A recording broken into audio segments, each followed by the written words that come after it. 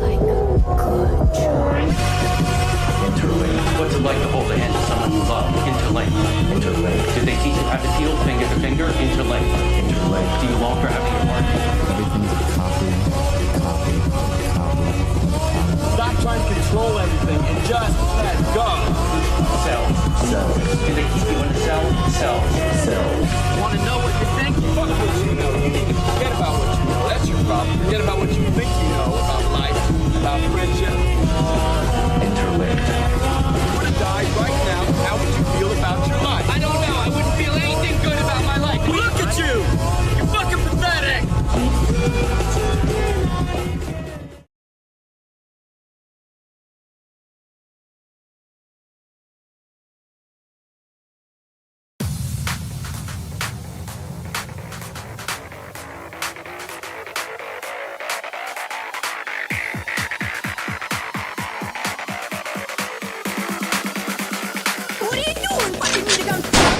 Грузится битком клаб. Сегодня я как будто вандал. Я сегодня вас зажарю до дна, чтобы ядовитый флоу вам дал. Как по голове, так по мозгам. Наши бунтари идут на старт. Выжигать тебе лицо бастард. Вы же топите хип-хап состав. Я же в этом как гигант состава. Мне не надо вам дробить сустав. Эй, хочешь как я? Тогда тебе придется напрягать свой гуч. В этом море множество опасных акул. Приготовил самый грязный продукт. Не пытайся брыкаться, я дорогу. Это дерзкий спорт. Я оттачиваю мастерство, чтобы завалить тебе на все 100. Перебегом мне от мерзких слов. Я давно покинул детский дом и веду себя как грязкий кот. Гаснет свет, ты фаер в твоем рюкзаке. Колеса на одном языке. Тут западает фанаты ферии. Там по планам подхватить варингит после нашей туски. Это правда, сущий бардак, все на бандах. Вижу города, слышу бла-бла, ты куда? Рыма так как андера, так, мой тебе дар. Сидорем отличный стартап.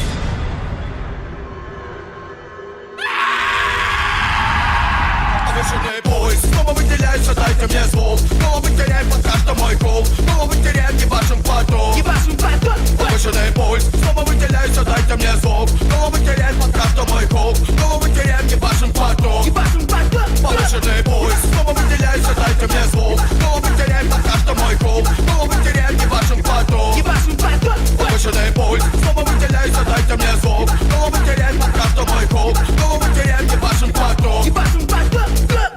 Эй, я точно не подарок. Ни для кого я не подарок. Самый ебанутый картавый. Мне бы потеряться в астралах. Но я предпочитаю вас страха. Не-не-не-не, ты будто вырос на бабках. А я как будто вырос на травах. В детстве я хотел быть вандалом. Подрос и превратился в Ван Дамма. Вы спросите меня, зачем тебе это надо? Зачем тебе делать треки такого формата? Во-первых, меня в детстве называли приматом. А теперь мой кореш это ресторатор. Теперь у меня есть фанаты, я богатый. Знаю много лиц талантливых, правда. Иванов, а помнишь, как я бездарно вам зачитывал парты?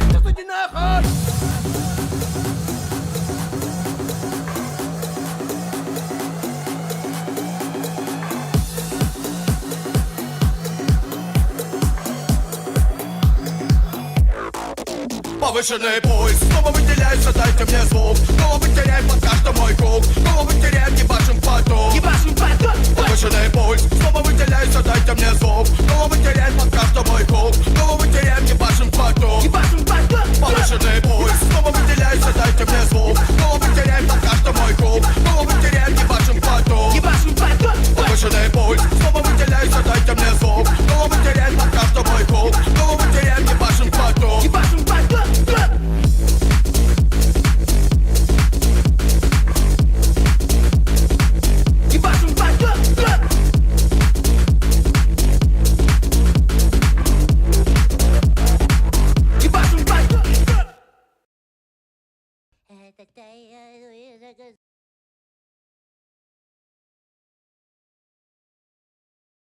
Good morning, dog! You're doing good? Wow, nice! You're doing good! Wow! I have something important to announce! Wow! I'm... also doing good! Wow! Alright. And on for $2, Dobson's coming back to the internet. Yeah, supposedly. Like, I think he had a markdown. He drew, like, some kind of picture where it said, like, March 2025, so people are going, oh, God, he's coming back. Yeah, so Germany's fallen check of another L for Europe. Yeah. Alright. Yeah, gotta crack my back here.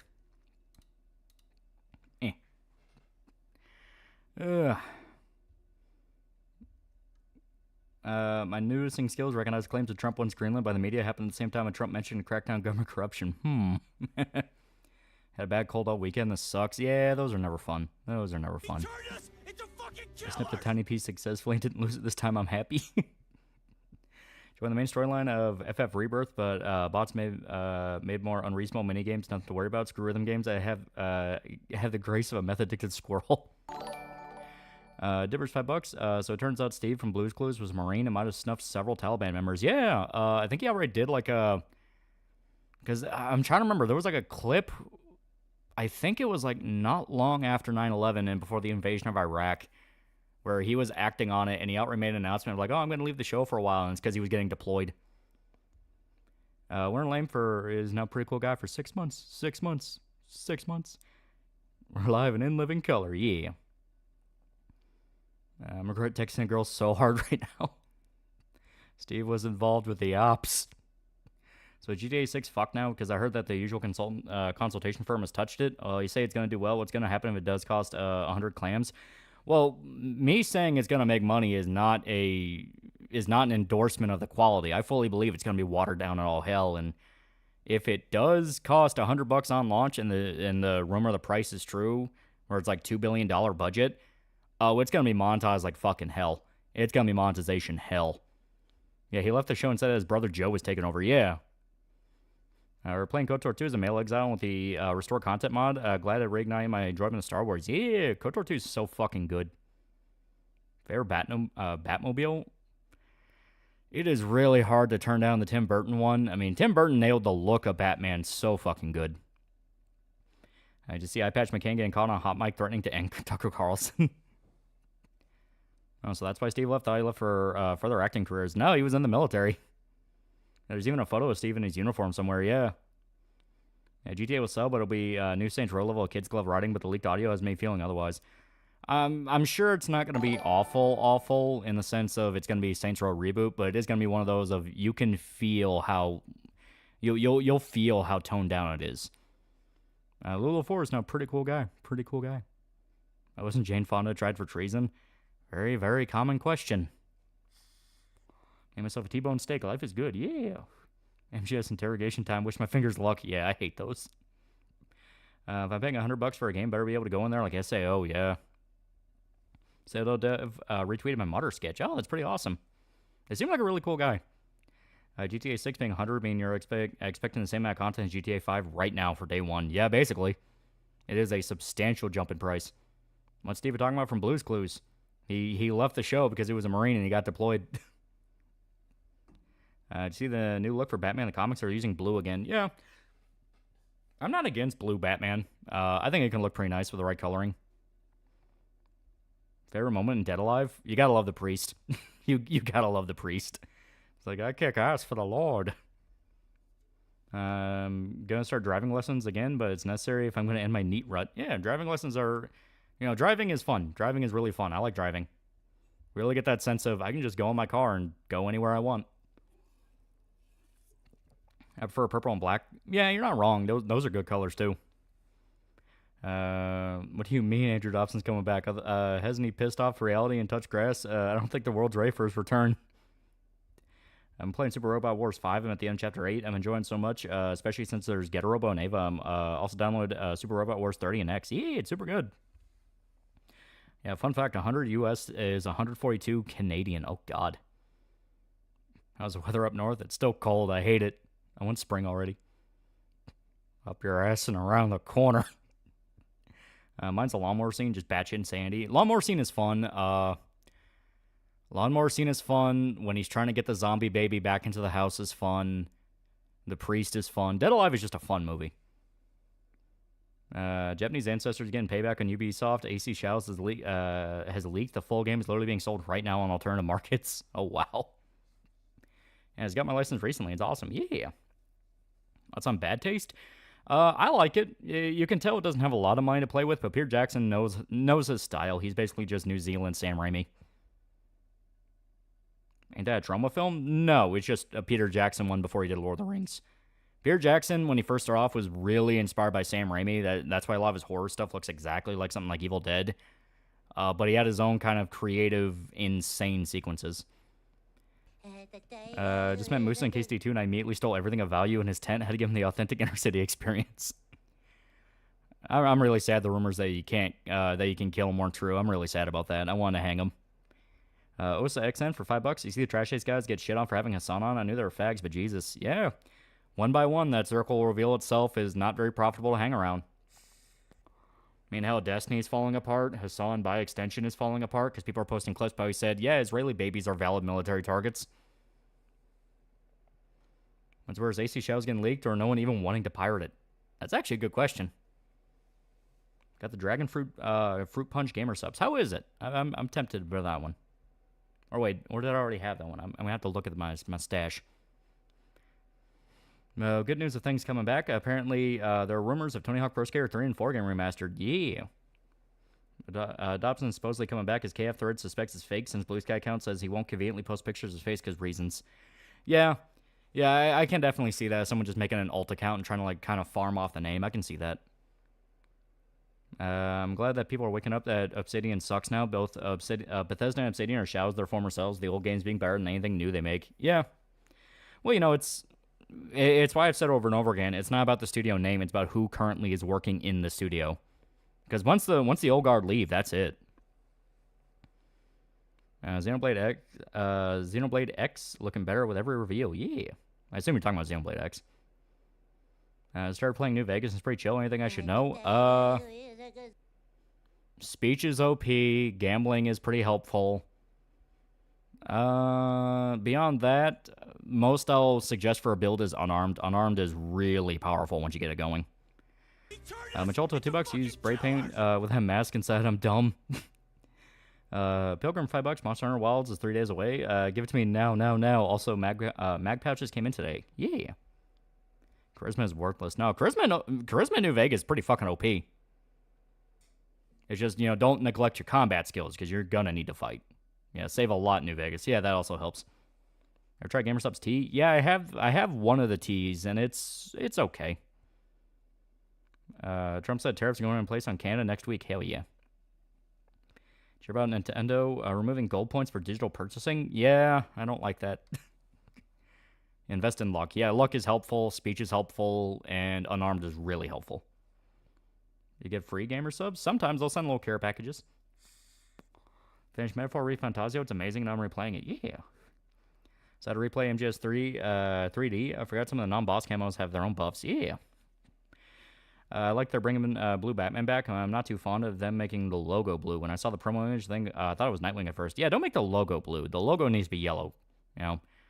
I'm okay with making the bat kind of blue, but it still needs to be darker color against yellow background.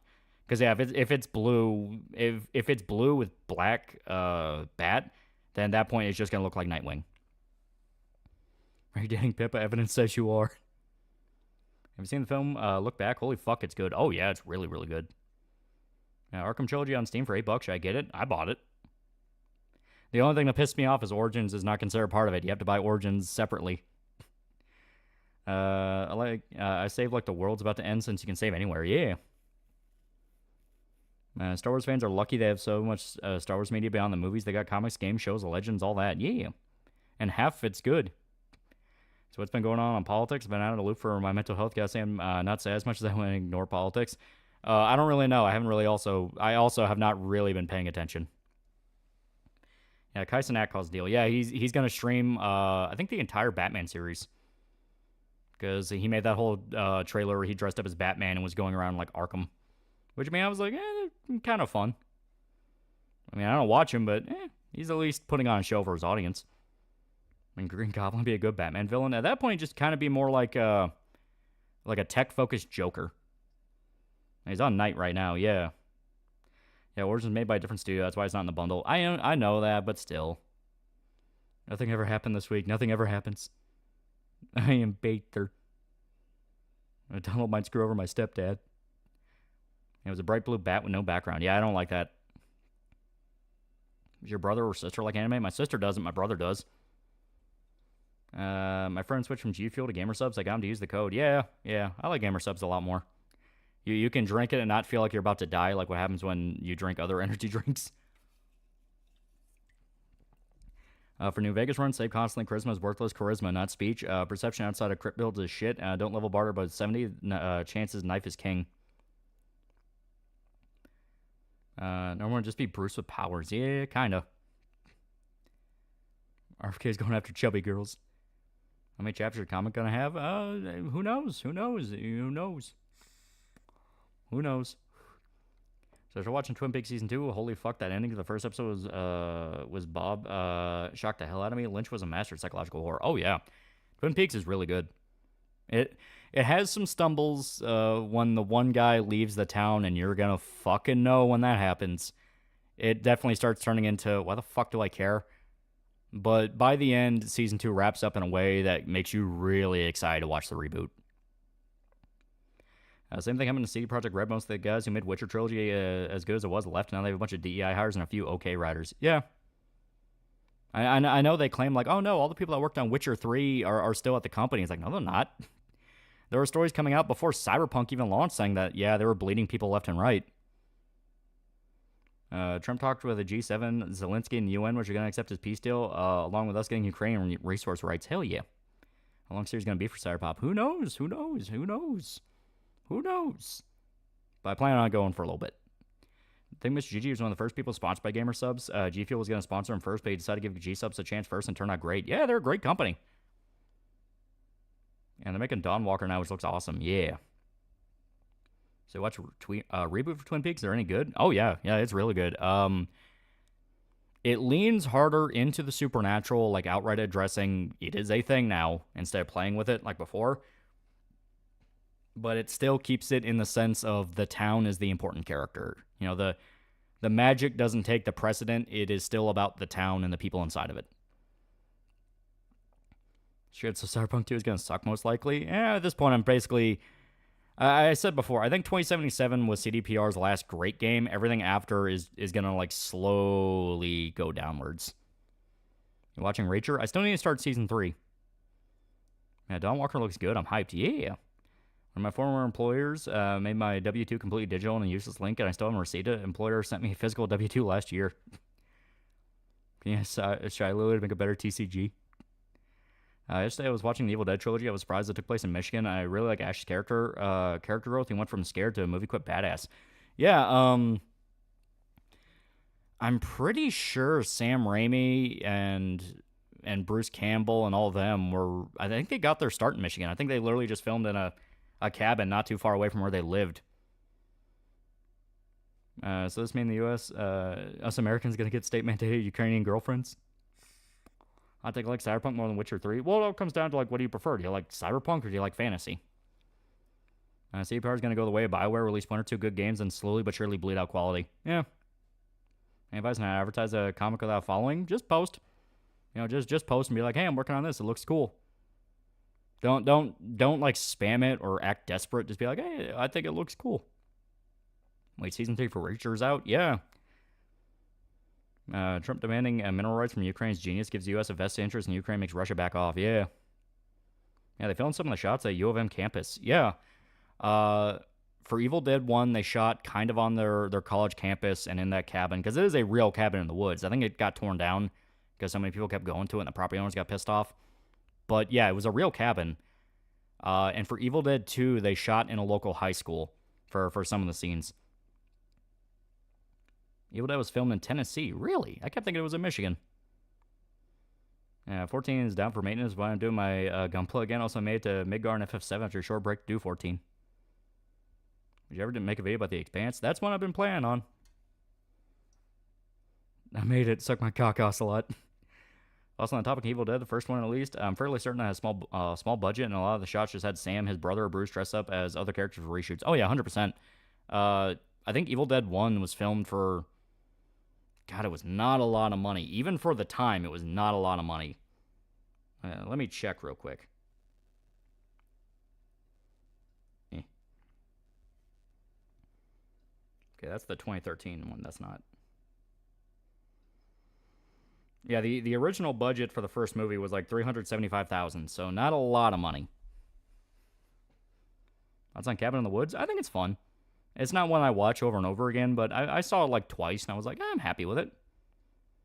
And Tennessee had a really cold winter when Evil Dead was shot. I knew about the cold. I knew about that because Bruce Campbell made jokes about that where the girls are all clean and they're in their coats and they're talking about how cold it is. Meanwhile, he's still in costume with like his button-up shirt and he's covered in fake blood that's freezing to him. And he's like, yeah, it's real cold. And one by one, we will take you. Damn, the first Evil Dead was still really creepy. I really like the way they do the demons. They feel legitimately sadistic. Like, they genuinely enjoy hurting people. What does he mean just for inflation? Probably... I don't really know. That's something I have to, once again, look up. I'm working on $2. Sup, Lolly. I think Todd Howard cursed Obsidian after all the New Vegas comparisons. Seriously, all Avowed need to be was just Skyrim, but better, but better. A super low bar where they still fumbled it. Last date, a lot of people that made Obsidian what it was are gone. Yeah, Expanse probably the best sci-fi we've gotten in the last decade or two. It is really good. Evil Dead Trilogy is honestly one of my favorites. Even Army of Darkness, Goofy is still classic. Oh, I love Army of Darkness. It's my favorite. No, it is not like the first two movies at all, but it's still my favorite. Yeah, Dead by Dawn. Dead by Dawn, yeah. Yeah, first movie Evil Dead was like 350,000. They did well, yeah. Didn't the actors who played possessed characters have trouble with their eye contact or something? Yeah, because they use like really solid eye contacts to make their eyes white and hurt their eyes. Raid, yeah, Raid. And Deadheads also have cool monster voices, yeah. On Cyberpunk Games, I think Mike Pondsmith, as his final say, who gets publishing rights, give his views on diversity. Here's hoping if they step out of line, he pulls those rights. It's hard to say.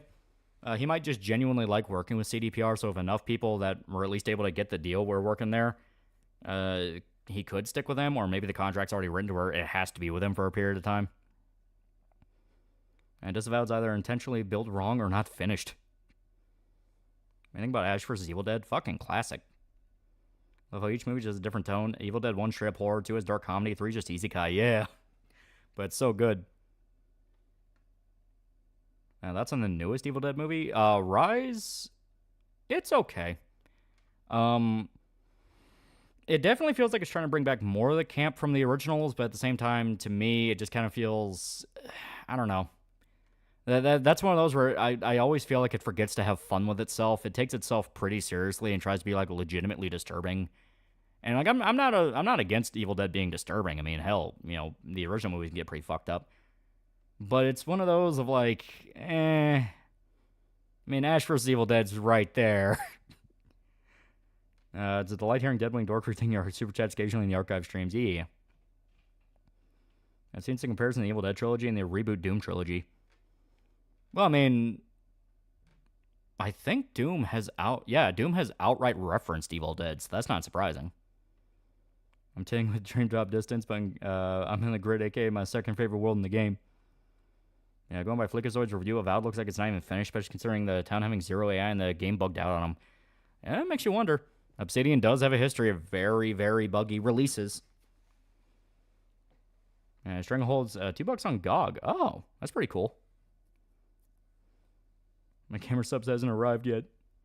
Yeah, I liked it well enough, but it's hard for me to see Evil Dead without Bruce. I fully accept Bruce Campbell can't be part of Evil Dead forever. He outright said that he had to stop doing like the actual physical acting because he's just too old to do it anymore. But it's one of those of it's all a matter of the tone. I mean, hell, Ash vs. Evil Dead set up his whole little party, and a lot of them are really good characters. What Stranglehold? Yeah, it's the John Woo game. The John Woo Stranglehold. It's a fun shooter. Yeah, Rise has the demon sadistic nature brought back, and they enjoy messing with victims through torment, destroying the possessed people's bodies. Yeah. I like the scene where they first confront the demon mom, and she's like, oh, mommy's sleeping with the maggots. It's like, that's pretty good. I like that. But it's one of those, I think it comes down to the same issue I had with the reboot, which is, I just didn't really like the characters. I thought they were just kind of bland. What'd you think about Darkman? Very underrated. Yeah, Darkman's great. I just don't think anyone could replicate the comedy Evil Dead better than Bruce. Dude just absolutely knew how to approach show's humor. Yeah. I mean, he was working right alongside Sam Raimi, and they made it together. Can we do that Netflix's Castlevania rant? Yeah, Castlevania is 100% getting a video this year. I'm tired of putting it off. So there are one noted. It felt like it. It felt like they were just kind of reacting to what's going on. He didn't really get a sense of who they were as characters. I think there are people that fit the genuine description of a punk. I mean, yeah, you can look at like Johnny Rotten. Get that Bruce too old, but be pre-60 Ash fight Deadites in a wheelchair. Supposedly they're working on the animated series of Evil Dead, and he's gonna voice Ash in that. What was that movie you said check out without looking anything about it? Because I'm interested to check it out sometime soon. There's been a few I've suggested like that. The one that's jumping to mind that I assume you're talking about is probably One Cut of the Dead. So apparently Blue Sky are admitting to having a severe CP problem. Yeah, anyone and their mother could tell you that. Castlevania review maybe for Creepy Month. As stated, it's going to happen this year. I'm tired of putting it off. Yeah, from Johnny Rotten to John Linden, Public Image, yeah. Show Netflix Castlevania No Mercy, especially Nocturne, yeah. He didn't like the Red Atheism in the Castlevania show. It's stupid. Like, it's one of those where you could tell Warren Ellis just didn't like Castlevania, and he was the worst guy to pick for that show. Because Castlevania is a tribute to old Hammer-style gothic horror. It is meant to be kind of like classical mindsets, classical looks at the material.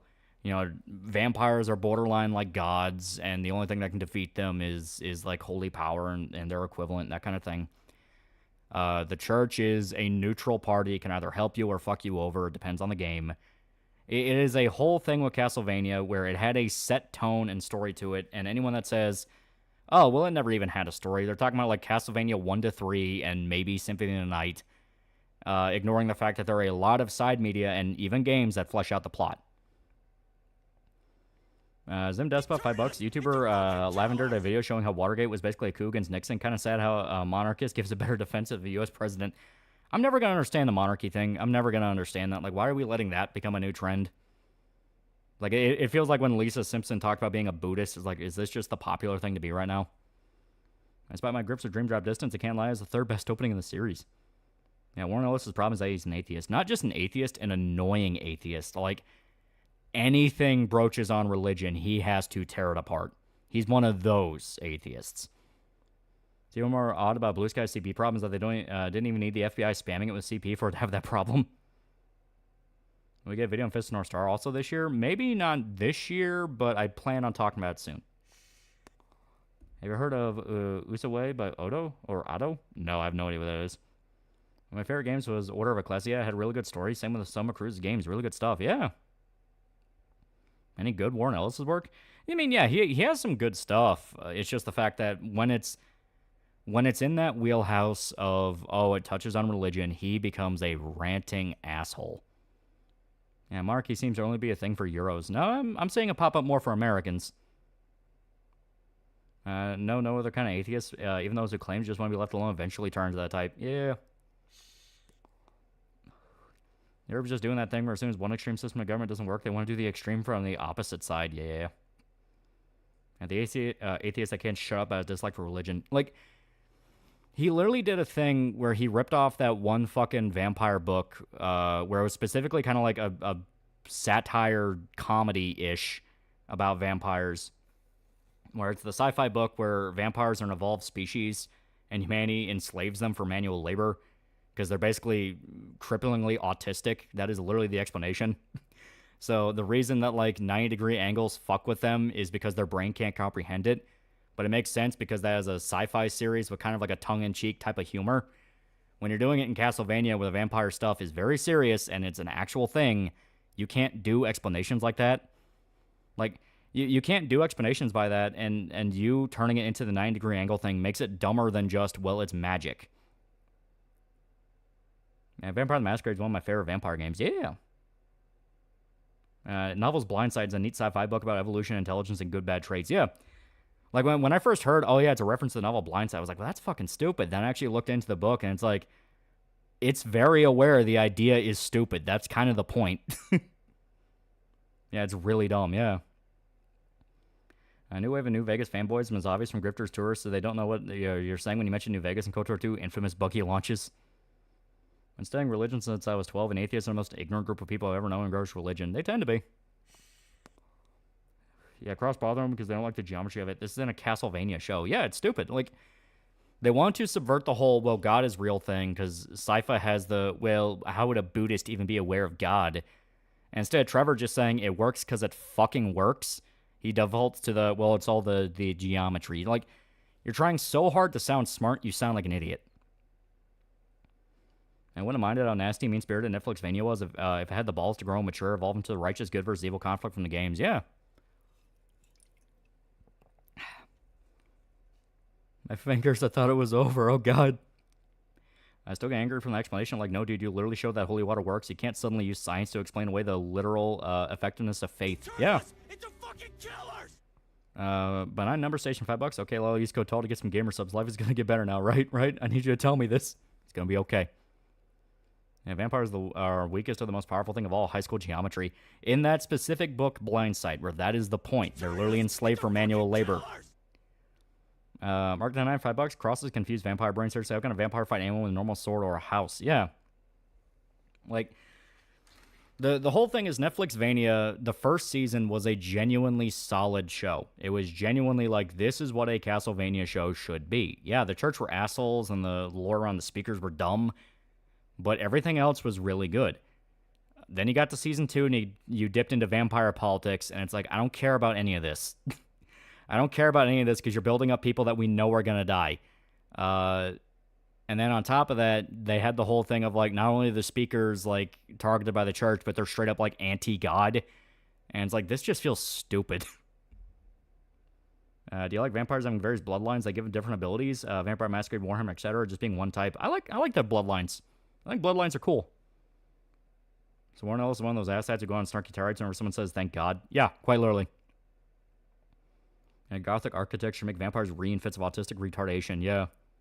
Yeah, I hate how in Nocturne, the priest, Maria's father died with a vampire because he was afraid that people would forget Christianity or the revolution. Yeah, it's just, it's stupid. Like, season 1 was the best one simply due to the fact of the creator of Castlevania was the most involved. Quite literally. So, famously, they've been trying to make a Castlevania 3 movie for fucking years. I think like over 20 years or something. And there was always a spec script that was kind of being batted around, but it kept getting torn apart and put back together, torn apart, put back together. Sup, Lolly, how's it going? Oh, Mark 9 for $2. Sup, Lolly, how's it going? Forgot to comment earlier. Question if I took Yuki and Rachel to the range, what guns do they gravitate towards? Things are loud and heavy. Yeah, Iga helped work on the show during season 1 and bailed on season 2 because he was tired of dealing with Ellis and Shankar's nonsense. Yeah. So, Iga famously was working with Castlevania 3. Well, not Castlevania 3. The Castlevania 3 script, and that was the script that was the basis for the first season of Castlevania. After that, Warren Ellis mainly just wrote for the show, and that's why there was a significant dip down. And so that Miura never will see a proper Berserk anime. Yeah, Sypha in the original game was a nun. It wasn't that she was a nun, it was that she was a mage hired by the church. Notice how the bishop got his face eaten as a karmic death while Dracula died a sad death and received a happy ending with his wife. Think about it. Well, the bishop who got his face eaten off was a piece of shit. He's the one that helped cause everything in the first place and made the situation worse. Dracula died a sad death because he was a more fleshed out version than two-dimensional Dracula. The problem is, yeah, they brought him back and gave him a happy ending, which is retarded. You know, actually, it pissed me off about that. Castlevania is a creature of chaos, which has a lot of pointed rooms. Vamp should have had seizures seeing the damn castle. Yeah, someone in the Berserk 80s Dark Fantasy AI made movie trailers the other day. I'd say we're 2 or 3 years away from somebody using AI to actually make a faithful Berserk adaptation. I don't want to see that. I don't want to see AI live-action Berserk. That sounds like hell. Which is why I'm nervous that Shankar's folks involved with the DMC show. I'm grown fucking sick of Studio Mirror's style. All their shows look cheap. They look flashy, which is the biggest compliment you can give them. Due to comments on Trash Taste and Slumps are hilarious. Those goofy tours getting roasted. People are sick of them. Honestly, Dracula should just build his castle in hell, but it's a castle of chaos to set up the cool Castlevania repeating thing. Well, he can't build the castle in hell because that's not really how hell works. Dracula shouldn't have had a happy ending because they invalidates the whole point of Soma Cruz, the character. Yeah, it's like, you can bring back his wife. If they get his wife out of hell and she gets to live again, give Alucard some years with her, even though she's going to die because she's human, that wouldn't be a bad way to do it. It's like, oh, she didn't deserve to go there. Maybe she only got sent because she was involved with Dracula, who is a vampire, and he's evil. But bringing back Dracula and his wife just feels like, nah, he did not earn that. Yeah, I don't mind Dracula's wife going to hell to see Drac, but he doesn't deserve to come back. I'd like it if he becomes truer to his old self in hell, his human side. That makes sense. Yeah. No, I mean, it's like Dracula's in hell, but he's preparing to return. That's what season 3 should have been. Instead of we get a setup for Cursed Darkness, then Simon's. Maybe. Van Helsing's a proper Castlevania movie. If they remake Castlevania 3, I hope they keep Trevor praying to the cross in the beginning. And I find funny how Hassan said Blue Lock's a BL anime when the people he sims for, terrorists, would throw him off a roof for saying those things. And I'm seeing people be put in charge of the things I don't care about in media. Who's hiring these people and thinking, oh yeah, it's a good idea? Well, the people that appoint them don't care. You want to have Dracula's Redemption, just wait for Soma. Yeah, like literally just wait for the Soma Cruise shit. Didn't his wife go to heaven? In the show, I don't remember if she went to heaven or if she was just in hell. Yeah, God doesn't exist, but there's a hell. Season 1 references God. The demon that murders the priest said, you know, God looks at you and he pukes, or something like that. Speaking of religion and atheism, do you see someone on Twitter basically saying atheists don't have good reason to be against rape and murder? Yeah, Netflix made crime made me genuinely feel sorry for JYB. Whenever he talks as Dante, he's just Nero. It's Nero who possessed bad hairstyle. Dante's body is very uncanny. Yeah, she was in hell. That's what I thought. Yeah, like, she was also in hell. And they couldn't wait until they got to Summer Cruise, but they didn't. And she was in hell with Dracula. She renounced the devil, which also means she renounced God. Yeah.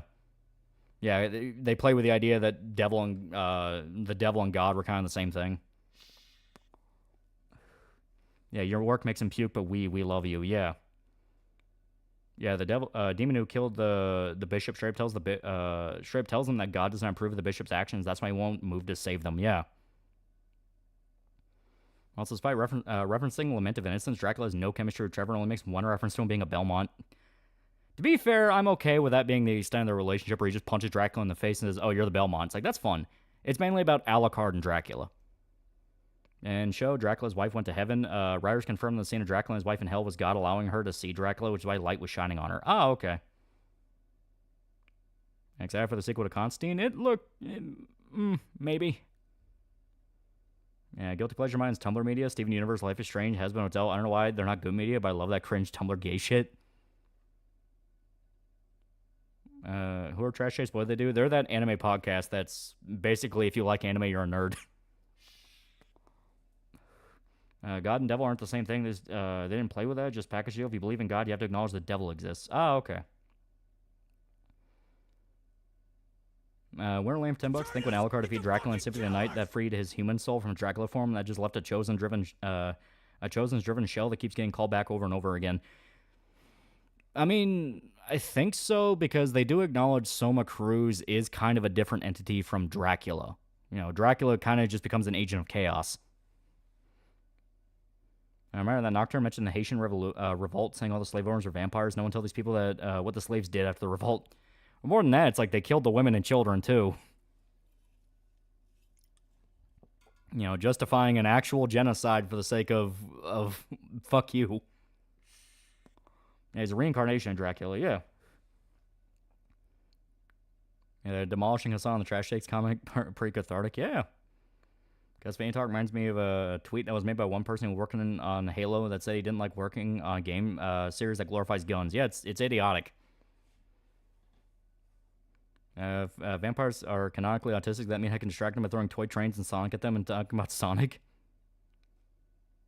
Remember how they handled death? I'm still pissed about that. I'm still pissed. That was so stupid. Like, there's a lot of moments of Netflixvania that just makes you go, that was stupid. I think Vampires and Vampire Hunter D are done.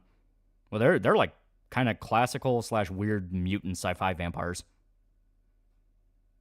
Yeah, Castlevania's good action, but the history sucks and the horrible dialogue work like 80s OVA. I'm enjoying Hassan getting trashed by everyone's very enjoyable.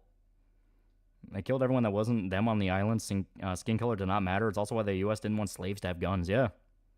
How they handled death. He talked like a redder. Like, he was as vulgar as possible, and that did not fit with what I want to see out of death. I watched Mr. Medicare. Yeah, they wasted Malcolm McDowell's death, yeah. Haitian genocide was much worse. Shocker, killing people who have knowledge of the banks will ruin your economy. Haiti doesn't want to admit its current situation is because of that. You tell them what the Haitians did. They'll quote the black lady from Bioshock Infinite. You gotta pull it up from the root. Yeah, and like no understanding of like you really don't want to set a precedent for that for your nation. I'm listening to the Jurassic Park audiobook thanks to you, and now I wish they would make a TV show that more closely adapts the book rather than having another shitty Jurassic World movie. Yeah. I never watched Trash Chase. The only one I actually used to watch was Gigook. I like Abroad in Japan. That's the only one I like. If you want a good version of Death, go watch the film Meet Joe Black. Probably one of Brad Pitt's best performances. Yeah, trash chased or expats who just live in Japan to hang out with other expats complaining about Japan. At that point, why live in the country? Because they're part of the effort to change it culturally.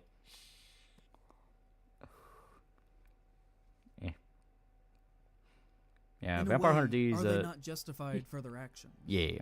Vampire Hunter D is a science fantasy setting, so it's a mix of traditional vampires and sci-fi vampires. Plus, there's a lot to D's setting that makes them different from a lot of others. Yeah. Zoraldo for 5 fake mines. Alucard and Symphony of the Night killed the human side in Dracula. That's why Dracula only died in 1999. Only then the monster was killed too. Yeah. Yeah, I'm reading the Jurassic Park book and I'm halfway through. Yeah. Also gets worse as one the Haitian's a witch and a girl boss. Yeah, no, I know what you're talking about. That's the one that they race swap. They race swap that Belmont's love interest to make her the Haitian slave girl. Even though you had another character that was basically the same as the original that they just didn't do anything with.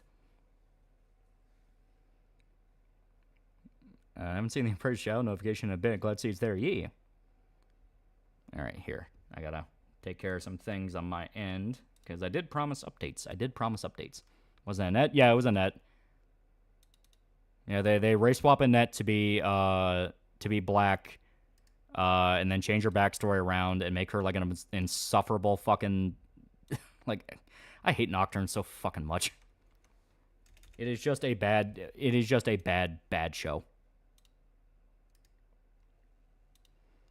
JoJo's Bizarre Adventure is still best Castlevania anime. There we go.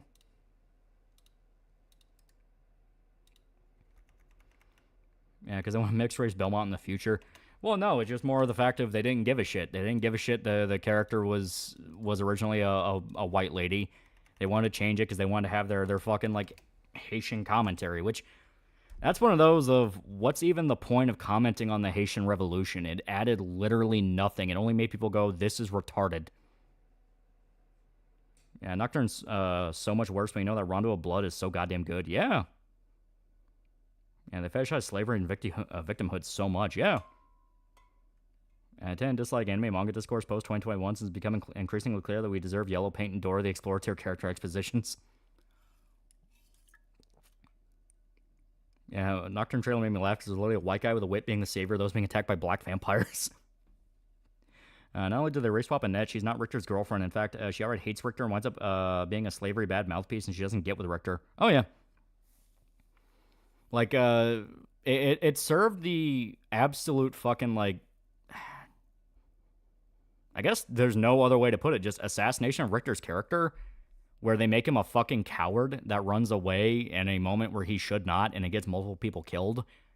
And it's one of those where it's like, all right, if they establish he was just a normal guy that didn't know about his Belmont legacy, and he's learning to become a Belmont, that's one thing. But they didn't. They made him like a vampire hunter from the get-go. So a vampire hunter is a coward in a moment where he's not supposed to be a coward, and that's your main character.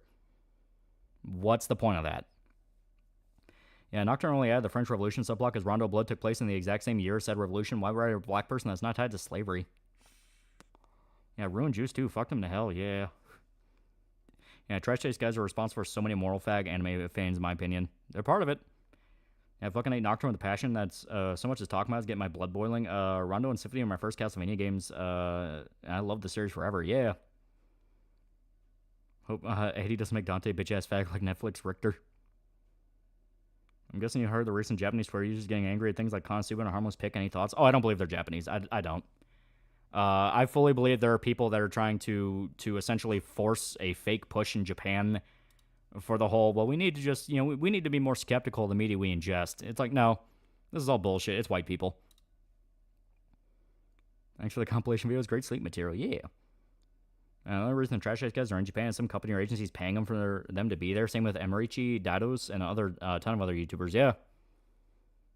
Netflix legit doesn't give a shit. The producers out of touch corpos and writers are a bunch of California man-childs. Yeah.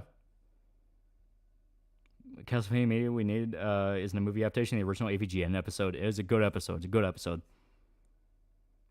And no wonder Japanese hates us. Can't really blame them. Yeah, most Japanese people hate Trash Takes, which is good, yeah. Never forget the moment they made Richter recover his magic and say, I could say something witty, but I won't, after they got a good payoff for a cool moment. Yeah, it's like, it's just complete and total irony poisoning, just full-on irony poisoning. There can never be sincerity or a legitimate attempt to be badass. It just has to always, at every step, be their dumbass fucking, like, oh, we're so aware of what we are, even though they're not. They're not aware at all of what they are. Okay. Stupid ass white people trying to manifest destiny on anime. What song game do you like that's not named Frontiers? I don't really like any of them. I think I like Sonic Mania, and I do like Frontiers. Those about the only two I like.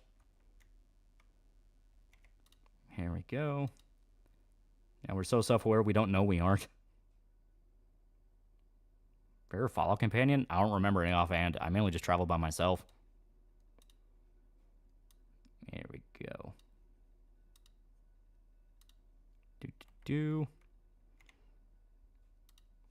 Okay. Alright, so a little bit of a introduction here. You don't like Sonic Unleashed? I never played it. I never bothered to.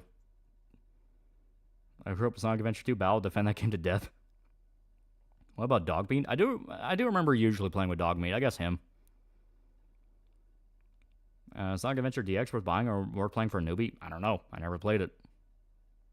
Heard Frontiers mixed? I actually like Frontiers. That's the one that I like. Mark Lempa is a pretty cool guy for 6 months. 6 months. Sonic's a weird series, being a 2D based physics platformer that included very quick speed. Is a taste that requires you to basically have them as your first game ever played. Me. The reason why I don't like most of the Sonic games, I just never played them. It just wasn't my thing. I mainly played Nintendo stuff growing up, so like Metroid, Mario, Legend of Zelda. I was in that camp. Come and claim your mark, vandalize my heart, fuck the pain away, my bed's in ruins. Odds that there are Japanese people show up 2 days after they pulled out of the UN's Women's Rights Committee, right? Very, very interesting. Do you see that Val came out and turns out just even shittier version of Vilgard? Yeah. I was seeing stuff about it where like you can attack NPCs in the middle of town and nobody reacts to it, and it's like, oh, that's bad. That's very bad. You never like going fast. You play Yakuza with a Machi Mami outfit? I still need to play the pirate one. Ever heard you just crack a tinsel? Yeah, I know about him. He's the guy that... Oh, boy. Yeah, telling Japan to change royal family succession laws because feminism, yeah. Stop Sonic Frontiers is, if you're a Sonic fan, it's fantastic. If you're not, it's mid. I liked it. I'm not even a Sonic fan. Metroid's that's where the tall woman fixation came from. Samus is great. All-time Nintendo character. Yeah. Todd Howard's a hero. Watching Birth of a Nation remake, and my god, this movie sucks. Yeah, it's still propaganda, just on the opposite end of the spectrum. Because it neglects the fact the guy who caused the Turner Rebellion was a fucking violent schizophrenic that encouraged all the slaves to murder the women and children of the slave owners, not even the slave owners themselves. And as soon as the slave owners came back home after a day of work, they just killed all the fucking slaves and hung the guy who did it. Call us $5. Anime Man sold out the most out of the Trash Chase Circle. How do you even call the Anime Man and not talk about anime? Tal grew up in Nintendo like I did, except he likes tactical RPGs. And I saw a few vids and kind of got turned away. Comes off another intellectual type of things. Marky is king. He has a lot of opinions that just made me go like, all right, you started off kind of good, but now I kind of see like, no. Yeah, they purged all the mulattoes too. Yeah. I get why the aliens from Drama Queen are meant to represent is not just the Americans, just foreigners in general. There's Birth of a Nation remake. Yeah, it's about the Turner Rebellion. It was literally made to write over the existence of the original, because anytime you look up Birth of a Nation and point you to the remake instead of the original. The original was literal KKK propaganda that was made to talk about how great the KKK was and how dangerous black people are. Literally made to puff them up. Birth of a Nation is about how great black people are and about how every white person is racist, and the Turner Rebellion, which explicitly murdered women and children, was totally cool. Both are propaganda. Yeah, do we have a president that was a big fan of Birth of a Nation? Yeah. Rotisserie $5. Favorite Crush 40 song? Crush 40 does a lot of the supersonic shadow themes. I highly recommend giving. I recommend to give them at least a listen. I mean, I know Crush 40 is. I know the Shadow the Hedgehog theme. Yeah, Woodrow Wilson's favorite movie. Yeah. Why do people in the modern day want a monarchy? Because they're stupid. That's all it amounts to. It's you're stupid. You just want to feel like you're in control. You're cheering on a system that will not actually give you control. It explicitly will rip control away from you. Yeah, my extremism is cooler than your extremism. Yeah. Does help Spoon defends I.e. Sim for Melanie Mack and her takes, even though he should know better by now. Then again, he also says culture is downstream from politics. Yeah, it's like it's stupid. It's like all of that is the exact opposite of reality. Gonna be honest, Americans are pro-monarchy more than likely have Asperger's syndrome. It's insecurity. If you're pro-monarchy, it means that you do not feel like you have enough control in whatever system is in your life or what have you. So you just want the absolute extreme, which is total and complete control. Not understanding that you are never going to be the guy with the throne. You're not that guy. You are going to be an underling living under the guy that's the king. And that king is probably not going to have your best interests at heart, because why would you ever assume the best case scenario? Monarchism is the most self-defeating argument I've seen. The system is corrupt and broken, so instead of fixing it, we should just make it worse and impossible to hold accountable. Yeah. Yeah, Melanie Mack devolved into the woman from The Mist who now says that she doesn't want homos and gaming in general. Yeah, just she's found her grift and she's going to ride it till the day she fucking dies. Yeah, let's give the chomos in power more power, yeah. I'll never bow to any man. That's the same woman who wrote Jedi Fallen Order writing Metroid 4. I don't know who it is. And honestly, like, a Metroid game having writing... Let's be honest here. They're not really remembered for their writing. They're remembered for their gameplay, because the gameplay is what's good. You can have small, subtle stuff for, like, you know, character moments for Samus and, like, some expressions you can give, but it's not really a thing you're going to be expecting cutscenes for. And Destiny Vosh's Son of All Experience Downfall, Zenderhall won following Zenderhall from now on. Monarchy even back then has tended to be more complicated than straight autocracy, but power would still be explicitly concentrated in aristocracy. You have to trust to do right by you. Yeah. And aristocracy never has your interest in mind. Metroid gameplay is the writing. Yeah, Millie Max has gone completely insane. And Dread was well written. Dread was well written for a Metroid game. It's still very simple. Like, it's not trying to be anything complicated. We all remember the last time Metroid focused on writing the baby. Yeah. Should Samus even talk? I don't think she should. She should be like Link. You know, she is a silent observer of what's happening. Difference $5. A lot of the Americans who won monarchy were just trying to get Europe to accept them because Magloria's white homeland. Well, no, I stated it's insecurity. It's people know there's a problem with modern politics in our system, and they're scrambling to find any kind of identity that they can latch onto that will give them the most amount of that power. You know, like, there's a reason you're hearing more of, like, oh, freedom of speech is stupid and democracy is stupid. All it did was bring us here in the first place, because people don't like the idea of, right now, we're just on the unpopular underdog side. You know? It's not that these failed and they're not in our favor. It's the fact that right now we're just dealing with the consequences of one societal shift, and eventually that will be replaced with another. You know, the biggest thing to remember in politics, no side is immortal. And they claim the game's like First Sense, mediocre, good bait, but I don't know about that. I'm playing Disco Elysium, and I want to draw an alternate ending where Harry quits and depends on the choices you make in the game. He can move as an artist or cryptid hunter, and he's happy. Yeah. Actors who played Nadine, the Plinkett reviews, the woman who Mr. Plinkett kidnapped to force her to watch the prequel has been killed by her brother in apparent murder-suicide. Oh my god.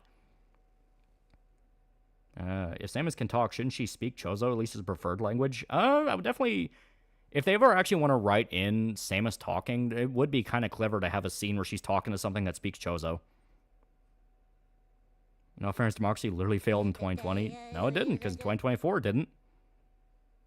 Marcave's card $2. Remember, the U.S. Republic is the most stable government right now, yeah. Radar Cross, $5. I know the woman he's talking about. She didn't write either of the Jedi games. She wrote a terrible prequel that was ignored by Jedi Survivor. Oh, okay.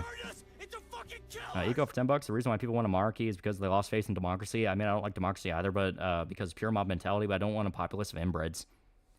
Well, the big thing is, yeah, America is not a democracy, it's a republic. But on small scale, we do have democracy. Your direct vote will influence who becomes your mayor or your sheriff or things like that. The big thing about it is it's not the system that's the issue, it's the people manning the system, which is true of any system. On paper, every single system works. It's just the fact that, you know, people are flawed, stupid monkeys. Yeah, they literally did that in Dread. Yeah, I thought that was cool. And Metroid Fusion had a really good story.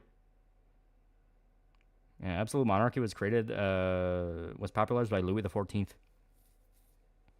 Yeah, founding fathers knew who voting should be restricted to, yeah. What is Melanie Mac doing now? Apparently she's still riding on her I'm a total Christian gamer shit. Real socialism has been tried before. There is truth to that statement in the sense of, on paper, every single system works. You know, you can imagine a perfect scenario where something like a dictatorship can work, or a republic, or a democracy, or even communism. In your head, it all works. It's when it actually has to meet reality that shit changes. Yeah, modern monarchists are accelerationists and denial want a big man to fix everything immediately. Yeah, and they don't understand that's never been how it works. Now, how would a monarchy work in the United States? Who gets to become the first royal family? Exactly. Like, who becomes the first royal family? What politician do we have right now that isn't tied to some form of corruption? Like, it doesn't work. Or the comic by Gene Simmons' son called Incarnate? I have not. Isn't that the one that, like, got in trouble for tracing bleach? I also love how people are trying to make Donald Trump into the aliens from They Live, but let's be honest, they would easily fall for those aliens. Well, the aliens were talking about everyone else. It's about the status quo. Favorite pasta dish? ZD is really good. Yeah, Melanie Mac is such a cunt. Her husband woke up one day and was like, I like penis now. I mean, shit, communism on paper is just the best hands down problem is that communism doesn't account for mankind being very imperfect. Also, Carl being a massive hypocrite. Yeah, that's the whole point. Found they act like monarchs be uber trad, yet the King of Spain ended fascism and restored liberal democratic values. Well, fascism is not uber trad. Fascism is the exact opposite. It is a flavor of socialism. It is once again rejecting humanity. Read the Twilight Princess manga? Yeah.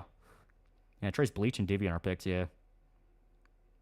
One of those who lost faith in democracy system long ago, but I honestly don't think monarchy is forcing you some utopian idea like jobless UBI, AI-dependent society. Did you hear that Yuri Lowenthal says Peter won't be sitting on the couch in Spider-Man 3? Yeah, they completely undid the he's gonna retire twist. And we're already suffering under an oligarchy. Embracing monarchy doesn't change anything. Yeah. Fascism isn't really socialist, but it's revolutionary and not trad. No, it's explicitly socialist. Mussolini himself said it was a kind of remix of socialist idea. It's economic price controls. The government controls companies within the nation. It just has a taste of nationalism along with it. It is still a fundamental rejection of humanity and the natural order. That's why it fails. You know, a system that rejects the very basic premise of being a human will fail. I honestly feel like we just need to get rid of the very idea of royal families, noble bloodlines, and other authoritarian bullshit. You can have it as like a cultural taste, you know, like Japan still has their emperor and the UK has their king and queen and all that. But they're mainly like symbolic. They don't really do anything. They're mainly just there as like a symbol of your heritage. Yeah, fascism is great to be a more proactive form of socialism. Yeah. I realize how communists can never seem to properly groom themselves. All right, we're getting really off track here. I'm getting distracted. I'm getting really distracted. So we need to focus in on the cool stuff, the really cool stuff. You believe that democracy semi-works acknowledges the human flaws? Yeah. The whole point about the American system was that it was built to acknowledge its own flaws, which is each branch of government will manage itself, will acknowledge the problems of the other, and try to keep itself balanced. The problem is we've thrown that balance so fucking hard off. And a car for $10, not driving, so I can give a point. If you want to give Dracula a happy ending, you need to have him fight back against what he was gaining his power from. Either that or go the Vampire Survivors route. Yeah, maybe. But yeah, here we go. Yeah. So I have very, very good news. Very good news. There we go. Gotta click around. So, for one, Magneto finished his exams for college, meaning he's able to work on the next batch, which will put us at the 50-page mark in about 2 weeks. 2 weeks we'll be at 50 pages. Give or take, obviously, you just don't know. But 2 weeks, yeah, I feel like that's the right one. So with that, there will only be 22 pages left. Now, I am going to have to sit down with him and pick out some pages to prune, because it is one of those where when I looked at the script, we are well over the 72 mark script-wise, but I did go into it kind of intending, like, yeah, some of this can kind of be chopped down as we work on it. But yeah, 72 pages is what our goal is. So on paper, there's 27 left to get through this next batch, and then, yeah, about 22 more. But not only that, there's been an update on the Indiegogo for people who bought the Goon tier. You know, you want to be goons. You want to be your goons. You want to be the goons working for the bad guys. In order to send in your picks now, so we have them at the ready to give to him when it's time. So that'll be cool. That'll be cool. That'll be cool. And not only that, but I heard back from our mysterious squid. You know, our illustrious squid, the one who's doing the lettering, and the lettering has begun. It has begun. When your comic's finished, it becomes another item. Just imagine the seething on Twitter. A guy called AlmightyLoli reaching that level of success. I'm just happy people are hyped for it. I'm just happy people are hyped. Goon Max, and Goon that Goons. Tried getting in Castlevania games, beat 1 and tried 3, but I couldn't beat it. Try like Symphony of the Night, some of the more modern ones. The original trilogy is very unforgiving. Zuki set to cowboy. I love gooning. I love gooning. What do you think they should do? A Legend of Zelda movie? Link for me should talk, but not all the time. Like the time he should talk is when he has to. Do something like Princess Mononoke. Princess Mononoke kind of already was a Legend of Zelda movie. How many people are working on the comic? A handful. Definitely a handful. David Jeffy, streamer Review Tech USA, and vomited multiple times on himself without anyone noticing. Yeah, just keep your pen name, Joseph Conrad, for the meme. Yeah, that's what I plan on doing. Speaks like my black coworker. She has a redneck accent. When she gets mad, she speaks in redneck. I think there's going to be Rule 34 other characters. Like I said, I don't give a shit if people want to draw it. Things are not radical. As I can hear Rachel's southern twang is speaking. Yeah. They saved the rec center. That is the most unpog. I know it's you, Micah, Magneto, anyone else. Well, today we have Squid. We have the great Squid who's doing the lettering. We have the various people we had for our marketing stuff and art. Schroeder's done a pretty cool guy for a month. I hope everyone enjoyed their, as Chris calls it, Christian Love Day. If I didn't love Rachel already, I love her more. Yee. So I make her come hard enough, she'll yell in redneck. Can we hear redneck sing Country Roads? And I play Sonic Adventure 2 to become Maximum Chase Maxer, is one with the truck. Still watching Birth of a Nation. Only interesting thing is an actor from The Punishers and a guy who got killed by a paper cutter. Magneto stream win. Rachel saying, "God dang," make me think she's saying it like Hank Hill. It's a when you talk to a hick, like somebody with like a really hick accent, and they say "God damn," they'll usually go "God dang." What state's Rachel from? She's from Kentucky. Why's the heart on the sleeve? That's something that will make sense later. Last week I was playing Hearthstone and matched with a Manio and said to myself, "Get back to the comic, I need more panels." I implore you, the world needs a Rachel verbal abuse drama CD. Alright, so that's one. Because he got a bunch of letters page. He got a bunch of page letters. Here's another. I'm keeping it to stuff I've already shown you because I don't want to get too excited and show off everything. But you get three. Does Rachel have the stars and bars anyone in her wheelchair? Can be brave alive, but I don't think communism is that great. I know I'm so based. What's the state of Kentucky and Cyberpunk? That is plot stuff, but it will be very interesting and kind of out there. At least how I see it. I think it'll be cool. She's Boomhauer. There you go. This is the setup to the fight, the famous fight scene, the iconic fight scene.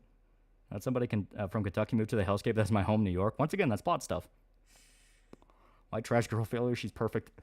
Cripple Kentucky Hikimori. What kind of conservative are you? I just call myself conservative. I don't really think more about it. If you're a comic artist, a master of magnetism. What's your view on hentai? I mean, there's some shit you don't talk about on the dinner table, man.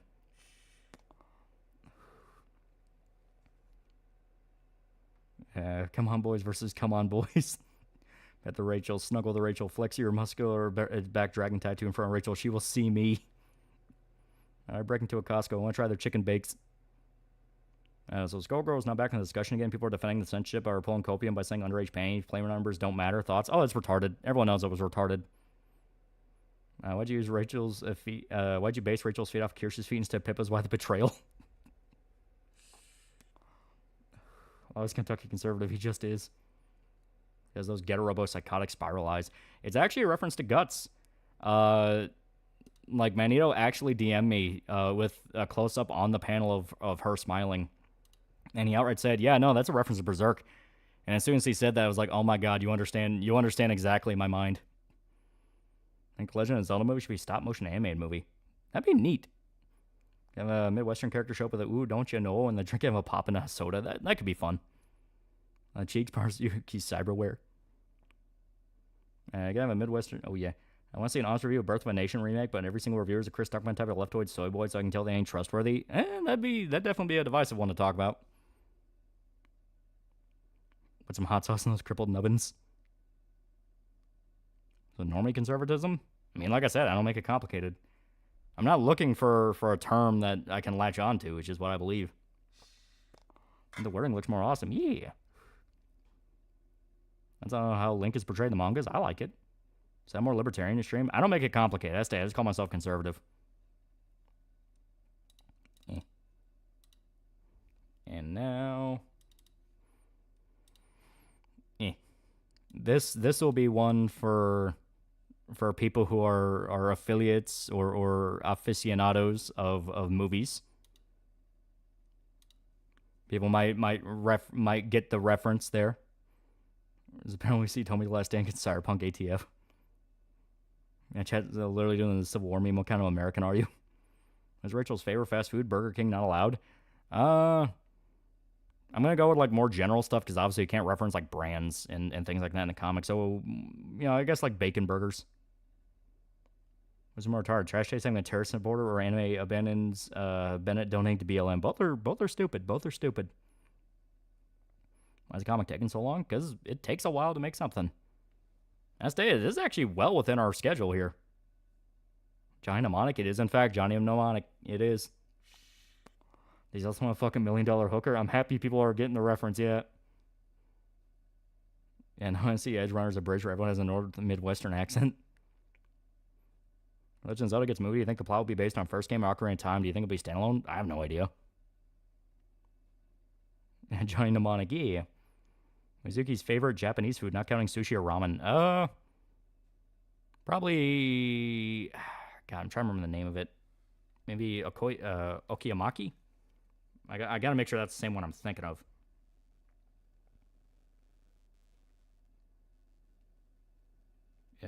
Yeah, Okonomiyaki. Yeah, that's it. It's the like kind of pancake omelet.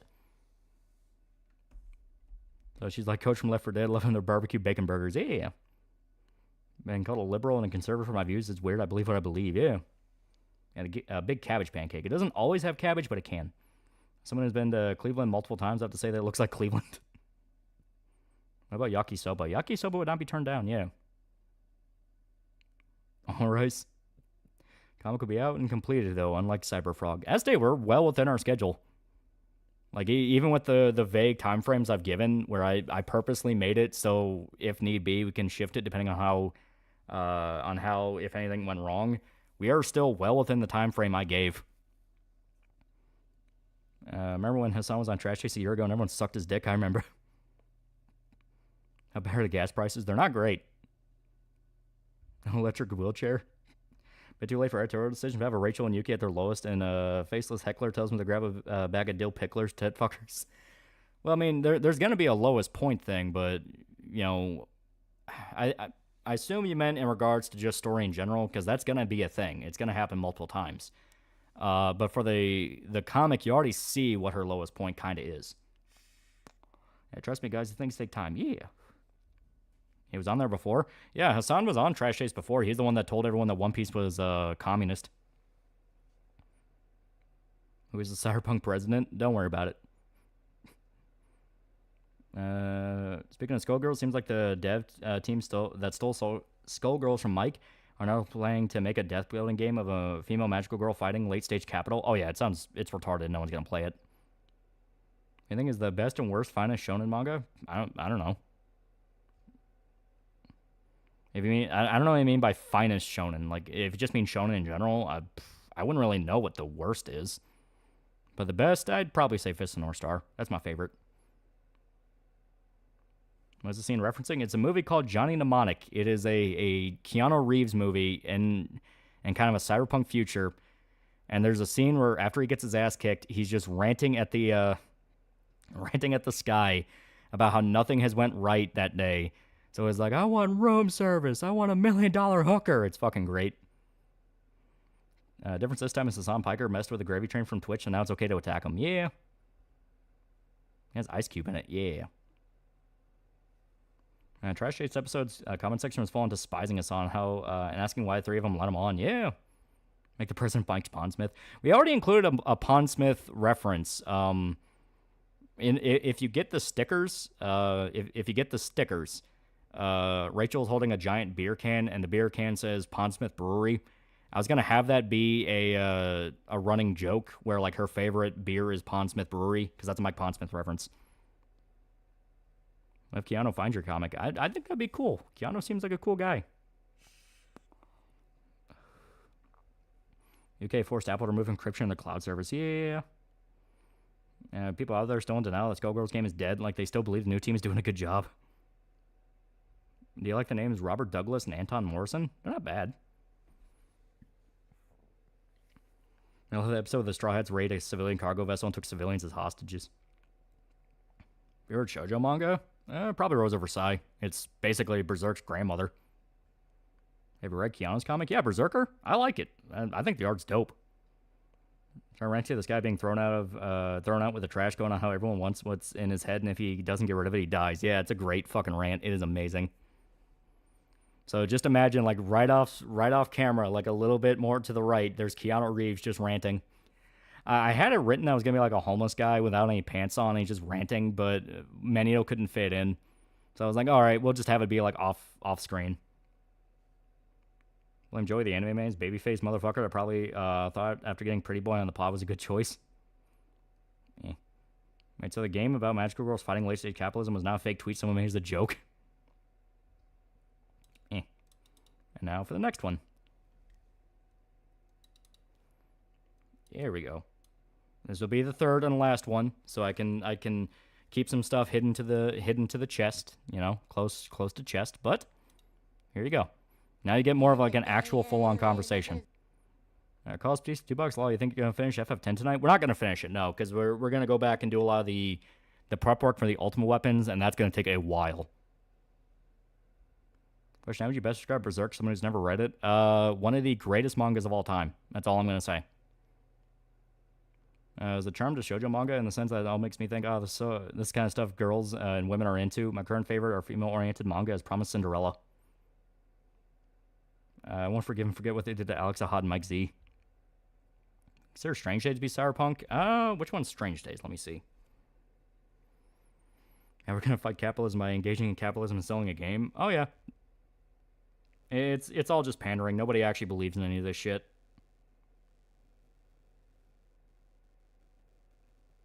I've never seen this, but the screen caps I'm saying look pretty cyberpunk.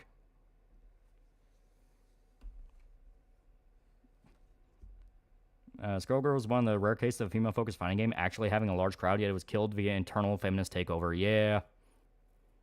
Yuki moves in, moves out, hands up, hands down, breathes in and breathes out. Skullgirl $2, spin that hat around. It's a good neighborhood. And explicitly is not a good neighborhood.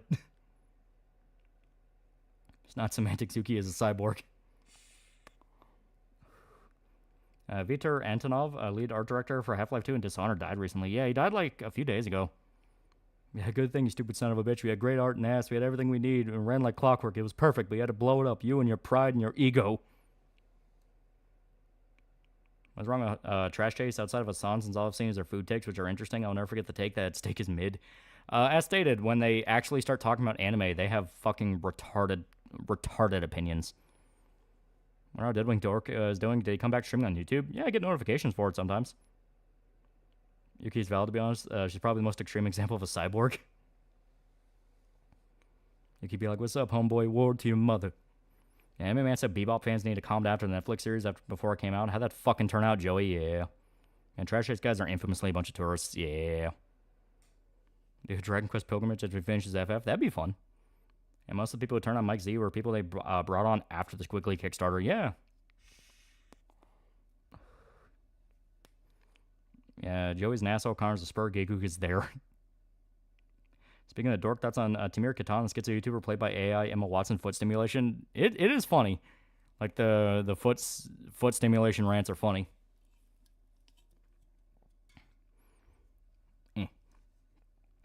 When you think of a Conan-esque characterization for Link in terms of silent speaking for him, that can work sometimes, but Link isn't really meant to be like that. He's kind of meant to be he's kind of meant to be more like an everyman. When you think about Mother's Basement, I never watched him. All I know is he's a douche. One of them is called The Anime Man, and his takes are pure shit. Lost Pause is much more of an anime fan than him. So he talks like Tenmo when it comes to English? No, like... I kind of showed off already what, because, okay, takes a little bit of explaining. So, Russian Comic Book Geek, a guy who does, like, comic book dubs and things like that on YouTube. Very good channel, very cool guy, very cool guy. He actually wanted to do kind of like a promo thing for Cyberpunk, because he's really excited for it. So we whipped up kind of a little side comic thing just for him to kind of work with. And he found 2 voice actors for Yuki and Rachel. And for Yuki, you know, we kind of agreed on an idea where she'll always speak with kind of like a form of auto-tune. Because A, it kind of plays into the fact she was a singer, and B, she's, you know, metallic. So it's kind of fun to differentiate how she speaks with Rachel. So it's not just 2 ladies speaking. There's a little bit more, you know, a little bit more of a difference there. So the way he kind of leaned it on was like kind of like not quite gravelly high pitch, but she definitely speaks rougher. Link doesn't say, "Well, excuse me, princess in movie. What's even the point?" No, we don't want that. We do not want that. I don't even watch anime. I only watch Gigu for seasonal anime vids until his weird wife starts to become a bigger presence. It'll sound like Machine Head a little bit, but kind of lean more into like it sounds like explicitly like auto-tune. Like it's supposed to sound like something you would hear like T-Pain put on. She got Forever Vape voice. Lost Pause enjoys anime DJ and plays into it. He's cool. Yeah, I don't want meme references in the Zelda movie. Yeah, you don't want that. You don't want to open that genie. You don't want to open that genie lamp. So she sounds like Miku. Yeah, kind of like a psychotic version of Miku. That's kind of the idea I had. I use the sapper on the cyborg. Is she fucked? Doesn't T-Pain actually have a good voice? Yeah. He does songs without the auto-tune. He does sound pretty good. Listen to his War Pigs cover for Black Sabbath. It's really good. Does Rachel basically just sound like Cassie from OG Overwatch? So, Psycho Vocaloid. Yeah, a little bit. Yeah, kind of like Adam Smasher. Sorta. Like, Adam Smasher talks more, like, industrial. Like, it sounds heavy when he talks. How am I going to look into your eyes when all I want to do is get between your thighs? GG 2025. I think Spider-Man 3 game will come out before another Spider-Man Miles Morales game, or Silk game, or Venom game. They're probably going to put spin-offs out for, like, Venom and another Miles game and maybe Silk. And then they're going to do Spider-Man 3 by including all of them. Yeah, listen to T-Pain's War Pigs cover. Strangely awesome. Yeah. So, like the singer you run into in Cyberpunk. Yeah. The whole idea is the fact that she doesn't really seem human at all anymore. Should be told Stephen Hawking, he was a psycho too. She doesn't talk that extreme, or it's like clearly text-to-speech. It's like, no, it sounds like a person. It's just modulated. Didn't Lost Pause get thrown to the bus by Gigu Kanaki Dearest for not being easily offended or something like that? Probably. I don't keep up with these people. Ugh. It reminds me of that fan-made Vocaloid Megasune. Isn't Teto the psychopathic Vocaloid? I have no idea. Main girl's voice. Stop trying to make Gwenpool happen. So alt from Cyberpunk 2077. A little bit, sorta, kinda. Eh. See that Elon ran around with a chainsaw along with the Argentina president? The chainsaw was a gift from the Argentina president. Yeah, I saw that. It was the most like, yeah, this happened. So Yuki sounds like AI voice thing. No, AI voice explicitly tries to sound like human. She does not sound human. So I don't follow anime YouTubers. Yuki versus Adam Smasher. Well, I already showed off during one of the update streams. We played a little bit of Cyberpunk, and I tried my best at making kind of a Yuki build. So theoretically, it could happen. Former boss met T-Pain. According to him, T-Pain is just a cool dude. Yeah, he seems cool. Can Yuki change her voice at will? Not at will.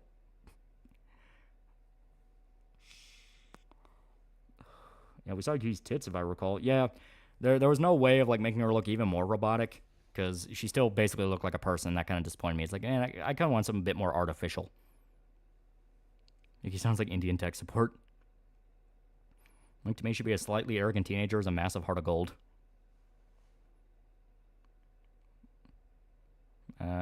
Do like that idea at the end of the day. Yeah. If it can't accept Spurn, it'd just be an extra storage container. Spider-Man 2, a good DLC. Now Spider-Man Miles Morales 2 or Venom game? I'm going to say Venom game.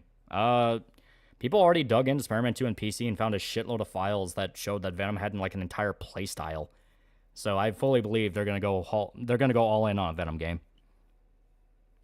Yeah, T-Pain worked with Adult Swim on several occasions. He was almost a regular, yeah. So electronic echo emits from her voice. Yeah. If you watch the Russian comic book video about Cyberpop that he put out, you can kind of get a feel of how she speaks. Here, I'll even just get a link to it right now.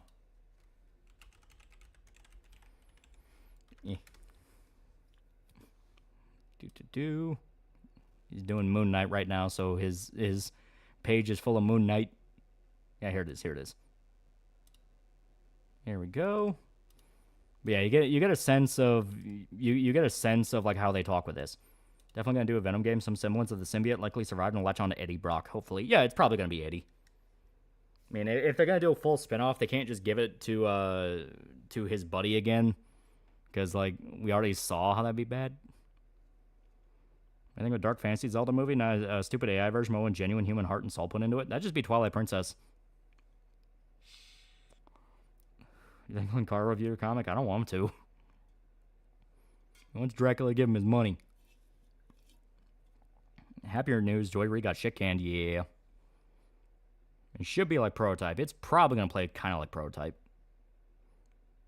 Like KCD2 got to the part where Hans and Henry broke up.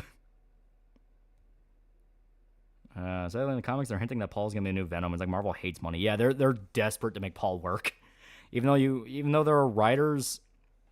There are writers at Marvel that cannot hide how much they hate Paul. Should I buy a PS5 or wait for a PS6? Honestly, I don't know. I know about the Dockies, dear God, no. I see you saw the video, yeah. Is that the bald black bitch? I have no idea what he's talking about. I've not thought about politics in like a fucking week now. I just don't want to. Yeah, Joy Reid canceled. Nothing of value was lost. As a kid, I loved a Venom game, and now I know the villain's going to be like a shittier mix of Sephiroth, Joker, and Ares that has Null. And reflexively scream fuck over the Paul news. Rachel with a southern accent, need to breed her now. Last day, she has a southern accent. Like, the way it is she tries to hide the accent, but when she gets pissed off or like excited or overly emotional, it's going to slip through. All the Paul bashing, ironically, has been in the comics where Venom symbiote was involved. Yeah.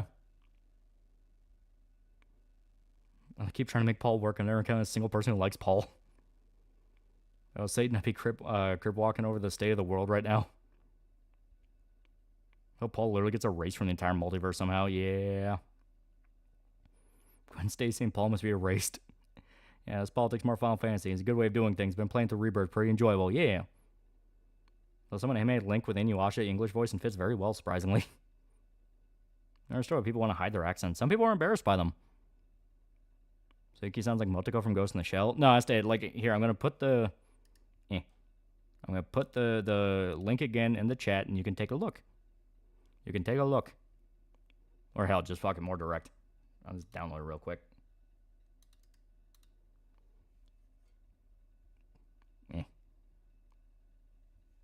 Here we go. Come on. There we go. There we go. Got it. I want Venom to kill Paul because he rejects him. Said earlier, but I didn't get a response, but I've been thinking of Dragon Ball had writing that's somewhat Tolkien level. I mean, Dragon Ball wasn't really ever trying to be Tolkien. Like, it's just meant to be a fun gag of the week type thing.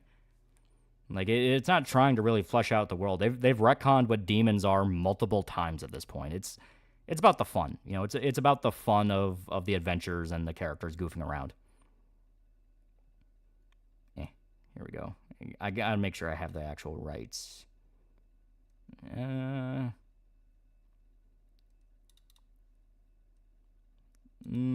it should be that. Should be that. So give me one quick second.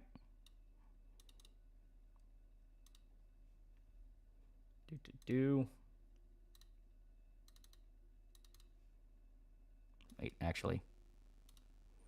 Let me make absolutely sure this is the right one. So here, I'm going to play it real quick. Niggas, they hit niggas, roundhouse kick a nigger into the concrete, slam dunk a nigger baby into the trash. Okay, I was right. I almost nuked racist Farron. I almost nuked racist Farron. So which one is this? Whore! Whore! Whore! Whore! All right, that's Mari Mari. So we can nuke the fish for right now. We can nuke the fish. Yeah. Here we go. Now give me one quick second to kind of...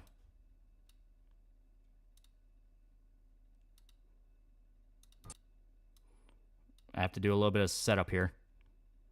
Not the fish! The fish will die for a good purpose. Here we go. That's Marimari _EN to you. Fish is always getting fucked. Okay. So as stated, this is the video Russian Comic Book Geek made. It's the little side comic we had commissioned for him to make as sort of a promo thing. A promo thing.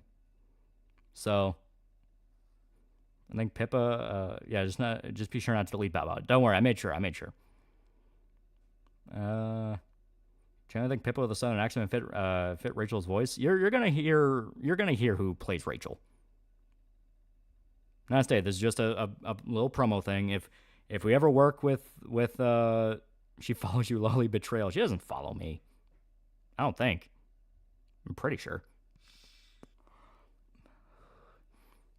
But Stay, this is a little promo thing we had made. If we want to work with Russian Comic Book Geek in the future, you know, who knows? It could happen.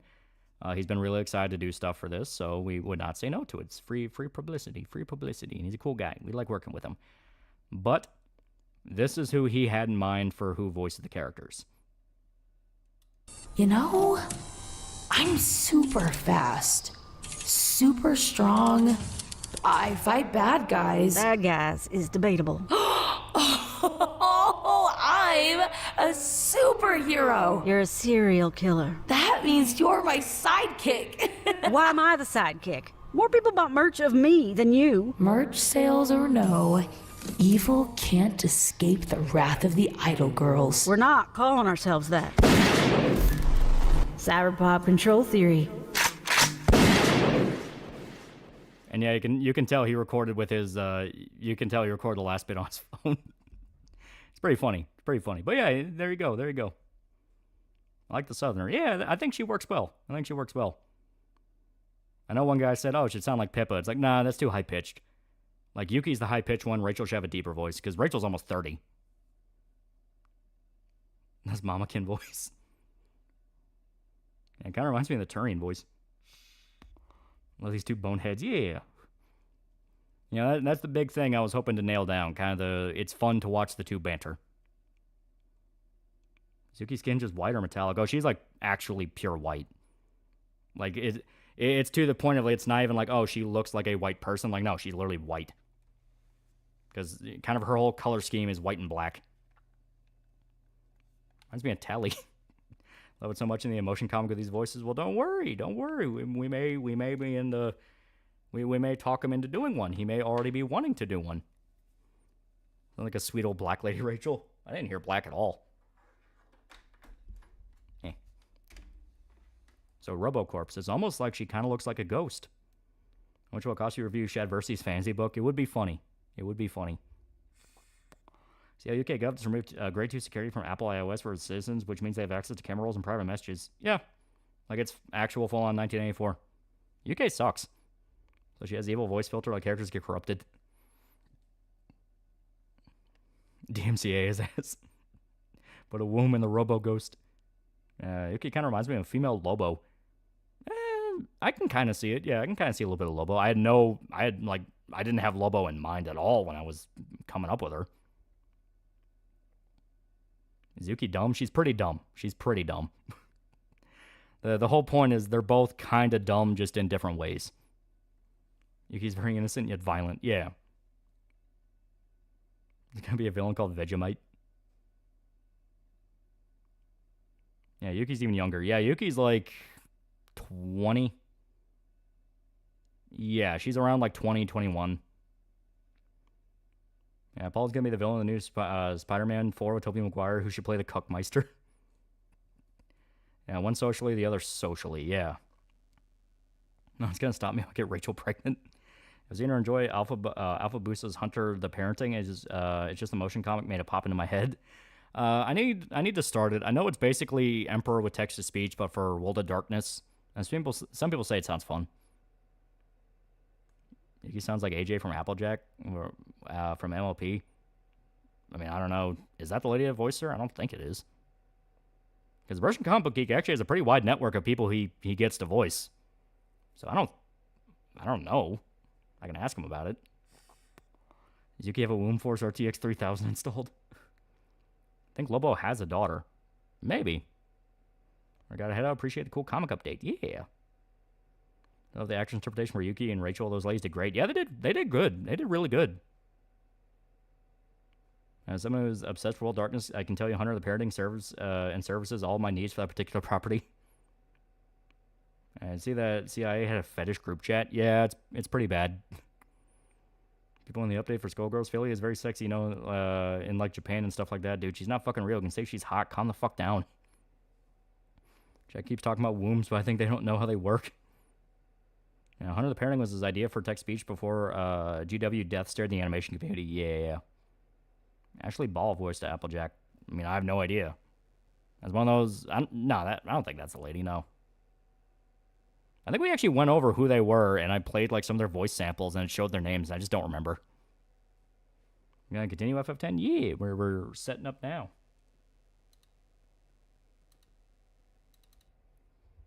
Yuki and Rachel find brain rot. What happens? You coming for me? These two will be a hit with the Bye Girls. Yeah, like I said, I'm all happy. It's working out good. I'm all happy. Actually, they're saying she sounds like Applejack. I mean, I don't fucking know. Yeah, you did, but I can't remember their names. I also can't remember their names, which is very unfortunate. They're nice ladies. Because Russian Comic Book Geek was telling me about them. It's like, oh yeah, no, they're super nice, and they're all excited for it. It's like, oh, that sounds really cool.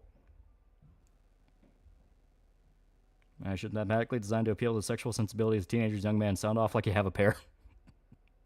It would be funny if Paul showed up in Spider-Man 3 and a joke villain or henchman for a villain. I think it's best just to not even talk about him.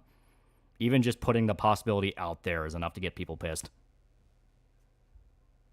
Okay, here we go. And who knows? I may show off a little bit more. I may show off a little bit more towards the end. I wonder if they should give up. For now, I'm focused on just messing around until I get somewhere fundamentally and got a lot in my head I'm uncertain of. I don't know. And just figure something out. It's actually a lot easier on paper. Well, it's actually a lot harder on paper than you would think. Paul must perish. Can I get a fat rip to Tamers 1, 2, 3, 4, 5? I'd be surprised if Insomniac writers hate him. I feel like everyone hates him. He's just a douche. No one likes Paul. And the CIA is a fetish group chat? Yeah, it's full of trainees. I know I've been trying for years. Well, just throw something at a dartboard and try it. You never know. Sometimes it's literally that simple. Yuki watch Rachel when she sleeps, not for creepy reasons, because she's bored at night. Oh, you're gonna see what happens at night. It's gonna be interesting. Yuki play Despacito. Who's worse, Paul or Hitler? Think CIA should do you think CIA do more harm than good? If that was the case, Trump should dissolve it. We've been saying that for fucking years. Damn it. Okay, no goodies. Paul's one purpose and one purpose only, and that purpose is to cuck Spider-Man. See, the Brutalist, that was good. Brody acts his ass off. I need to see it. Sorry, who's Paul? He's the new love interest for Mary Jane and Spider-Man. He's terrible and no one likes him. Tyson Kingdom Hearts tutorial, yeah. Trick question, Paul is Hitler. Technically, yeah, he kind of is. At least Hitler didn't ruin Spider-Man. Started writing my first script for a vid. So far, it took me 2 hours. It took me an hour for 2 pages. At least I'm getting more ideas to paper. Yeah, it's going to be one of those of you're going to build the skill up naturally over time. And we already saved, so I'm good. You're going to build the skill up naturally over time. So don't try to shoot for like a 20-hour vid from the get-go. How much RAM does Yuki have? She has a lot. That's literally the official description, just a lot. If they do like character wikis or something like that, it will literally just be listed as a lot. Now, Paul might ruin Venom more. Venom, because God forbid Peter gets the symbiote for more than a minute. Guys kicked your ass in tutorial. Yeah. Oh, hi, Sin. Dad? Yuki's ran, yes. The final summoning's gone. With the Austrian painter alone, he ain't doing nothing. Just give me a little more time. Rachel chest size a lot. San or Jacked? Both. Can Yuki run Crisis, though? Can she run Doom? Dad's back with milk and cigarettes. That's on Yuri Romance? I'm not, like, actively seeking it out, but there's a good one in something. I don't really care. So that always made me think of a sad elephant in the scene. Not sure why. One Paul I like, and he was Three-Eyed Monkey, who all show up at the end of one of Jimmy episodes of Jimmy Neutron, going, "Hi, I'm Paul." Ram stored in the ass isn't the only explanation for all that cake. Can she run Cyberpunk? Okay, now we can do setup for in-game stuff. I can play Tetris. Zen versus Godzilla? Godzilla. Godzilla would whoop its fucking ass. Yeah, that was Inject. You know, he would be actively attacking him. Hell, he wouldn't even be here. Yeah. How large is Yuki's SSD? A lot. Is 13 good? I think 13 is overhated. I think 13 has some good moments. You can run day one, no patch, Arkham Knight. Well, that's my Red Dwarf because I started watching a favorite quote. I love the one where the AI guy gets corrupted and he has like the little hand puppet that's telling him to kill his friends. That episode's hilarious. And he's like, "Oh, we can't do that. What about the mess?" Like, oh god. Game trying you out? Gotcha. So, what do we do? There we go. A little bit better. And we wait. Kevin Conroe? Things I'm bad at. Can you play Oregon Trail with her brain?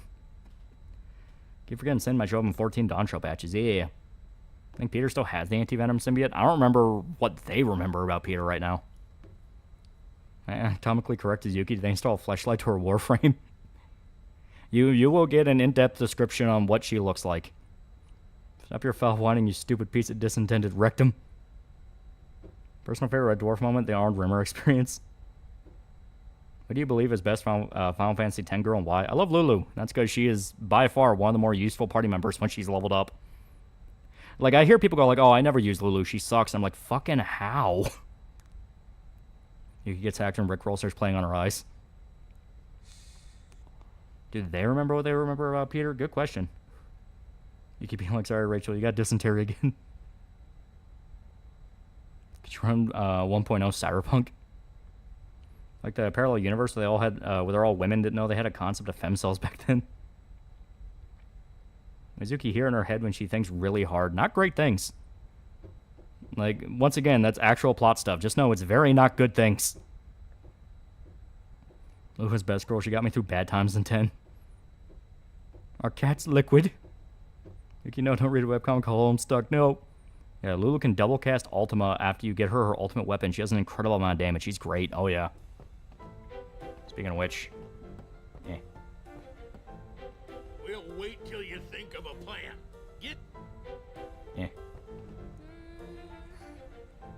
That's nice. Sid is tearing up. Yeah.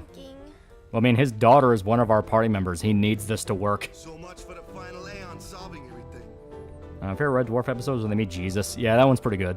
We need to sit and think. Can she run Arma 3 at max settings? Imagine the 90s modem startup sound. Think she sees Shota naked when she thinks really hard. No, it's... Like I said, it's actual plot stuff. Just know it's legitimately not good things. Rush this and we'll lose everything. We need to plan carefully. Seriously, if I had a modern game with these graphics, I'd be fine with it. Yeah. As long as it's fun. Oh, you need to be a little bit nostalgic. It's like, oh, it looks like PS2. Home to pick up some goods. Yuki thinks really hard and wait when I hear Evangelion music. Quite the escape. Well, they just walk up the sin and hit it really hard. The funny part is that's literally what they do at the end of the game. If you need any of my wares. Yeah, not to mention Eunice's niece. He's probably seeing a lot of his dead sister in her. Yeah. Eunice's niece, Riku, is on the party with it, and as far as he's aware, all he knows about the summoning... no. We're getting the ultimates anyway. All he knows about the summoning is someone in the party has to die and become the next sin. And he's really, really worried. Let Yuki think really hard. Worst mistake of my life. Yuki run emulators. She's forced to sit around rather than acting. No, I plan on fleshing out a lot of fun bits for her. Like I'm already starting on the next issue as kind of a advanced warning. And I have fun ideas for moments where they have downtime. Yeah, quick hit plus Ace Daga plus max stats plus Titus Waka Orange overdrives. Yeah. I'm no good. I think Born Again will be good. I hope it's good. I want it to be good. What are you talking I think the rumors Rockstar's gonna remake GTA 1 and 2 and it'll play like GTA 3, 4, and 5.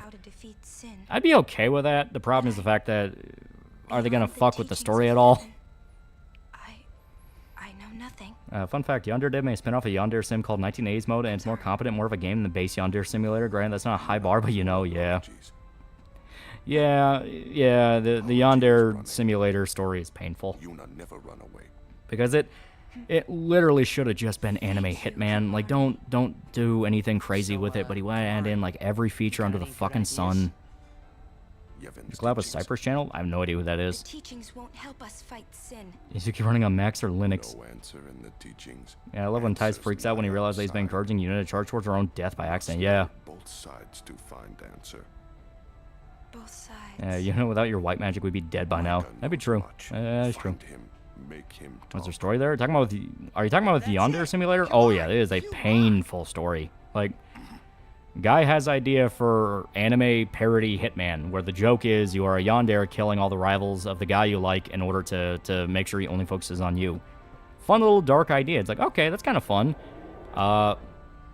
Quickly builds up kind of a following with people going, I want to see more of this. This looks interesting. Then he decided to open a Patreon, and then feature creep, and then every fucking idea under the sun he played from any game was making its way in there. Hey Lolly, I have a sorry when I'm I assume you mean I have a story I want to make into a comic, but I don't know how to get an artist to draw for me. Do I need to feed them or water them? Estee, go on r/comic book collabs full of dudes who need work. Besides mine being human and yours being an android, Mikey's a genius but a little introvert and yours a little nutty. Yeah. And not to mention the coding. Yeah, I don't know shit about coding, but every single thing I've heard about Yandere Sim code is it's fucking terrible.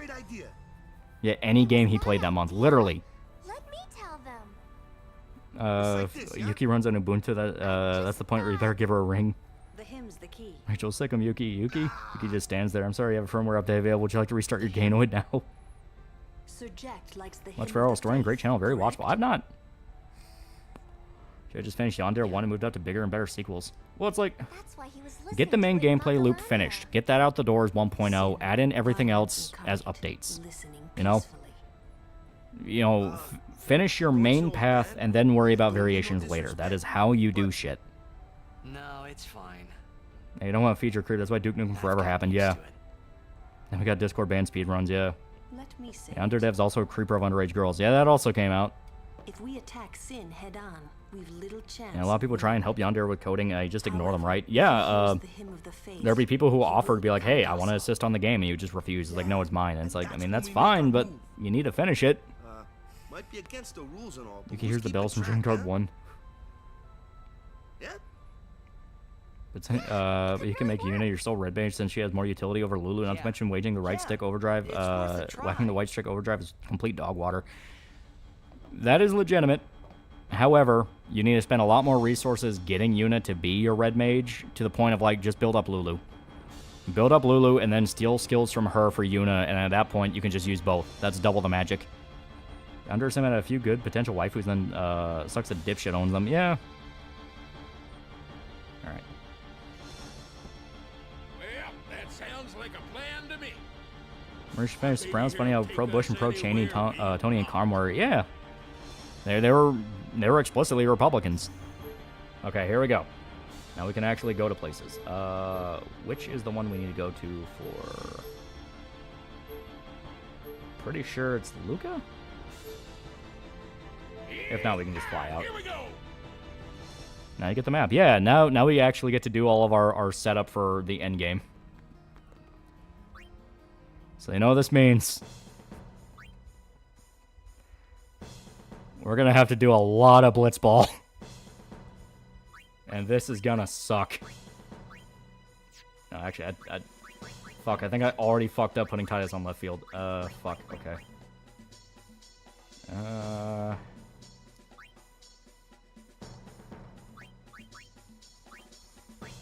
Yeah, put him right field.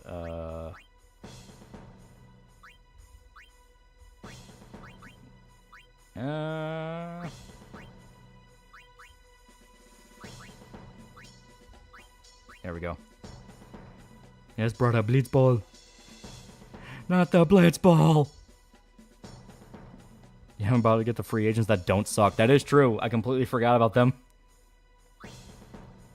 Oh, this is gonna be. Oh, we're in for an experience, gentlemen.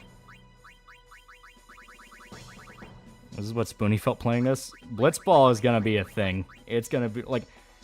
To put it in perspective, I didn't even bother getting the mod for lightning dodging because blitzball is gonna take way more fucking time.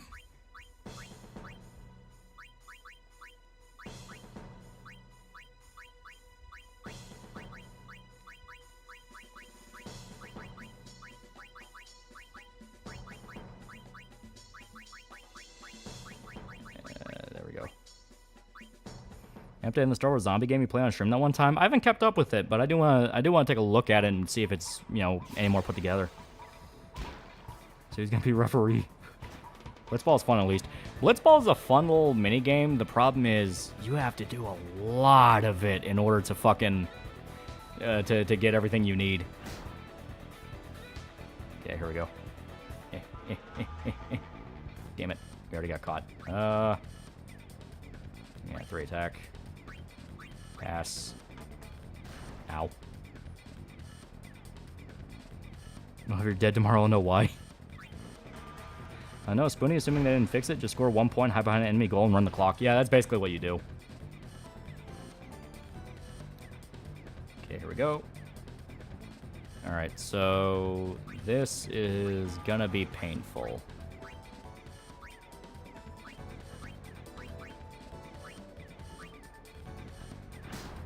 There we go. I sound like a lost track from the bouncer. And now Titus near the goalpost. Yeah, so as stated, all we have to do is hide behind the, well, no, the ball's going to be reset, but, there we go. But yeah, you just do jet shot as close to the goal as you can because it's guaranteed to go past. Get the ball, and then hide behind the enemy goal because they'll never fuck with you. Can't hide behind the goalpost in this version. Oh, fuck, you're right. I think we tried that. I think we tried that when we actually had to do the fucking game for the story. Shit. This check shot made it in, yeah. Okay, I'm gonna go for a pass. But he got fucked up. Let's try to run behind the enemy goalpost here. Fuck, we got caught. Okay. He is going to lose this. So I say... Eh, fuck it. Go for gold. Has anyone ever used J. Curie? I have no idea. Finally got tired of the JRPG in my Blitzball game. As stated, it is a legitimately fun little minigame. The problem is there is so much you gotta do for it.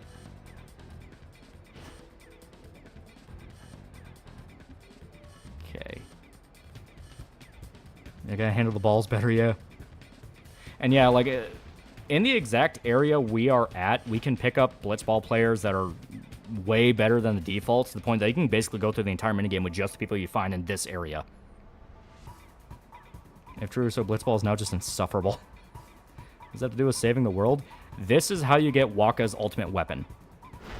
You get Waka's ultimate weapon, and you also get a lot more rare spheres that really help you level up. There we go, you fucked up. Well, everyone got a source for this. Marcus Aurelius was a cuck rumor. I have no idea. In order to hide from AI, you have to break their sight on you first before going to the goal. Oh, okay, okay. That makes sense. A fact for chat, level 99, the original Besaid Aurochs are the best players in the game by far. Yeah, like, but you have to level them up to, like, 99, so that's a lot of Blitzball. And this is already for one that you have to do a shitload of. I done JRPG'd my water polo, can't have shit. Blitzball is more important than the world. It's about the championship. Exactly. We're going to be the champions.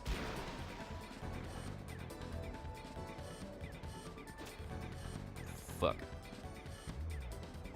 I mean, funny enough, they don't actually seem like they're trying to...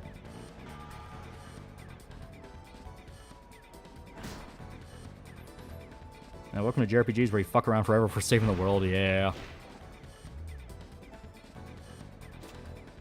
In fact, Japanese director of Cure and Pulse made 3 movies last year, and I can't watch any of them. It infuriates me. Yeah. Welcome to being a fan of foreign media.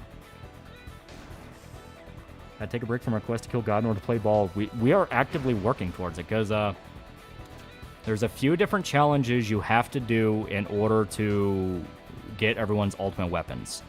Waka's its Blitzball, Orin its Dodge Lightning 100 times, thankfully not 1,000.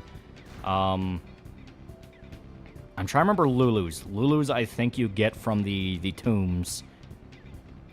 Yuna... Fuck, how do you get Yuna's? And I never bother with Kamari or Riku.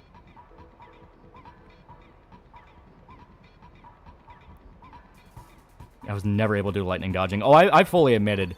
When we actually do the lightning dodge thing, I'm gonna have the mod installed to just do it automatically, because we are not gonna fucking worry about that. Yeah, Yuna from the Mage's Sisters. Yeah. Lulu's lightning bolts? Is it Lulu and Orin? Because I know Orin you get with the lightning. Okay. Here, you always put Titus in the middle.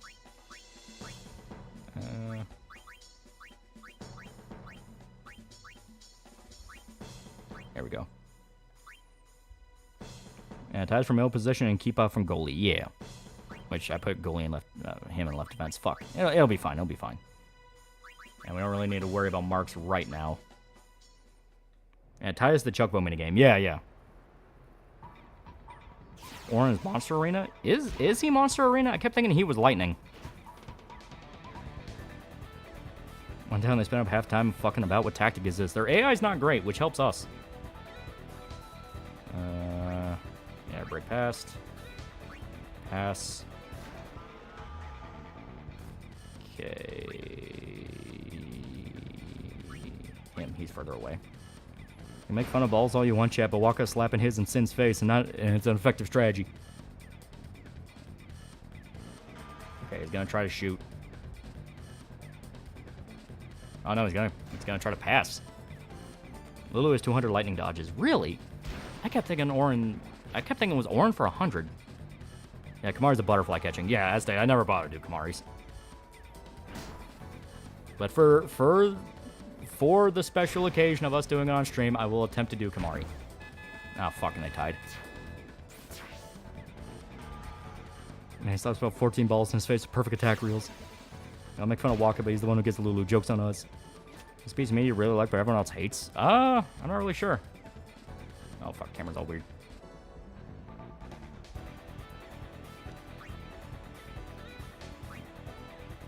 They're gonna fight to the death to defend their tie. Put Bata as goalie? I forgot Keepa is the one you want. Kamari's kind of rough until you train muscle memory. Oh, God. Animate Acumen for $5. He sent a little pair. It's pretty cool. I don't know why I never bother getting most of the ultimate weapons in this game. Oh, it's grindy as fuck. Like, if you want the ultimates in this game, you have to grind. Okay. There we go. Who do you in your opinion think is the greatest pro wrestling heel of all time?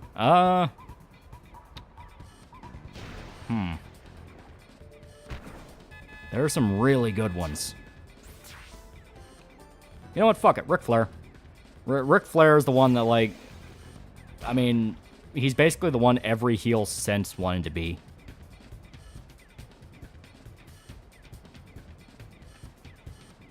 This is the buyer strategy guy, obscure grindy bullshit. Yeah. You're losing? Yeah, I know. We won't go for a shoot yet. Because the Jack shot does eat up a bunch of time. Yeah, Ric Flair. Yeah, everyone's even agreeing Ric Flair.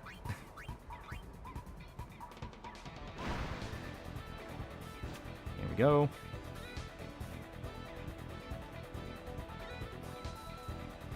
God damn it, you asshole. Undertaker. Undertaker's pretty good. Because this stupid fuck wouldn't let me select an action. Not old, who that? Ric Flair was like one of the WWE... Technically he was before WWE. But he was like one of the heels. Like, just look up some of his like interviews and stuff. Like the "I can't keep these alligators down" speech. Like, look that one up. It is great. Okay, he's gonna go for shoot. Ah, you fucker. Also, I really hated Edge as a kid. Him and Vicky were crazy heels, yeah. Yeah, Stone Cold's initial heel run was legendary. Ultimate Warrior was good. Was Ultimate Warrior a heel? I kept thinking he was a face. Or did he become one later? Yeah, fuck it. Waka is really unironically gonna kill Sin by throwing a ball in his face. Not even two balls, just the one. How did development get this tough? Here we go. Fuck you. Damn it. And the game over, poor Bata. Yeah, I should not have put him on the field. Now, Warrior was always face. That's what I thought, yeah. And real life, Warrior was an asshole. A lot of the faces, ironically, were assholes, and the heels were, ironically, pretty chill dudes. And Randy Orton, the Viper era, was a wild time. How about Jake the Snake? Jake the Snake, I didn't watch a lot of, like, the really old stuff, so I didn't really have an experience with Jake the Snake. Anime Aquaman for $2, swig a beer for the working man. Yeah. Speaking of wrestling, what the fuck was up with Chris Benoit? A number of things. Traumatic brain injuries mixed with steroids. Not a good combination.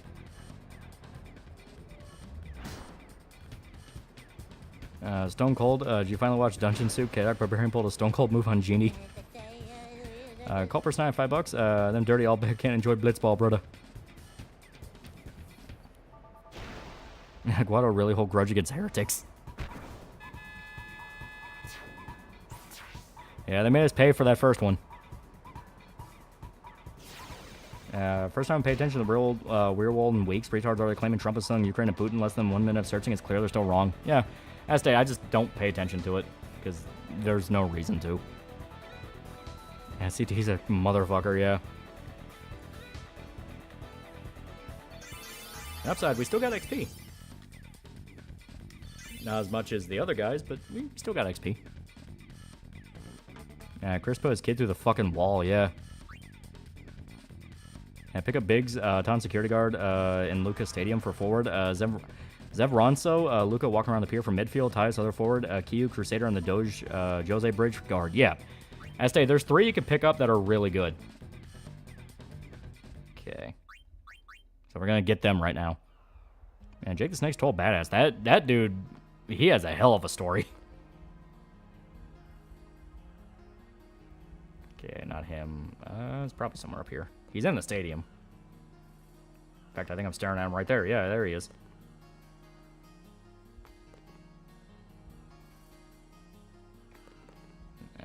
It's not him. I thought that was him. God, where is he? And Jake lived a rough life. Unironically, that motherfucker. Oof. We've talked about it before, but yeah, his fucking story is a nightmare.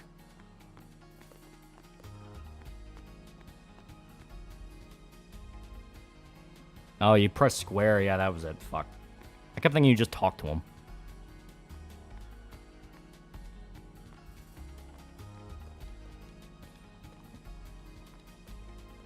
Okay. Let me make sure it actually adds up with... Okay, yeah. It may not be square in this version. Oh, nope, there he is. Okay. Fuck it. We can afford it, so like 60 games. There's Wedge. Yep. There we go.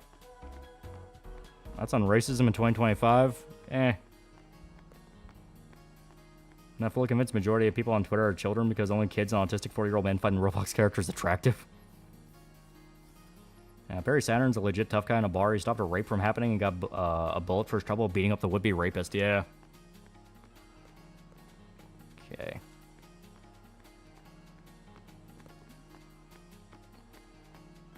Here we go. Now we gotta find the other guy on the docks. I just gotta remember what dock he's at.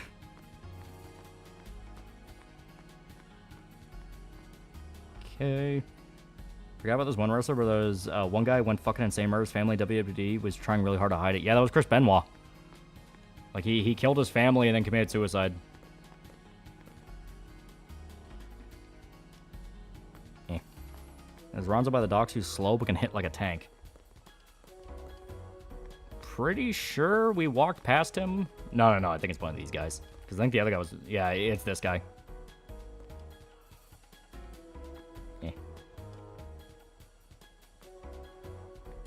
Okay.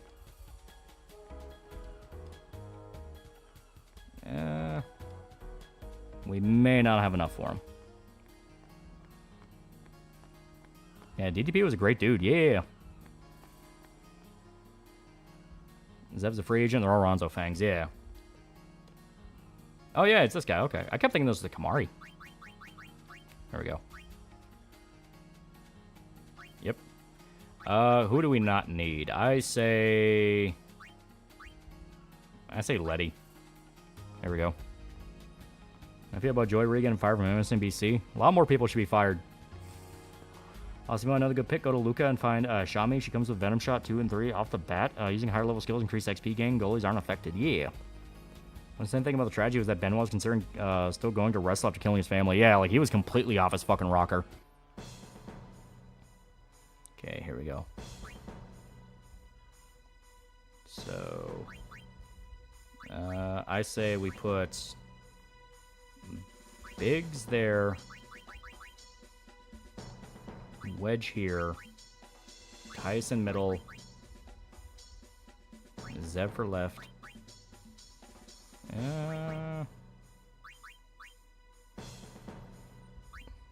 Yeah, so I say Jasu here and then Kipa here. Okay, here we go.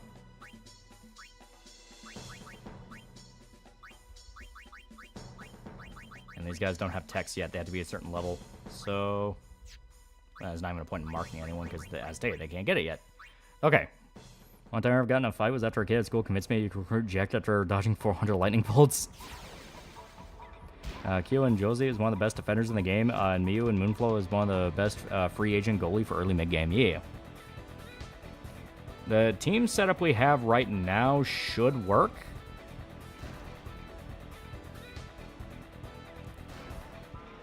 God damn. He's tough. God damn it, Bobby. What did I tell you about embezzling government money and selling condoms to Gaza?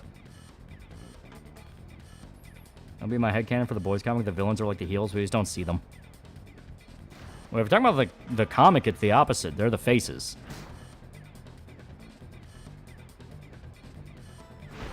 Oh, wait, no. Okay, it took me a second to realize what you're talking about. Yeah, no.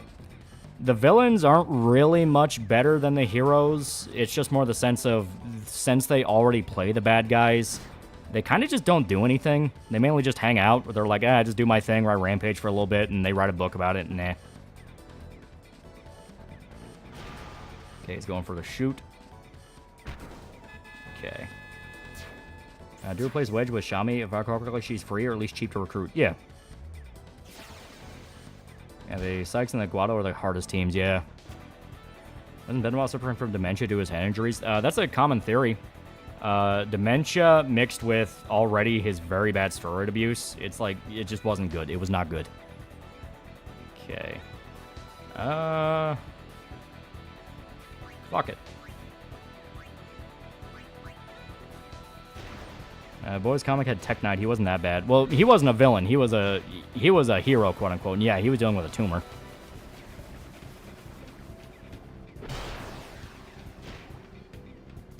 Oh god. Fuck.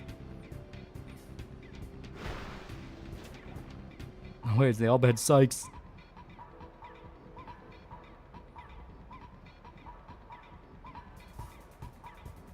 Damn it.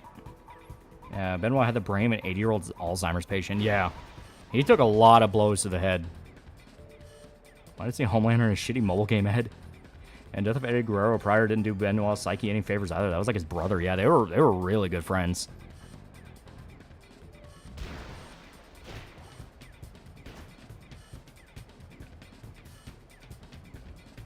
They're gonna be dicks about this.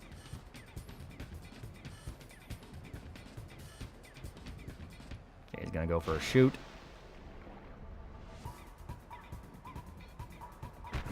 Damn it. His finisher was the diving headbutt, yeah. Didn't Benoit abuse the living fuck out of his wife or something even before the murder-suicide? Wouldn't surprise me. Worst part about the mobile game is he's supposed to be candid, but isn't using his real accent. Oh yeah, it's AI. That's the worst part about AI becoming popular. It's all just fucking slop.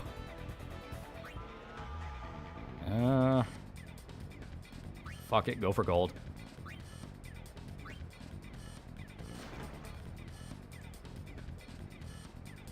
Yeah, but Tech was the closest they had to an actual hero. He really wanted to help people and save the psychic from his tumor urges. Yeah. He kind of showed that, like, the situation isn't purely black and white.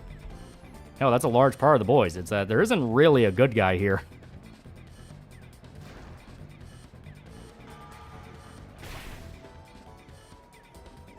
If anyone is invested in Benoit's story, wrestling tragedies in general, watch Dark Side of the Ring. It's going to be season 6 sometime this year, I think. Yeah, it's fucked.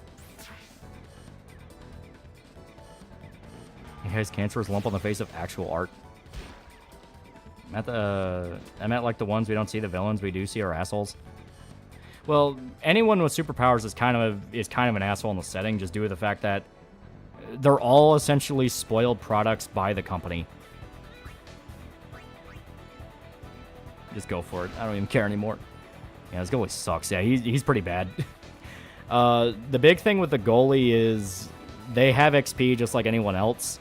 So this goalie is technically at level 1. It's not great.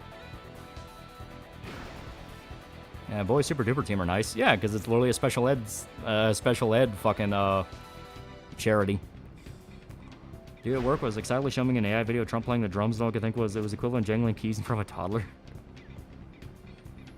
Keep being told there's amazing AI stuff, better than some stuff, but so far majority of it's just bullshit. I still get told how I'm rejecting technological progress. I mean, there's stuff like Neural Viz that's really good, because they actually use AI to be creative. What was the homophobic hero Blue Hawk? I mean, he still saved and tried to be polite to guys. First sign, Butcher didn't care and just wanted to kill Soups. Not exactly accurate. He did not want to just help people. He explicitly killed a gay guy that hit on him.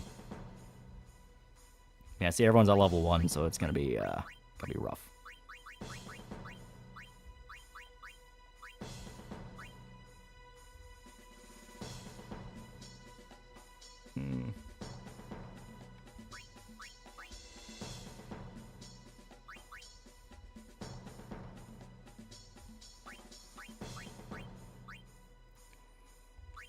First time I played this, I didn't know how to recruit people, so Blitzball was miserable. He doesn't have any tech, so... fuck it, follow him. Hitting on someone with sexual assault? No, like, not the way that happened. Like, it was explicitly murder. Shit, yeah, I remember a gay guy who was kind of pushy and Blue Hawk dropped him off a building. And then there were few and far between, to the point it just didn't convince me it's worth adding to my tool set. Fuck. Blue Hawk was the reason why Tech Knight was fucked in the head. Eh.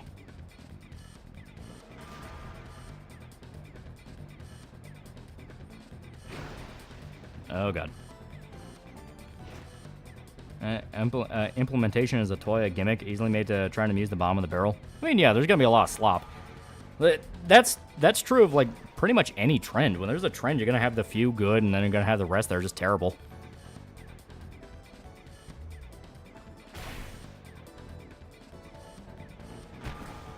We need a guy that can actually catch worth a damn as goalie. He's fucking terrible. Heading to bed? Yeah. Butcher messed with his jetpack so it would crap out mid-flight, and he got run over by a boat when he went down. Talking about Nighthawk? Yeah, he killed him, yeah. Because Huey didn't have the guts to kill him, so Billy set it up to where he would die anyway.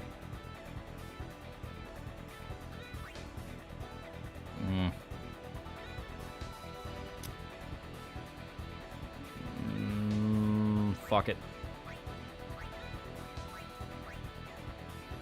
Also, The Boys is one of my least liked series because it's basically Modern Era Watchmen. Oh, no, it's not Watchmen at all.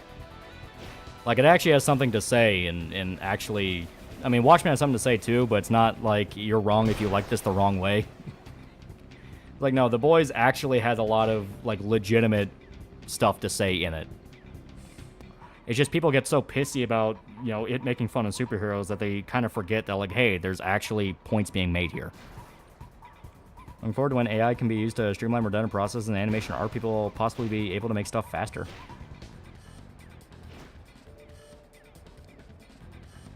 And Tech Knight died believing he saved the Earth from an asteroid. Yeah.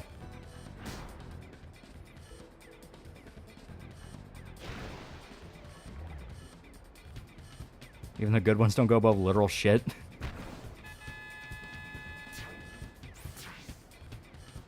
Yeah, The Boys show. Yeah, the show is terrible.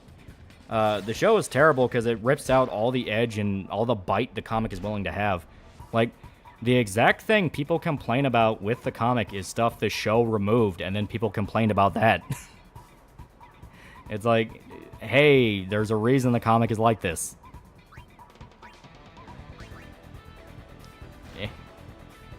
Yeah, the show is Orange Band bad, yeah.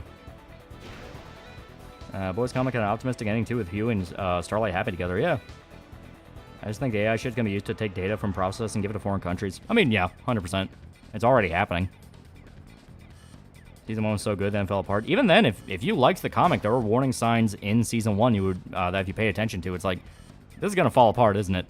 I think they should have ended Berserk soon after the author passed away. No, I'm happy with the way it's going. I think it's really good. They just cannot seem to take anybody down.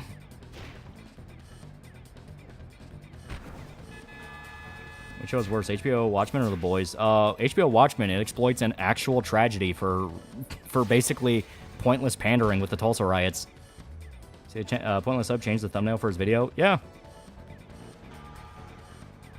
But it still is one of those things of like, no, the comic is good. I'm really tired of people saying the comic sucks just because it's edgy.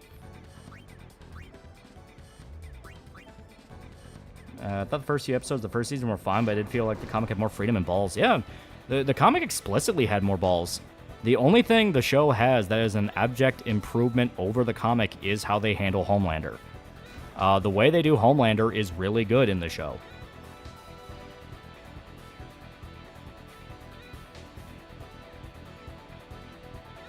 I don't like The Boys, but if you're going to make an adaptation and commit to the material, actually show the Dark Age and everything, don't just cut it off. I like pointless hobbies and talents, that bad take.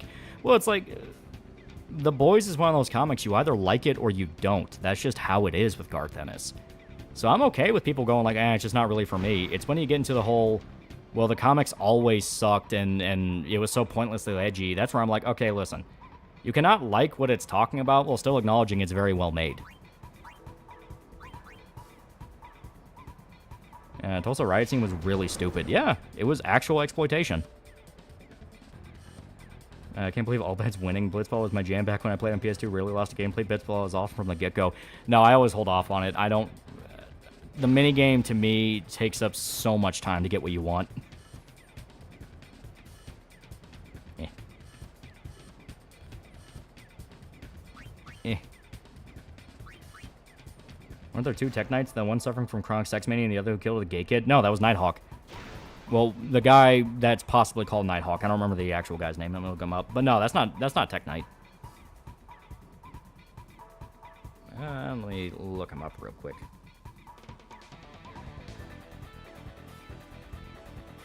No, the guy's name is Blue Hawk. Because I'm pretty sure...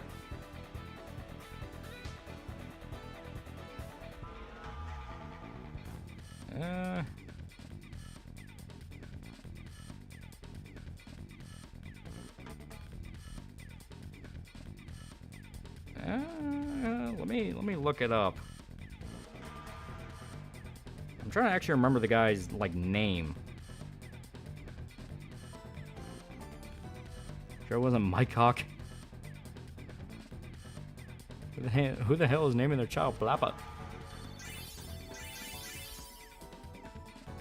Yeah, come on. Fuck. What is his name? Goddamn.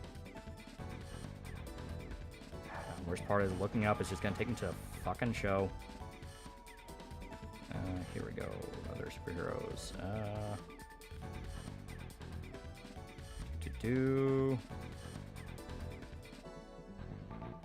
Yeah, it's literally just gonna take me to the fucking show. God damn it! I fucking hate the show. Yeah, Tech Knight. That's not him.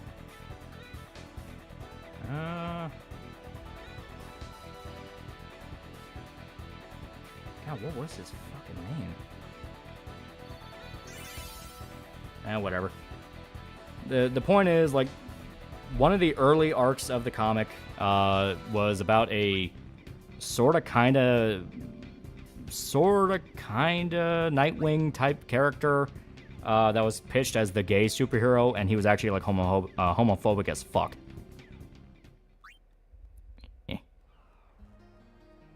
We keep getting our ass kicked in Blitzball. It's bullshit. Pretty sure it was Swing Wing. I don't fucking remember. It might have been Swing Wing, because the joke is, yeah.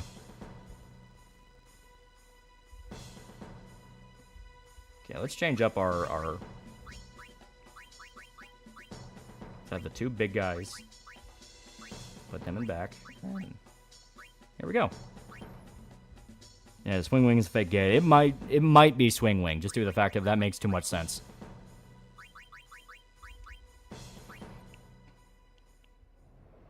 Does anyone remember Tony Hawk's brother Mike? Really developing a hatred for betting on chocobo races? I don't remember my first run through FF7 back in 2010.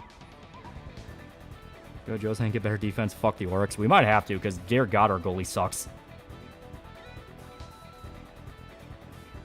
Oh God.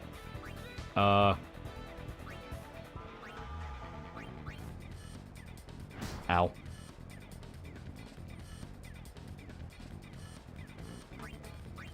Fuck it.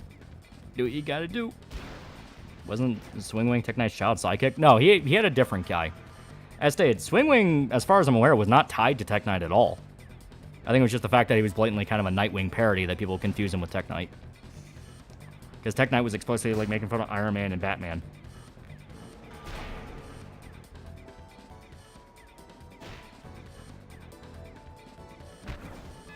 Damn it. When it comes to AI, generally speaking, the good use of AI is what will stay, and the crappy use will largely be ignored. Yeah. I liked first season of The Boys. It's fine. I think the first season is okay. The problem I have with it is I don't like the changes to the comic. I just think they suck.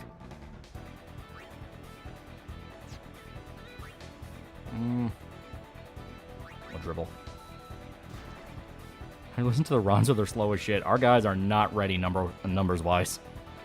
Stat-wise, they're pretty bad. Okay. Now we go for Jack Shot. I think people remember AI Force porn. Magi, I guess. Quake, in my opinion, is like levels and such grunginess and great dark atmospheres by being Doom, but more brown in 3D, someone jokingly say. Well, yeah, Quake is not really trying to be edgy. It's just kind of like weirdly uncomfortable. There we go. People are saying Andrew Dobson coming back. Thought he was back on Blue Sky. It's still being debated. Yeah, swinging with Tech Knight's sidekick before TK tried to rape him, I think. No, that was completely different. Because, no, he had, like, a child sidekick he had sent away because he didn't want to rape him. Like, as far as I'm aware, Swingwing was not tied to Tech Knight at all. That's off what I remember. How about the Brat Pack comic? I made all the adult heroes abusive pricks who plan to murder their sidekicks so they wouldn't get any money. I'm not a big fan of Brat Pack. Just because Brat Pack was mainly just ranting about the industry by and large. ETM VO Dead Rising 2, it's still in the works. My hope is getting it out before the end of the month. But with new Berserk chapter coming in like 4 days. Oh boy. Fuck, that was a plot line. The Brat Pack is a comic. It's a indie comic thing. And it was literally made because the creators were pissed off at the state of the comic industry and were ranting. Ooh, Hungrow's got me thinking things heretical to the teachings of Yevon. There we go, fuck yeah. What the fuck, another Berserk chapter? When? In like 4 days. They said it was going to be in the next issue of Young Animal. Get bullied by the big lady.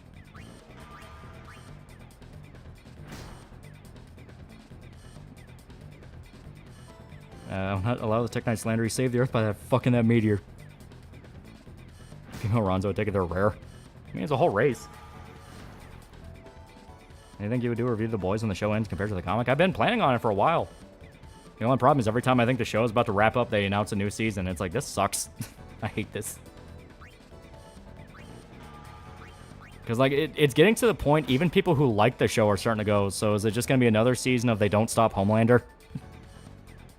And I'm sitting there like, yeah, if you read the fucking comic, you would know all these issues you're dealing with are not a problem. About the kid who died from crushing up a butterfly and injecting it? Yeah, I have no idea what he was thinking.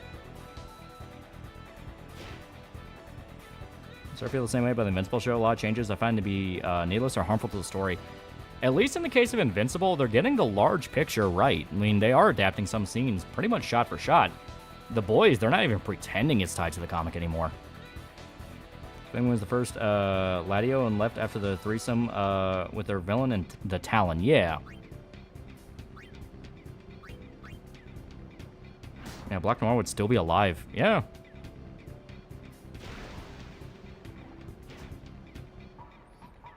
Show should just fucking get to the White House and finish this shit. Yeah.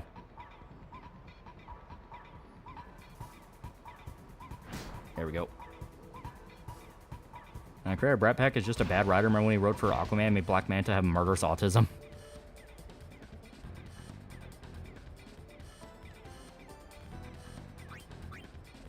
Right into the goal. Fuck you. In Invincible, they're following the main story but cutting filler. Yeah. How's The Boys still going? Do they even know what they do, or is the TV equivalent Tumblr OC fanfics? It's kind of the latter. Like, occasionally, sometimes they'll address the fact that the Boys are like a team specifically made to blackmail superheroes. Then most of the times it's just the superheroes are doing evil, fucked up shit, and then the boys will show up at the very end and maybe stop them from doing it. There we go. There we go, okay. So this lineup works. Yeah. So basically have it set up to how we had before. Thanks a lot. Become a general over the next few chapters. He's acting like it. That's for damn sure. Remember the show had soup killing bullets and they didn't talk about it for, what, 2 seasons? Yeah, and that's the thing. Like, the fucking comic addressed that. Like, depleted uranium melts superheroes. It just works. Like, it doesn't matter what power you have. Depleted uranium will just make you fall apart as a superhero. Here, Wither Shot. Wither Tackle. Wither Shot.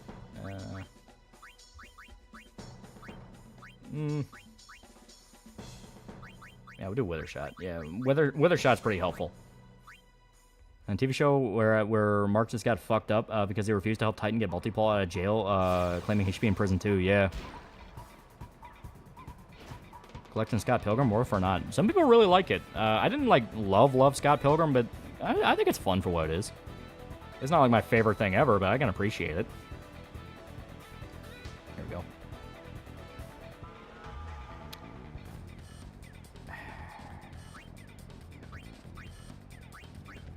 This is just gonna be mean.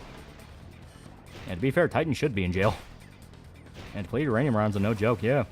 Makes sense with Soups not actually being that big of a threat to the military and just means to make money for Vought. Yeah, that was the whole point in the comic. The superheroes were not powerful. All they knew how to do was lash out like children. They did not know how to actually fight. They didn't understand combat. That's why Vought was way more important. That's why the government was way more important. That's why the boys could even exist in the first place. It was all purely, we're going to keep tabs on them, and if we need to kill them, we need to know when.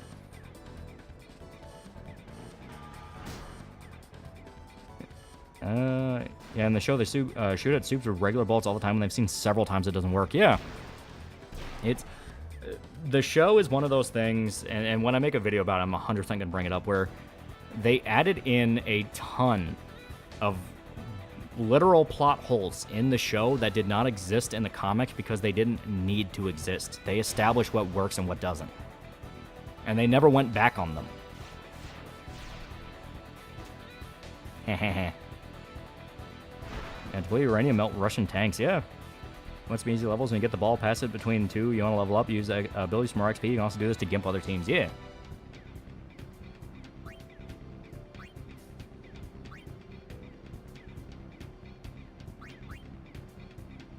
There we go. That XP song is good. Speaking of indie comics, thoughts on Kick-Ass and the movie? I'm not a big fan of the comic, but I do like the movie. The movie is fun. Superheroes just use their powers just be hedonists. Yeah. They're just spoiled celebrities. Do you think Rex Explode's going to meet his end like an Invincible comic? Do you think it's going to alter again like how Shrinking Ray survived? Or is Ray just around just to get around M-Girl? I'm not sure. They have done some weird variations on shit that happened, so it's kind of hard to tell at the moment what is still going to be the plan. Comic also knew all the heroes are spoiled children acting like they're special. The show only did that for like Homelander and maybe 2 others. Yeah. The whole point is they are not as strong as they think they are. The only ones that were legitimately dangerous were guys like were Homelander, just because he was enough of a megalomaniac and he had the most broken powers, and Stormfront, because Stormfront was a literal Nazi. He knew how to fight. Yeah, a single A10 could take the superheroes out. That's kind of what happens at the end. Yeah, the show, we need to find a way to kill Homelander. The comic, we already have 20 ways to deal with him. We just don't need to. Yeah. Like, the entire point is they're waiting on the kill order. And we don't have a military complex. We are the military complex.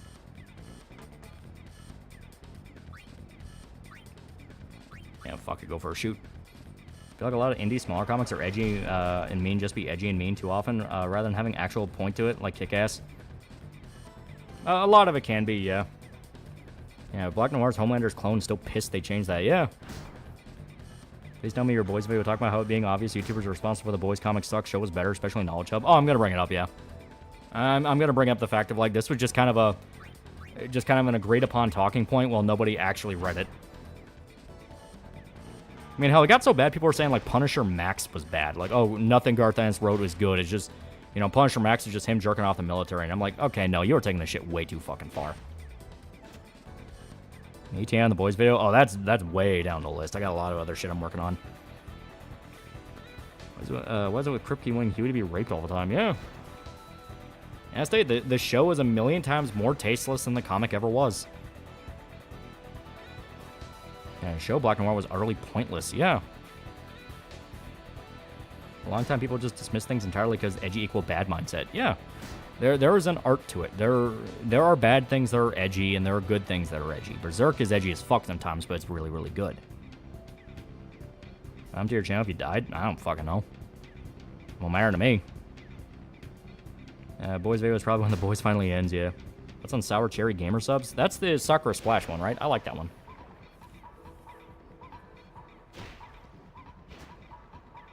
And the meaning of the Black Noir being a clone of Homelander was showing he was replaceable. The show can't even do that unless they cook off Tom fuckery. Yeah. Well, it's like, yeah, people are like, oh, the clone thing is so stupid. And I genuinely am like, fucking why? There we go. Like, how is the clone plotline dumb? Like, by the time you get to it, you've seen so much other shit in the comic. Like, you are aware the comic is kooky and weird and does weird things.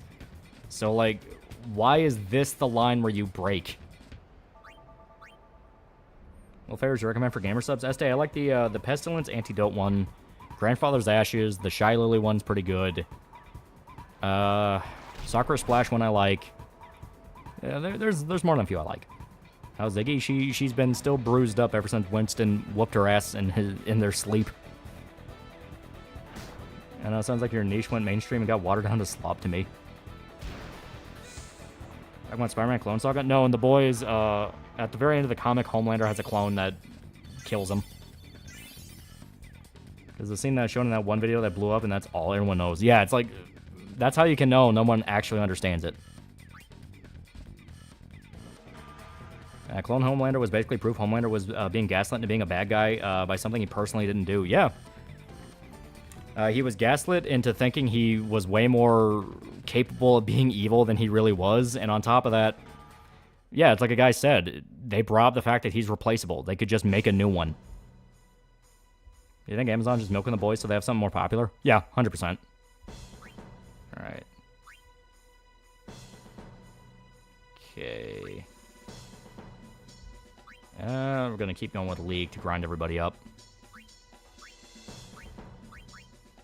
Let's keep building off what we have. It works.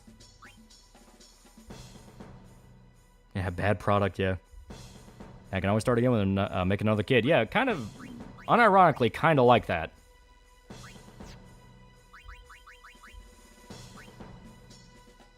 Fuck, I don't think he actually has. Ah, damn it, okay. Punisher $5, so Homelander clone's too much, but Butcher's super cancer parasite's better. Yeah, right? Like, there's so many moments of that, of like, and what the show offered was better. Oh, wait, no, he can't learn that. There we go, Wither Tackle.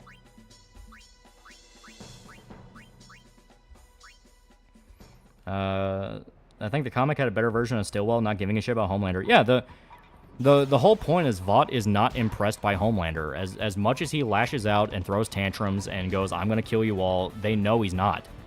Because they're like, no, you're not. We pay you. Like, we give you this very comfortable life. You're not going to fuck that up. Yeah, super sentient cancer parasite. Yeah.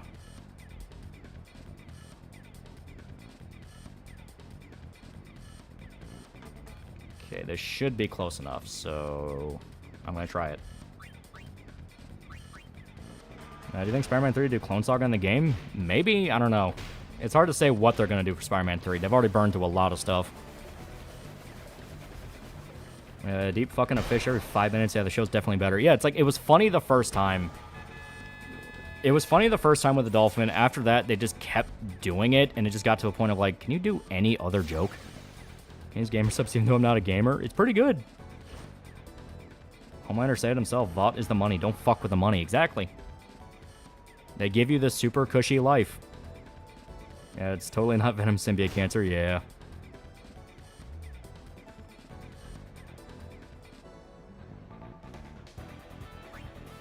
Fuck it.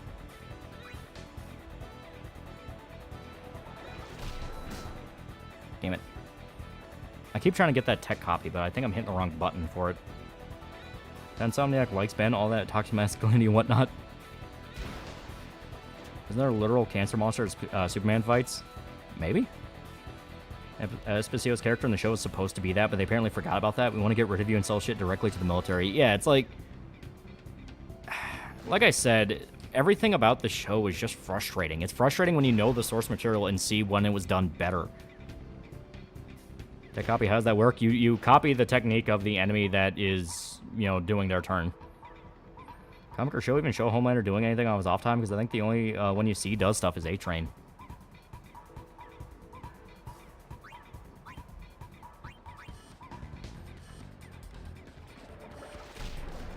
Ah, fuck. I can never figure out how to do it. Homelander clone bad, flying murder sheep good, write a human writing. Yeah, it's like it all just amounts to... You can be edgy, but you can't be actually edgy and have something to say.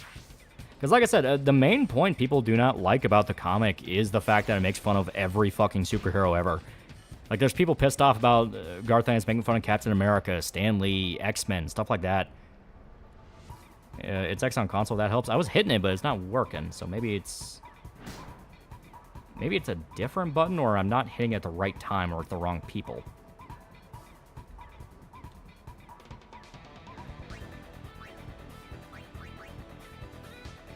Owie.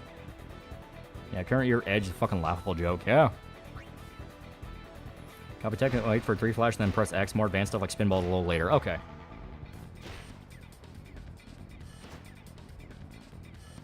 Even RE2 to 4 remakes more faithful in 2016 Ratchet and Clank. Not sure where that comes from. Oh, speaking of Insomniacs don't like how they went with Ratchet and Clank, could care less for the sequel 2016 reboot, already flopping a remake alone. Why is the Deep even in the show anymore? Yeah, it's like... He served his purpose in Season 1 of doing the blowjob scene with Starlight. He did it. Them showing the effects of him being canceled, that was kind of funny. It was fine, whatever. Then they just kept including him. And I was already getting kind of annoyed at the cancel culture thing of like, why are you trying to paint him as like a victim? Like, he deserved what happened to him. Like, is this just like some kind of masturbatory revenge fantasy about Harvey Weinstein, which doesn't work because we already knew... Most of Hollywood knew about Weinstein and didn't care what he did. Yeah, Deep is just stupid, yeah. Yeah, Wonder Woman parody in the boys comics alcoholic whore gave birth to a, without knowing who's the father, yeah. Yeah, I think Blarney Cock was her son, maybe? I'm trying to remember who exactly her son was, because they are a character. Yeah, the show didn't have Jack from Jupiter, that sucked. Gonna say Clone Saga and Spider Island with the Jackal is one of the main villains, but Green Goblin is the real main villain with maybe Spider-Verse stuff. Yeah, Deep was done better in the comic. They don't even use him that much. Yeah. I think they keep the deaths so they can throw them in the Deep so they can throw them in the Liquid Death ads. Yeah. Blarney Cock. Yeah, he's one of the first superheroes that dies. Yeah, Blarney Cock was a love child between that the Legend and Mauve. Okay, so I wasn't remembering wrong. That is him. Okay. I wanted to be sure. Scratch back my throat earlier eating garlic bread. Got any home remedies? Green tea, honey, and lemon. There's talented writers that make Transformers stories for fun. I'm at the bit in a newborn Transformers 5 minutes and self-awareness goes, Mother, I wish to have a gun. Season 1, they seemed like they wanted to redeem him and show that even someone like him can change, but they just said, now he's still a douche, so it was pointless. I don't even think it was a thing that they wanted to show he can change. I think it was just masturbatory revenge fantasies about Harvey Weinstein. Because, like, they really didn't do anything with him to even show he wanted to change. He just was pissy that he lost his chance.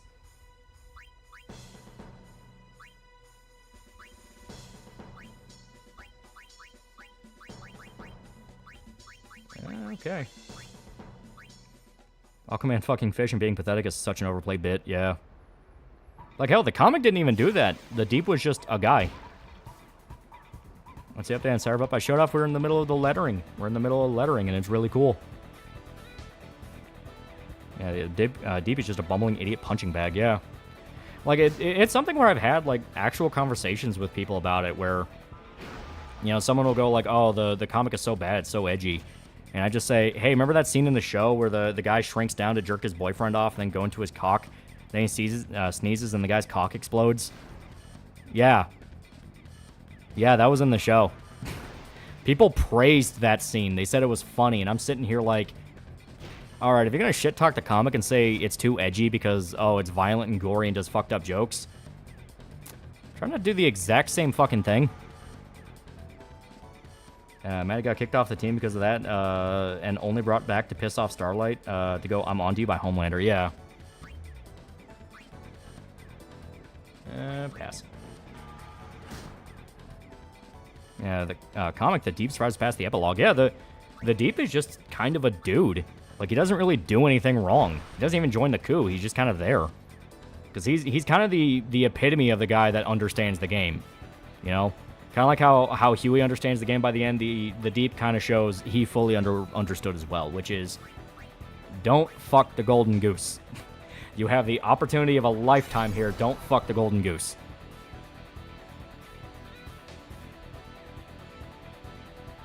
The show just live action Rick and Morty. Yeah. Show goes out of its way to say Soldier Boy is racist when he really doesn't do any, say anything racist. Yeah, it's like the comic is unafraid just to flat out show racism. Like it'll famously have the scene of the G-men meeting the quote unquote urban G-men, and it's all the black people. Yeah, fuck. And they're just screaming nigger at each other. Like the comic was willing to have balls. Yeah, Deep joins the new superhero team at the end. Yeah. Is being the costume of the show not as derogatory feeling compared to the comic? They don't want to do that. They don't want... It is safe edgy. They cannot actually make people uncomfortable. So even though the whole point in the comic was the costumes are designed to be fucking ridiculous, you know, the comic has the superheroes say they don't like the costumes. They feel ridiculous. They feel stupid wearing them. Starlight is explicitly sexually exploited even after being assaulted by multiple members of the Seven. No, we can't do that. That'd be sexualizing women. Don't Marvel ever touch Clone Saga again? They want to ignore it. That's why whenever Ben Reilly's mentioned, it's usually as butt of a joke. Ben deserves better. Remember in the comics where they try to paint Soldier Boy as worse than Homelander in the show without him having to do anything actually evil. Yeah. Save edgy shit and such makes me want to be more just to piss them off. Well, it's like I said, the comic is just better. It is just better. Like, I like people that have the balls to pick things like races and other fucked up shit by actually edgy stuff ages well. Yeah. Ah, you fuckers. I forget the Martian dude calling the Deep a slur because he got caught in a sex scandal. Yeah. And he wasn't even from Mars. Like, all the backstories are fake. They're all fake. They're all bullshit. They're all just there for marketing.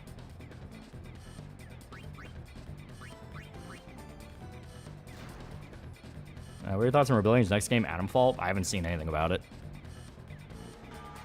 There we go.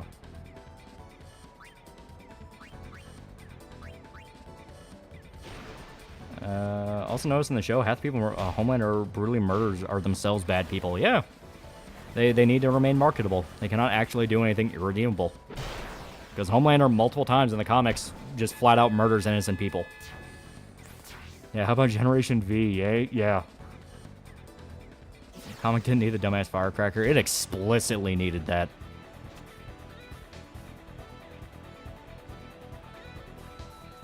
Yeah, Atomfall is like British Fallout, but more British. Soldier Boy literally just acts like Comic Butcher, yeah. If I hit it and you get a flash drive, so I can install BIOS update for my CPU. Yeah. You can use the yellow ring around your icon's indicator to how many are going to block you. If they're within the circle, they'll be more likely to block you. Yeah.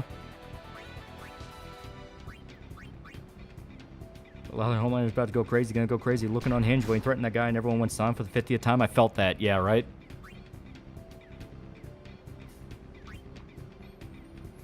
I don't care if something's safe edgy if it's good. I mean, it's like you have stuff like... This is going to sound kind of heretical, but stuff like Breaking Bad that's kind of considered safe edgy. Where it's like, yeah, Walter does fucked up stuff, but never anything to the point of excess. It's usually always planned out or has some explanation around it. Why people hate the Fury comics? I don't know. I didn't even know people hate them. I assume you're talking about like the Nick Fury comics. I think they're cool. Yeah, Homelander even called Jesus a sand nigger. Yeah.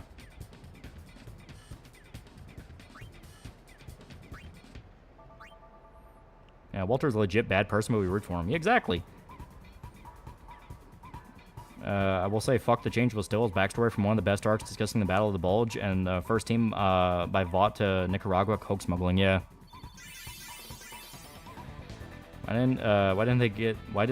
Why they didn't get Ennis in the creatives room for the boys beyond me? They just kind of bought the name. That's pretty much all it amounted to. They just bought the name. He's Breaking Bad at Walt worked with Nazis for a bit and started preaching about racism. Yeah. Yeah, Walter's character arc is him accepting the fact he's a bad person. Yeah. Check out Dark Matter song, Hail to the Cobra King. Absolutely hilarious song about Cobra Commander. There we go. So we're getting there. There's going to be a lot of Blitzball.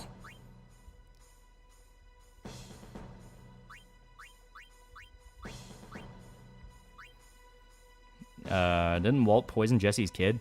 It wasn't Jesse's kid. It was the kid of the girl he was seeing, but yeah.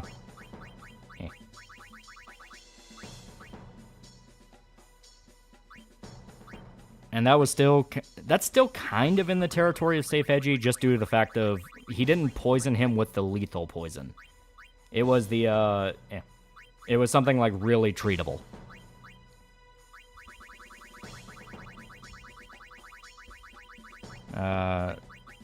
Yeah, Walter's action will awful or unstable, like he understands motivations even if they're selfish. Yeah. Man, there's not much point. Here we go. Let's give him the Venom shot. It's pretty helpful.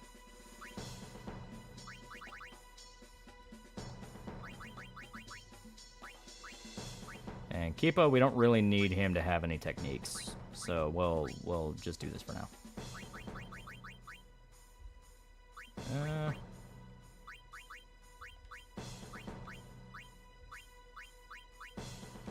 Nap tackle.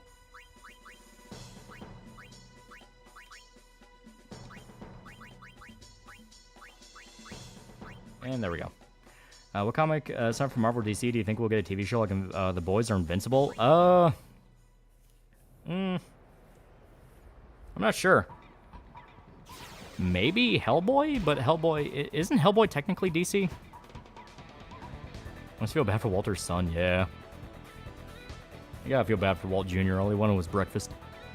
Hope for Spawn, but it won't. Yeah. Yeah.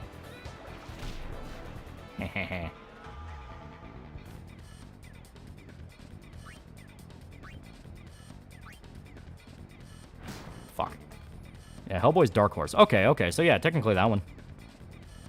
Been a while since I watched Breaking Bad, but didn't Walt or Jesse to kill Gale? Yeah. Walt had Jesse kill Gale because that's one of the big reasons why Jesse had like a full-on mental breakdown. He also killed Jesse's girlfriend and a few other bad things that happened to Jesse.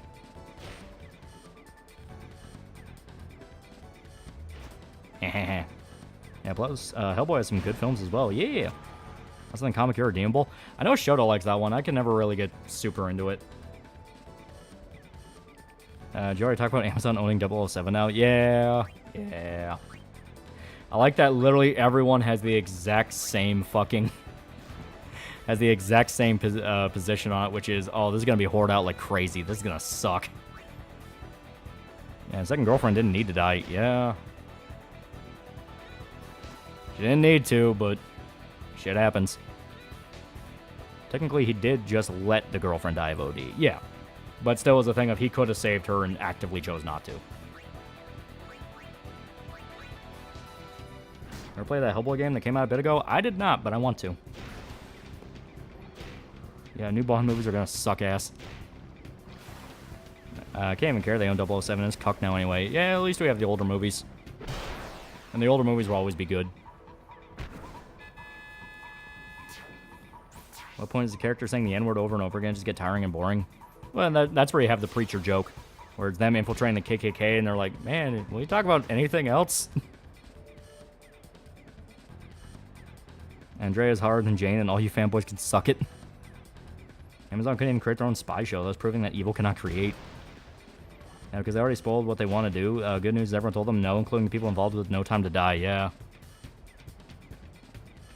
I watched the Italian HBO series Gomorrah. It's about the Gomorrah in Italy. I need to. It looks really good. Pierce Brosnan was my Bond growing up. He wasn't a bad one. I liked him. Rip James Bond and Doctor Who. The British cannot catch a break. Yeah. England is just turning into like a fucking parody. It's not even mentioning the fact Walter indirectly caused that plane crash, killed hundreds of people with that one decision. Yeah. Like, that is kind of a funny thing where it's like, yeah, remember that time Walt basically caused 9/11? And people will think you're joking, then they watch the show and it's like, oh, you weren't joking, like, he did that. Like, Mafia 3 overindulgence using the N-word in the story or no? I don't remember anything about Mafia 3. Was it with millennials with the running also feels to like sincerity and commitment? Do you mean like it doesn't feel like they like it? Because they don't. Millennials by and large are one of the most insecure generations out there. They are terrified of being made fun of being sincere. So they will do whatever they can to irony poison whatever they do. So even if you make fun of it, they won't care and they'll claim, well, that's part of the joke. You're supposed to make fun of it. Is Stevie original The Boys character would you like try to fix or improve on? There's nobody original in the show I like. They're all fucking terrible.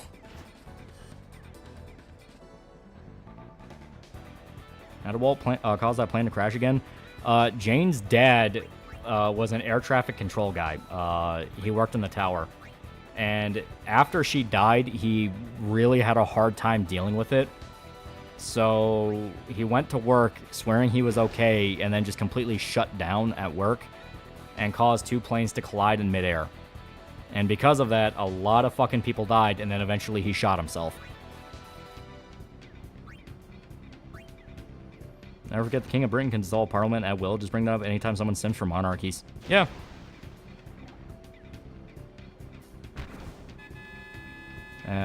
Epidemic of irony poisoning is pathetic. At a certain age, you should automatically not give a damn. The thing I love about Walter the most, how he starts out being this harmless dude with zero assertiveness and then ends up becoming an absolute monster. Well, that's the thing. In the first season, you see hints of it. He was really quick to kill people in season 1. Like, you know, most time when you have, like, the really meek, nerdy guy, he's not as quick to drop bodies. Walt from, like, the first episode is killing people. You know, that rage inside of him was always there. Yeah, convince Starlight actress not to get plastic surgery. Walt causing 9/11 was one of the weirder plot points of the series. Yeah, and then they just kind of forget about it. Because I think even the writers are like, yeah, we're kind of losing our bit here. Can you play the first 3 Mafia games for the new one? Just remember to shit yourself and play the 3rd one.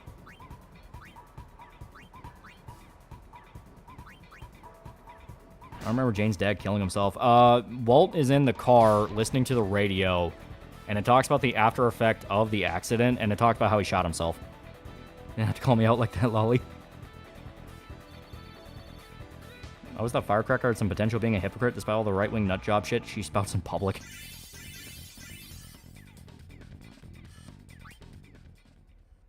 Yeah, Star Wars actor is God who blackmailed her. Yeah, it's really bad.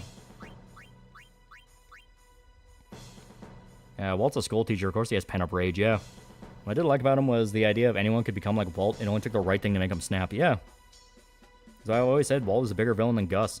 Yeah, Better Call Saul makes it clear. What's Paul? When's the lightning dodging? Oh, that's gonna be... Oh, that's not gonna be fun. A lot of it boils down to millennial writers, mainly fanfic writers that got hired by a studio. That definitely doesn't help. Best data, a big part of it is the fact of they are terrified of being sincere.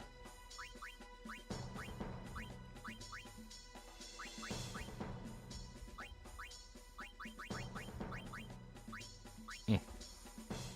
And like Joker said, all it takes is one bad day. Yeah. There we go. And we still don't have any goalie tech. I think we're going to have to learn that later. Here we go. It's the end of the world, but they haven't canceled the Blitzball games. And my friend's a liberal type who's faggy about it. I get hating them, but holy shit, you can't ask a function and a drive. Can't ask a function and a drive-through. Like I know your ass wouldn't punch somebody. Why they terrified of being sincere? As stated, insecurity. They would rather not even try than risk being made fun of. That's kind of how it happened. James' dad killing himself is pretty easy to miss. It's mentioned once on the radio and Walt cuts it off. Yeah. Like, it is a very quick thing. It's the reason you don't see him again through the rest of the show. He shot himself. Where's real Blitz game? Blitz the League 2.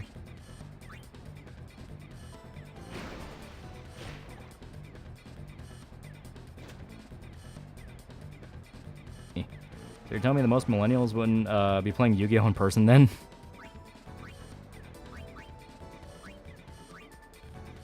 Gotta learn to laugh at yourself. Yeah. I might be insecure, but I'm willing to try. That was funny that Walter was washing a car and the guy who owns the car was named Chad. Yeah. That shows how Walt deals with his guilt. He shuts it off and does some bullshit justification. Yeah. I thought Jane's dad failed at suicide. It just says he shot himself and you never see him for the rest of the show, so I kind of just went with he's dead. If they weren't giant dicks about everything, people might go easy on him if they wrote something bad. Well, as stated, it's also just a thing of, you know, writing something is not an easy process. You know, it's not something you tackle by yourself alone. You have to allow other people to look at it. Eat shit. Seriously, I think not being sincere is the most horrible thing you could be in life, besides maybe being a hypocrite, but it's already pretty close enough. I think Attack on Titan would work better. It's just a zombie show with giants, in my opinion. The whole conspiracy stuff wasn't bad. It's just, when he got to Titan shifting, I was just like, all right, I'm done with this. I'm out. I'm losing the plot on this. This is just Gundam. I'm not really interested in this right now. Fuck no, I'm not playing Yu-Gi-Oh! In person. Dude, people are snatching other players' cards and tearing them up now at tourneys. Toxic losers all over.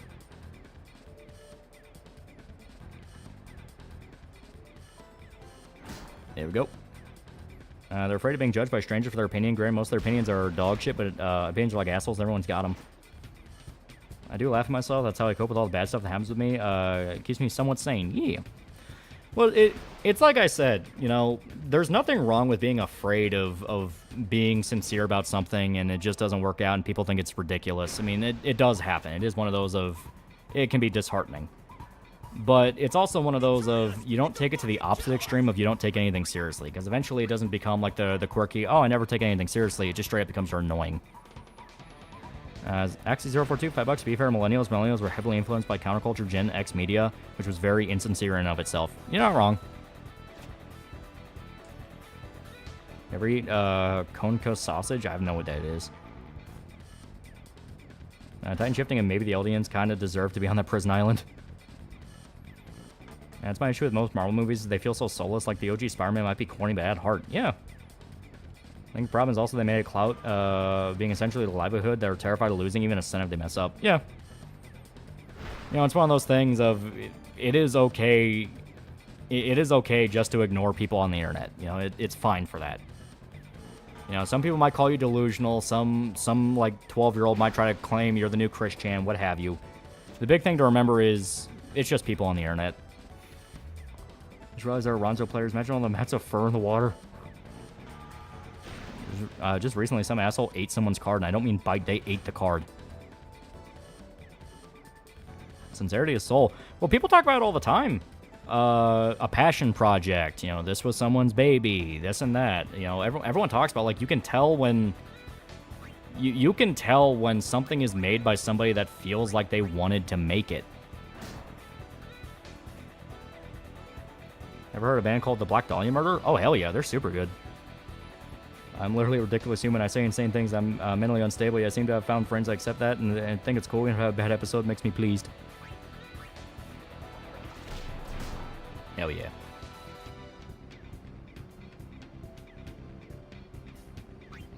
Here we go. Which generation think screwed up the most and which one got screwed the most?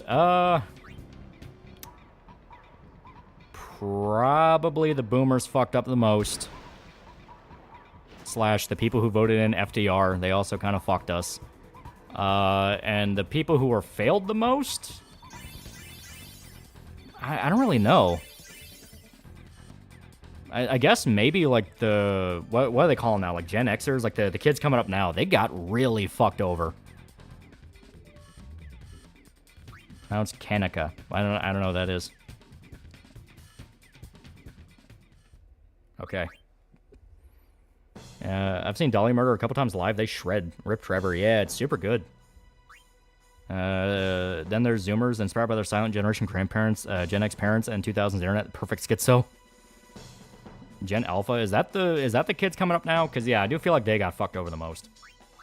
Because, man, if you look into some of the shit they have to deal with, like, I already told the horror story that my brother had about when he just stumbled into some clip on Twitter of, like, a 12-year-old streaming about, like, another 12-year-old. And, like, he was, like, so fucking happy he could, like, dox the 12-year-old after he fucked up and showed info on stream. And he was like, oh, I'm gonna fuck up his life. And it's like... God damn, what the fuck happened with kids? Yeah, Gen Beta are just babies. You heard the band Proto Men? Yeah, I know about them. I don't listen to them, but I know about them. They're the band inspired by like Mega Man, right? I think the guy ate the card the way that character from Monster House ate that kid's chocolate bar. Or like Kanika. I don't know what that is. Yeah, kids are cruel, Jack. I feel like kids need to not be online. They're start doxing people. Well, to be fair, that's kind of always been a thing kids have done. I mean, if you look at a lot of the kids who like fucked with Chris Chan, even like the really sociopathic fucking with, it was always kids. Kids, when they feel like there's no consequences, will straight up go Lord of the Flies. Like they'll go fucking nuts. The big thing about it is simply the fact that I don't really know how you would even be able to fix it beyond just banning kids off the internet in general, which I'm okay with. The problem is, how do you enforce that?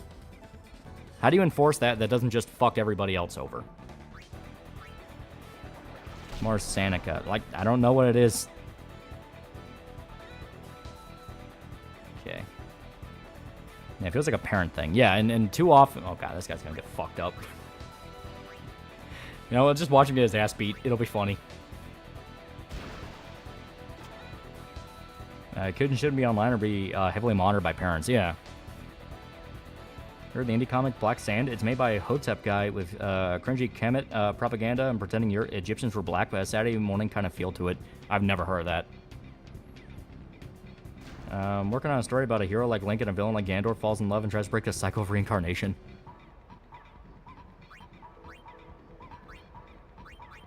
Here we go. Wait, wasn't H Bomber guy like that? Yeah. He was part of the Medica group. Parents need to stop being cowards. My dad never beat my ass, but he still disciplined me. Well, it's like, people need to accept there are some occasions where a kid needs his ass beat. You know, it's like there's a difference between genuinely disciplining your kid and being abusive, and that's something that a lot of people just don't want to accept. I saw this video guy did about running into iPad kids in a cafe. They were terrible and the parents were neglectful. Yeah. And they even make apps and programs for parents to monitor their kids online. Also have parental controls. Yeah. Go fast and have ridiculously high block because their mutant fingers are always a pain in the ass. Yeah.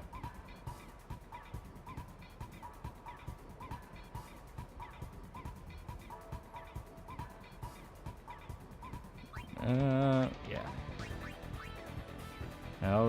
Also feels like there really isn't a place for most children on the internet anymore, even through safety and just not being profitable. That is true. Like, I think the biggest problem right now with the internet is the fact that there's not really a place kids can go and just be kids. You know, they're always being expected to act like little adults, and they're just not. And on top of that, anytime there is a place specifically made for kids to just kind of hang out and post, there's some fucking pedophile trying to talk them into showing dick pics. I mean, it's one of those things of the pedophilia problem right now in society is just pretty much directly responsible for a lot of the reason kids are so fucked up nowadays. They had to grow up way too fast. Yeah, no more Smosh. Future's evolving to a new level of fucked. Boomers had had lead. We have microplastics. Kids have microplastic. Came up brain rot. Proman's rock opera. That's the word. Black Sand could work as a legit series, but as stated, creator believes the Kemet stuff, the hero side character, is as the budding villain. He's vitiligo. I believe in him. Oh god. Remember the old Cartoon Network and Disney sites where there were like Flash games and whatnot? Yeah, that just leads to streaming sites. They sign up for our version of Hulu, yeah. All places IRL, the kids would hang out like malls and arcades don't exist anymore. They all went online, yeah. And as stated, there's still an issue of pedophilia, pedophiles. You know, they'll stalk kids around those areas, and the worst part is kids know about it. We live in a time where kids act like adults and adults act like kids. Yeah. Say the words Konica sausage. Look it up later. It's a type of sausage. I don't know what it is. Like, at this point, I'm just not going to say it out of principle. It's like, if you're not going to explain what the fuck it is. I miss arcades. Oh, jeez. I believe in you.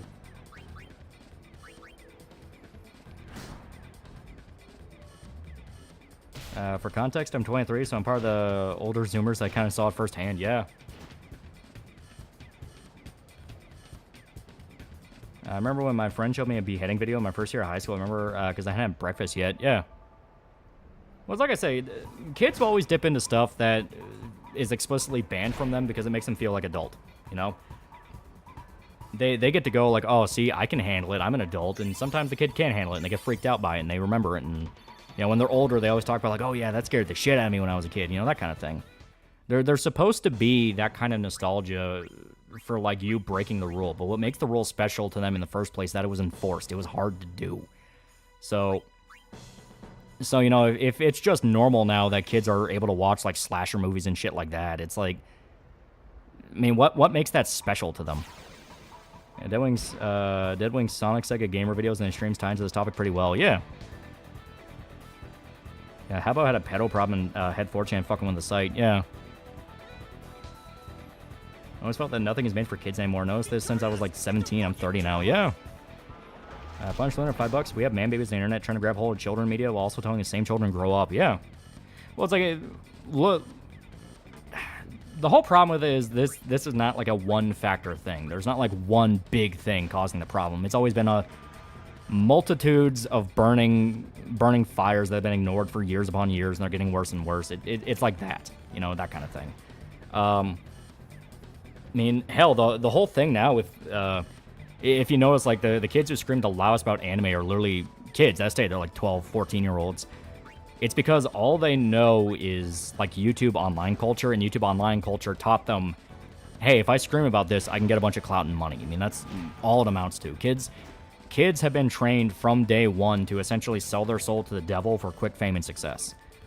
I've said repeatedly, allowing kids to make money on YouTube has what fucked their brains up more than Jack Thompson could ever fucking hope. And we live in Mouse Utopia, yeah? When every need's met, we find new needs that are not met. My brother was practically a fetus by the time Twin Towers were up. That's scary to think about, yeah. Look at Blue Spike, a 13-year-old kid who became one of the most infamous Christian trolls. Yeah. And even later when he's an adult, he's like, I don't know why the fuck I did that. That was fucked up. Yeah, a guy my best friend knew opened a comic shop in my hometown a few years back. Actually gave some local kids in town something to go to. He closed shop before Marvel went full retard. Yeah.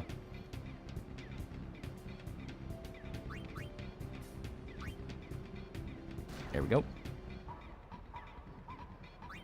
There we go. Glue the baby to the screen, make him watch AI generate slop. You'll enjoy the brain rot module.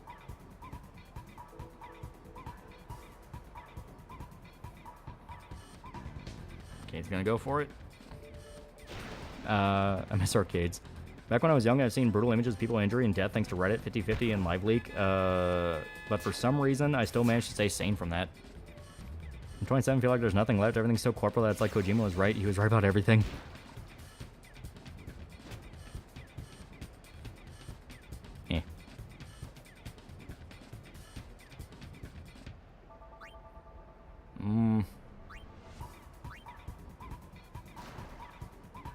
we go.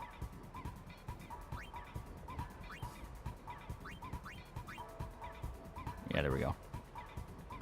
I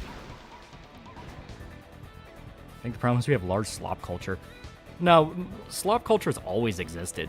Anyone who says otherwise, it's like, no, you're only remembering the stuff that was good enough to be remembered in history, you know? Like, that's kind of always been something people essentially just kind of take for granted. Oh, fuck. We kind of take it for granted, the idea of like, oh, everything was better back then. It's like, no, there was a bunch of like just absolute dog shit that existed. We just don't remember it because it didn't live up to it, you know? No one cared to archive it. Everything's gone several steps back these days. Apathy amongst people only makes this worse. I think something needs to be done to work culture so that parents can parent again or something. Well, I stated, it's not a singular factor issue. There's been multitudes of factors that we've ignored for a while. You know, that's why everyone gets so extreme in what they believe and what they say, because they're desperate to have any kind of purpose now. Where it's like, I need to believe this will make things better, otherwise everything is just fucked forever. Lots of towns nowadays are built only for gamblers and alcoholics. Yeah, edgy teenage boys will go out of their way to look at things that everyone's freaking out about, whether it be video games or whatever. Yeah. It's not a singular issue, but I think it could be a step in the right direction. Well, yeah, I mean, you want to take steps to fix it. The problem is, people will try to blame it all on one big thing when that's never been how it works. It's never one big thing. It's always multiple little things over a period of time. And Yankat and shit like that was yesteryear's skibidi toilet. Yeah. And then they wonder why the youth play beer pong for fun.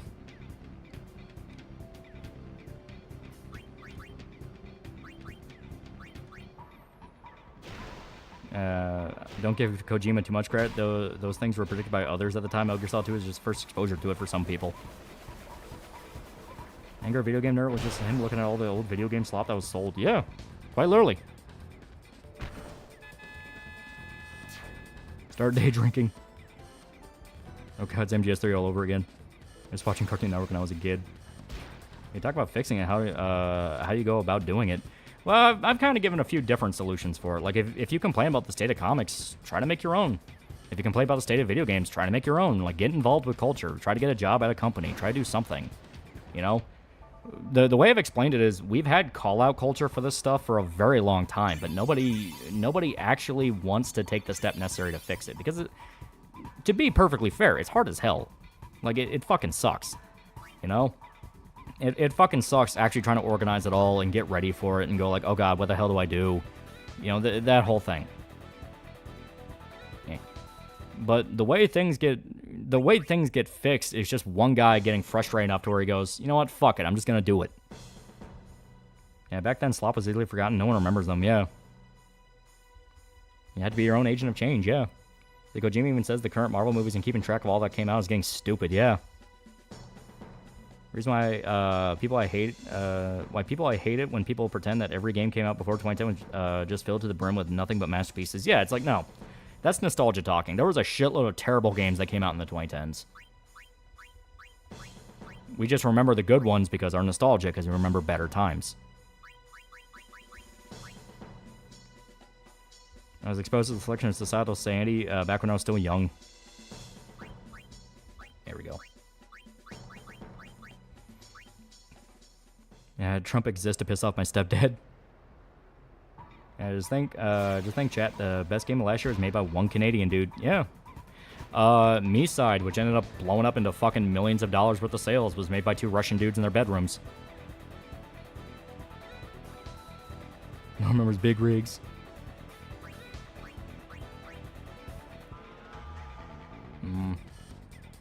Still not close enough. Yeah, there were better games coming out in a frequent time period around the 2000s. Yeah. Well, even then, like I said, in the PS2 era, there was shitloads of fucking slop. I mean, there was a ton of slop that came out on the PS2. All those movie license games that fucking sucked and no one liked. Like, slop has always existed. The idea that slop is a modern thing and only now is it getting watered down, it's like, no, that's not how it is. 100% don't believe Misa was made as a horror game at first. Probably not.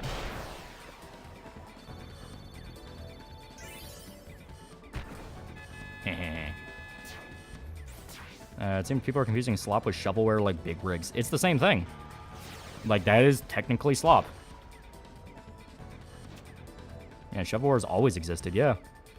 Common America has a huge following in Japan. Be the change. Exactly. All it takes is being enough of a persistent asshole.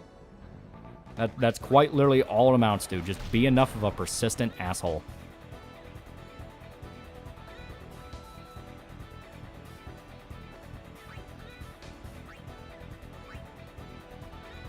Ow. You shit-talking Spider-Man 2 game. They're most likely copycats of Shakespeare's plays during the time they came out. People only... by the time these came out, people, we need to remember these facts. Yeah.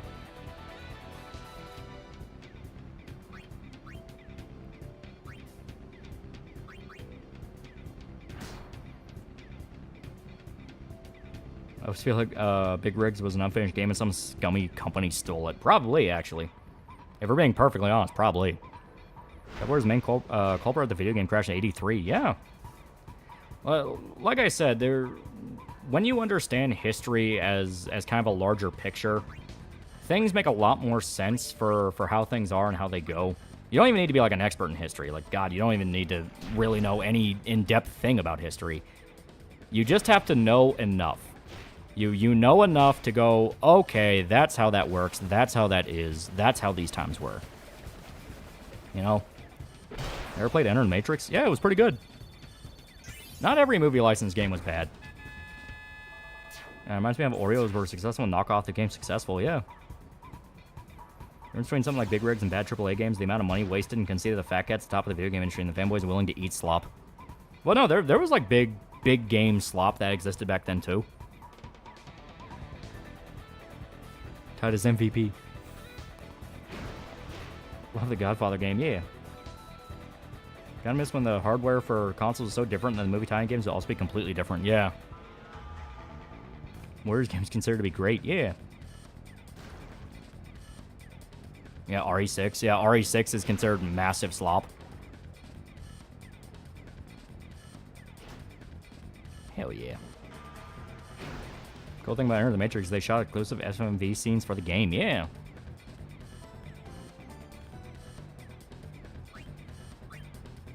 I'm willing to die for this. Medal of Honor Warfighter, that's a slop game, yeah. RE5 is slop by definition. Captain America Tiny Game was actually pretty good. It was fun for like an Arkham knockoff, yeah, it was pretty good.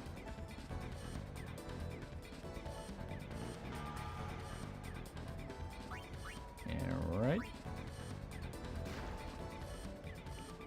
Ninja Breadman, anyone? Yeah, we had a ton of shovelware slop. Yeah, exactly. That's why I keep saying, like, don't let someone distract you or brainwash you into believing, like, oh, no, everything was better. Everything's falling apart now. It's like, it's not. If anything, we have been progressing as normal for a while. It's just the fact that the failures are getting larger and larger scope to see, I guess is the best way to put it. Medal of Honor Warfighter gave us the Castle of Glass I actually like.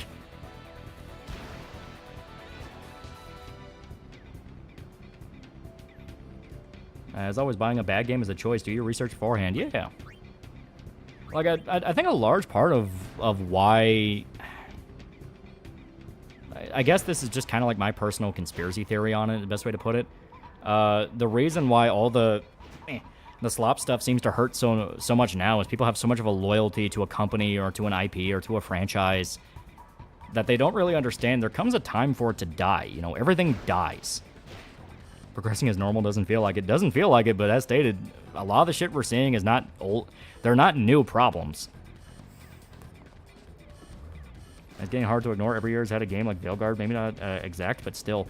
Well, as stated, that's been a common thing for a while. Like I'm not even joking. Go back and watch like old video game review people like Angry Joe or Zero Punctuation, whatever. They'll always have a best and worst of list for whatever year it is. And some of those lists go on for a fucking while. So what we're seeing now with the falling apart of AAA and all that, it's not really a new concept. It's just the fact that people now have such a diehard loyalty to a company or an IP or what have you, that whenever there's a fuck up, and especially when it's a hilarious fuck up, people feel the sting way more. Yeah, Call of Duty's $2. It's just that there's more failures and big ones. Yeah. And to be fair, the failures are larger because video games are like the entertainment industry now.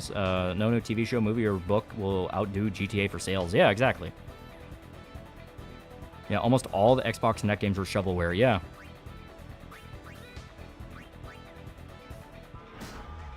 It sucks. Everything good comes to an end. Yeah.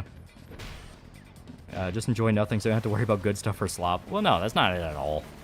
If anything, you become more of a faggot because you have to let everyone know you don't enjoy anything.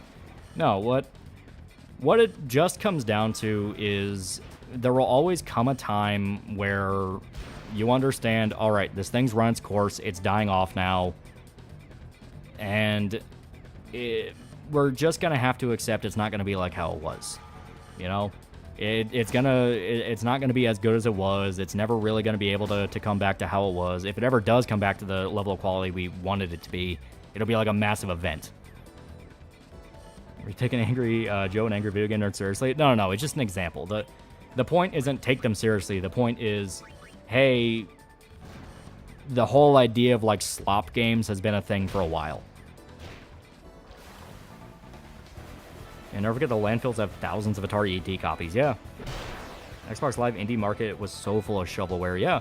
Look at the Google Play Store. Google Play Store is fucking full of like actual scam games. Yeah, the Wii expanded the life cycle of the PS2. Yeah. I think Wachowski's tuned out. Their careers fell apart. Yeah, video game slop is more noticeable because it seems like there's just more slop than people remember being there. Yeah, well, a lot of the time it's because it's directly pointed out. You know, people will make videos about it and go like, hey, this is here, this is shit. Jim Sterling had that whole series where he just scoured Steam and bought the most shovelware crap ever. Who the fuck uses the Google Play Store? Exactly. Like, unironically, exactly. AVGN is made to riff off nostalgic or bad games, not meant to be actual criticism and entertainment. Well, like... The point is not the criticism. The point is those games have existed for a while and they're shitty. Like, don't get lost in the trees here.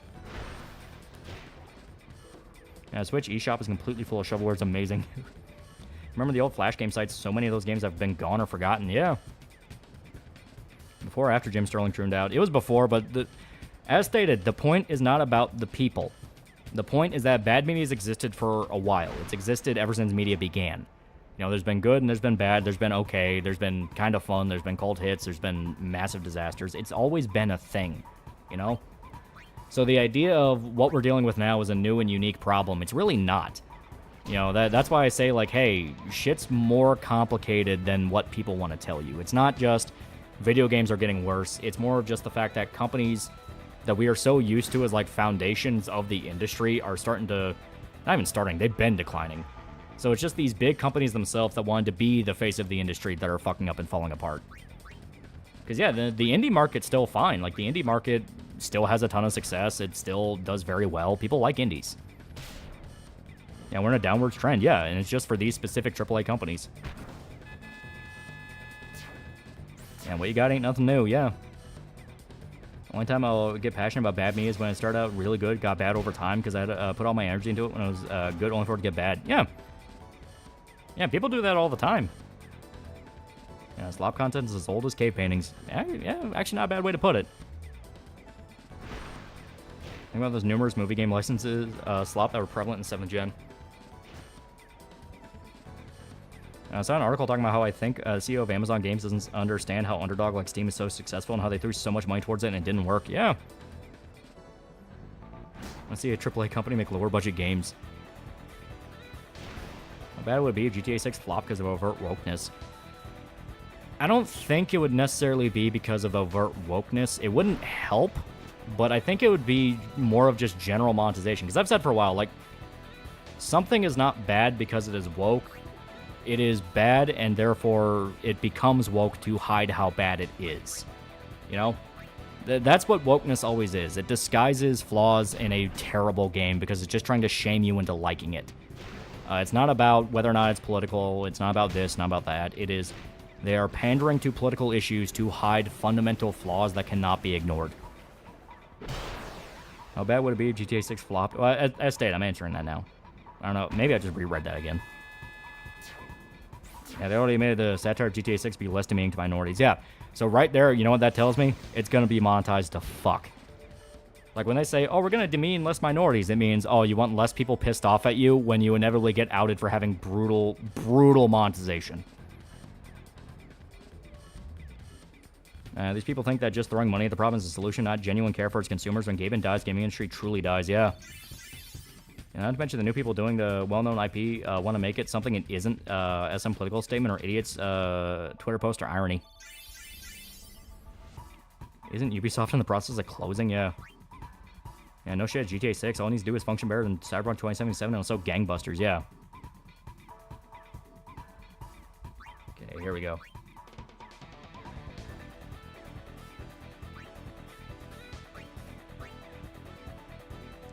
So we're in the next tourney.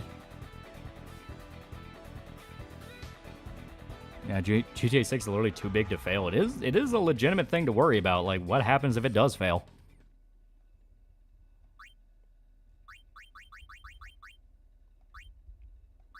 Oh, fuck. I didn't mean to do that. I did not mean to do that. We were supposed to keep it in the tournament. Yeah, there's a reason they want to push $100 a game now. Take-Two basically said they wanted for GTA 6. Budgets are out of control. Yeah.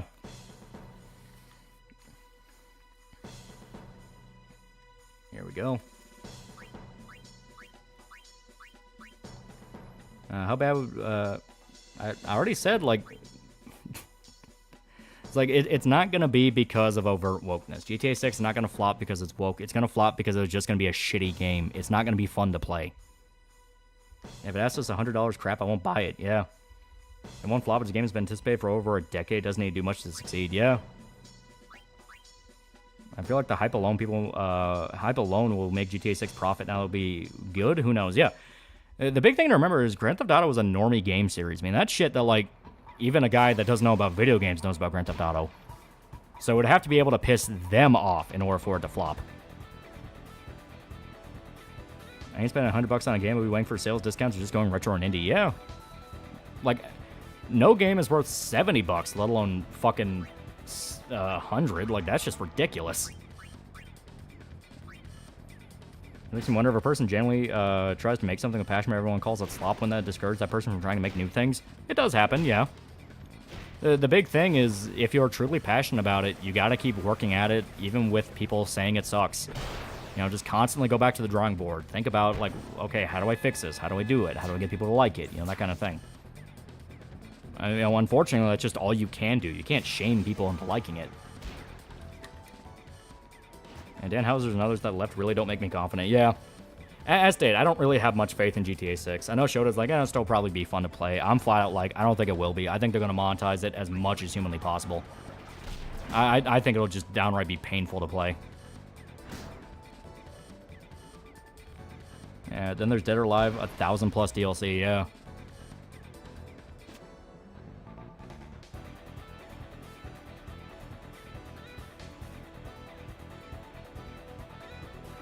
Here we go. Oh, then clearly have to shame Law into reading my comic when I make it. You gotta make it. That's the big thing.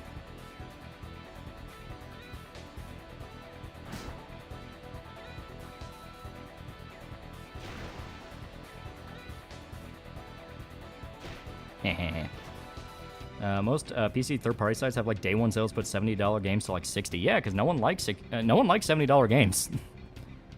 People do it begrudgingly.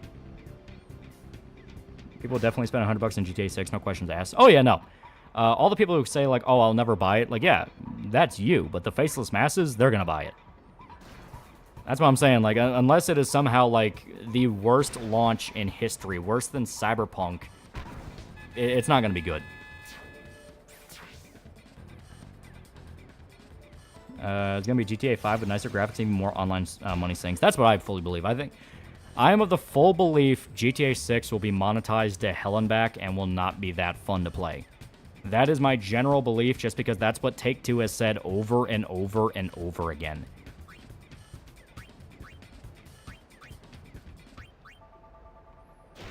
And the indie scene AA games are more appropriately priced, with the highs being $30 or $40. Yeah. Even the single player. I fully believe the single player. Would GTA 6 launch be buggy as hell? That's a good question. I don't think it will be. But we just don't know. Look, asking prices definitely hamper the game's initial sales, but even that'll more than likely make enough money back, yeah.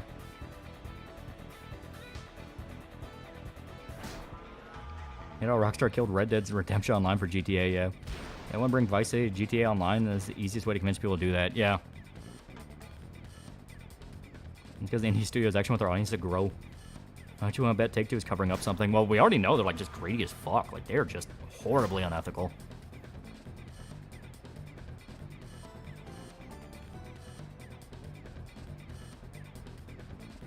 Oh, God. Rockstar also had the anti-white train trying to force out old devs, too. Yeah, like, I believe a lot of the DEI shit they do is specifically so they can keep having essentially a rotating door of, well, you've been here too long, we gotta find a reason to get rid of you. Well, we're just trying to make the office more diverse. You know how it is. Because, yeah, specifically all the guys that would build these companies that then got forced out were old white guys. So it was their perfect excuse to force them out, make them feel uncomfortable, and basically be like, well, no, you're not supposed to be here. That's what I fully believe. Don't have you mind me? There's sexy runs a woman in the water. I'm gonna watch that. Would you put my binoculars? You curious what would happen if GTA 6 pulls the Saints Row, i.e. dialogue so insufferable it's unplayable even to normies? That's a good question. Like, it is one of those things where if the game launches as bad as like Saints Row reboot, that could fundamentally change the gaming industry.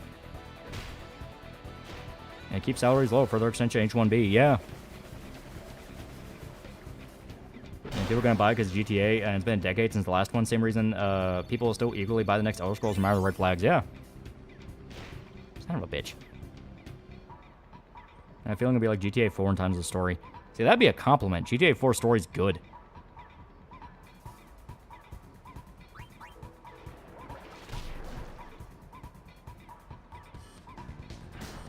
Shit. There's no way GTA 6 is gonna pull a Saints Row reboot. Yeah.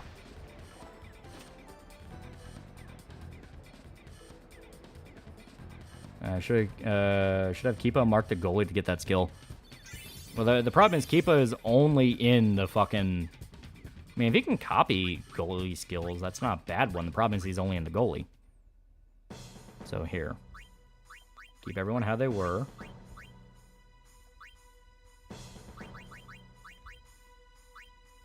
Alright, yeah, he doesn't have tech yet, so we gotta set marks.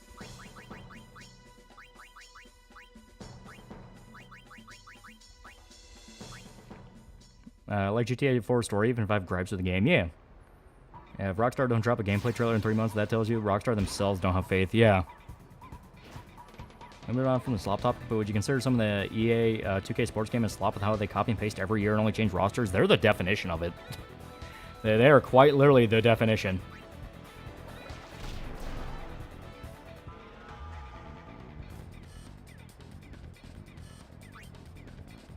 Fuck you.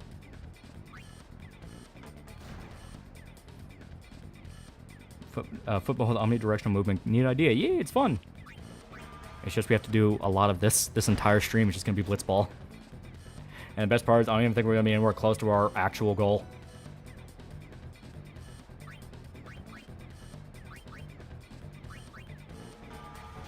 Sports games are on a wrong peak slop, yeah. So far, GTA 6 is nowhere near the red flag Saints Row had. Game was practically screaming how bad it's going to be. Yeah, that is true. Let's be honest, Rockstar doesn't really have to drop a gameplay trailer because how often does GTA really shake up the formula behind adding mini-games? That is true. Purposely fucking up GTA 6 be like purposely fucking up a new Star Wars movie.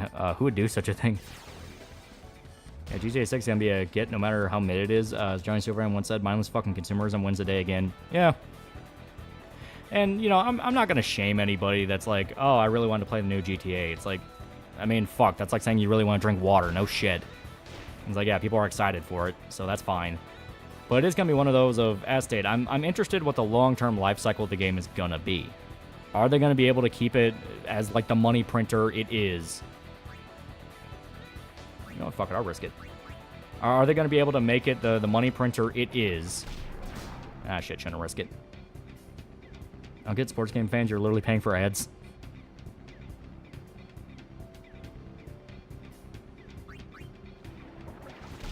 There we go.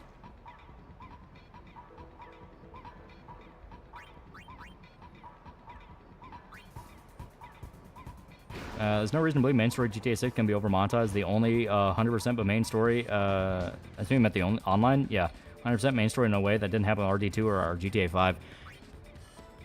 Yeah, GTA 5 is like 15 years ago now, and Red Dead 2 was still made by the guys that helped found the company. They're all gone. It is a legitimate risk now, especially when the fucking CEO of Take-Two is directly like, yeah, I think we can make it to where we can have people pay per hour for the game.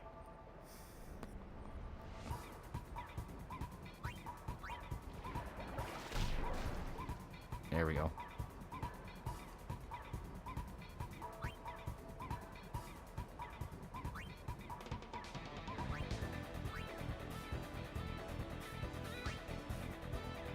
Ah, fuck. Okay, this is gonna hurt. We're old. Yeah, check the Take-Two guys' early life.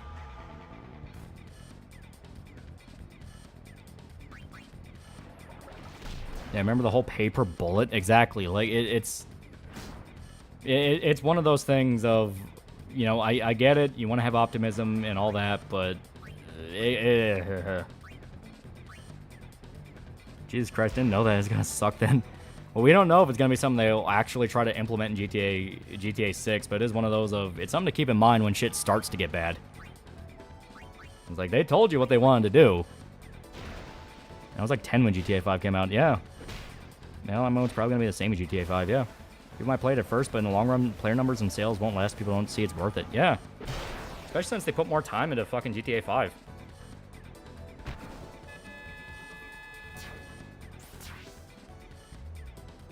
Reminds me of that World of Warcraft guy saying you can have you all have phones, right? Yeah. To think the DEI shit actually convinced people to stop paying for games more than all the absolute bullshit cancer EA and Activision were pulling. Yeah, it is. It is one of those things that gets you a little cynical. Like, now you care? Reminder, one of the big fucking one of the big retorts to DEI stuff was goddamn fucking gacha games from China. Where it's like, this is what people want, and it's like, no, I don't want to play gacha shit from China. It's fucking horrible.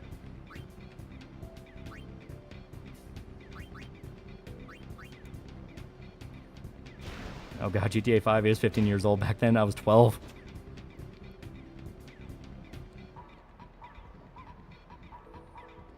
Now, Square Enix makes proper and competent Chrono Trigger remake with even the old PS1 cutscenes. I'm not saying I'd suck dick no homo for a copy, but I'd suck dick. You will pay for online car, you will pay for online gun, you will pay for online skin, you will pay for the rights to have it.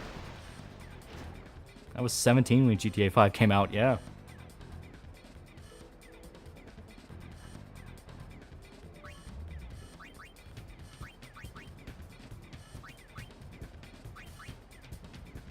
Yeah, GTA 5 came out in 7th-gen consoles, yeah. Jeff Game Informer talking about Ballad of Gay Tony aging.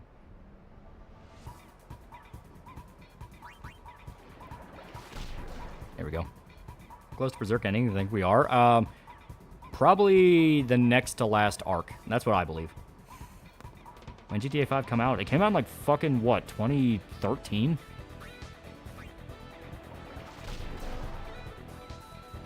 Yeah, GTA 5 load times were atrocious on 360. Yeah, they were really bad. They're still pretty bad on PC. Yeah, 2013, yeah.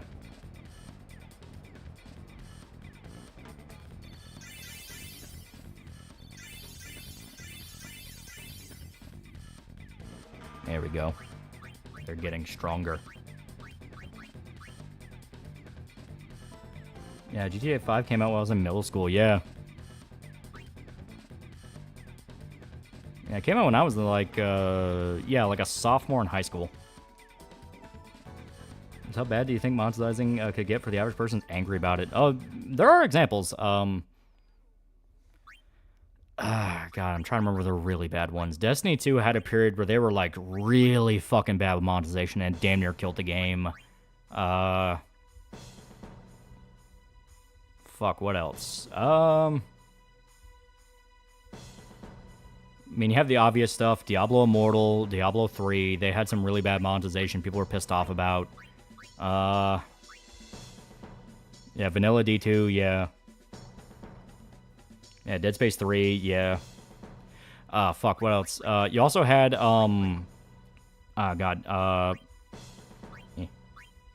You also had, like, the era of, like, episodic games where you had to buy games chapter by chapter, and most of those fucking fell apart and people hated it.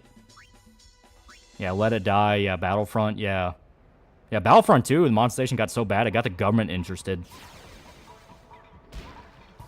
Yeah, Deus Ex Mankind Divided, yeah. 22 and GTA 5 came out. Wow, time flies, yeah. Yeah, RE Revelation, yeah, RE2 Revelations, yeah, that one was pretty bad. Fuck his cuckus for $1. To anyone interested in the Mike Z situation, please avoid Short Fat Taku's video on the matter. It's very flip-floppy. And the first half was in very bad faith. He gave Mike a sleazebag perv voice and said he's not guilty, but certainly not innocent. Yeah. He did the same thing for... God, there was like an indie game, like... There was like an indie game a fucking while ago that hired like a psycho trainee composer. And the psycho trainee composer accused them of not paying him money. So he started going around DMCAing like any video that ever had a game that he worked on in it that had music. Even if it had nothing to do with the game that was talked about. And anytime people go like, why the fuck did you DMCA my video? He would just go, well, go scream at this company that fucked me over. And they're like, no, you DMCA'd my video. What the fuck are you doing? And then Dev made a video about it and said, well, maybe they did kind of fuck him on money. And it's like, no, that guy's being a dick. At that point, I don't give a fuck if they fucked him out of money. Now, Luke Bimbo for $2. Damn, y'all are young. 1989 represent.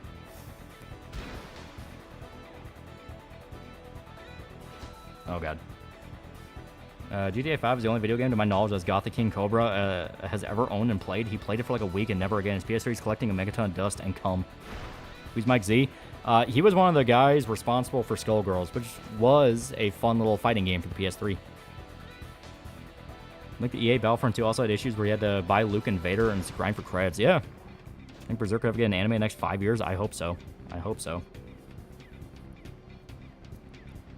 Carlos, please to $5. Square is never hopefully going to make a Chrono Trigger remake. They need the Dream Team for it to work, and Toriyama's dead, and Japan respect the dead. Yeah.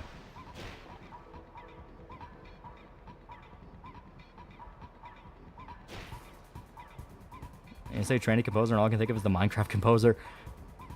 Who got screwed out of money? Estate. I'm trying to remember the exacts around it. The guy's name was like Alex something. But yeah, it was like a complete fucking psycho that was like DMCAing any person that talked about that not even talked about, just like had the music they composed for in it. And they did stuff for like Death Road to Canada and games like that. I remember that. But Death Road to Canada wasn't the game they got fucked on. It was something else. And their big thing is they accused the company they worked with of not giving them the money they were owed. So they're trying to like stoke up a mob by DMCAing a bunch of people and saying, well, these people fucked me over, go yell at them for it. It's their fault. And they're like, no, fuck you. I think the PS3 version of Skullgirl was fine. The second Encore did get fucked over with censorship. Some of it because of the retarded Red Cross. Yeah. Big in Japan, the Amazing Digital Circus made it. They got a ton of Japanese brand deals. They're on Shibuya and Tokyo Electric signs, my nigga.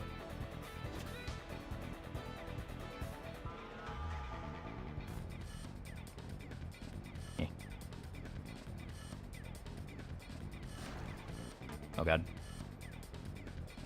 Born 1997, too late to explore the world, too early to explore the galaxy, just time to watch Berserk 97 peak years later.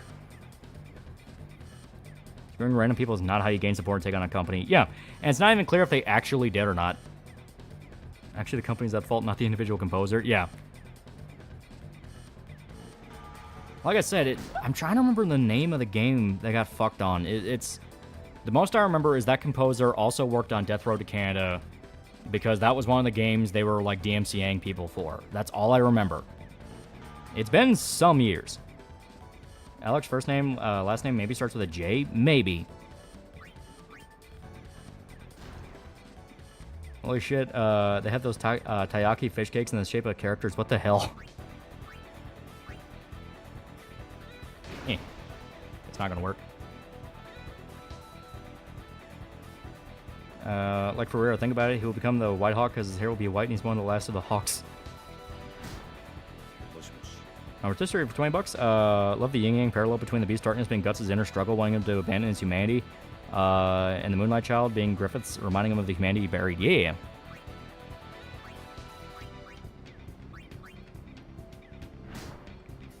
was born the same year Undertaker threw Mankind off Hell in the Cell. Truly a blessed year. And Skullgirl stuff generally pissed me off to the point I'm actively boycotting the game until the original creator gets the rights back. Yeah, it's fucked up. Like, they just actively fucked him over. And any kind of response and like, hey, it's really fucked up you did this is met with, what are you, a pedophile? And it's like, yeah, okay, I see how it is. I checked Death Row to Canada's composer. His name is Joey Grady. I don't think that's who it was. Maybe they were just DMCing that game because it was popular. But, like, I know that was one of the games that got DMCA'd, but Joey doesn't sound familiar. Or, hell, knowing the fact that, it, you know, they were a tranny, maybe they changed their name. I got custard taiyaki from Costco. That was alright. Berserk was the friends we made along the way.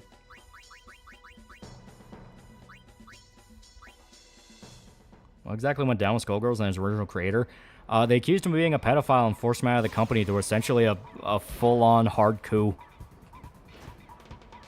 And Jackshot got cut at halftime. Yeah, but at least they couldn't score.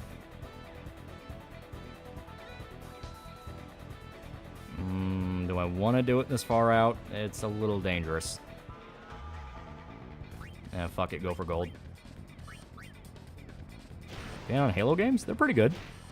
FGC, try not to be turned out toxic cesspit challenge, impossible, no deodorant. Was this guy a real pedo? No, he was just severely autistic.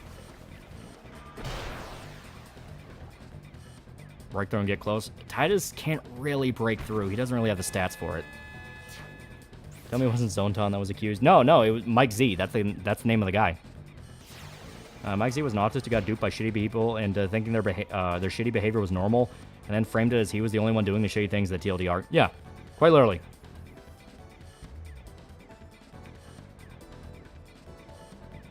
Yeah, no, Mike Z is not a pedophile, just very autistic, yeah.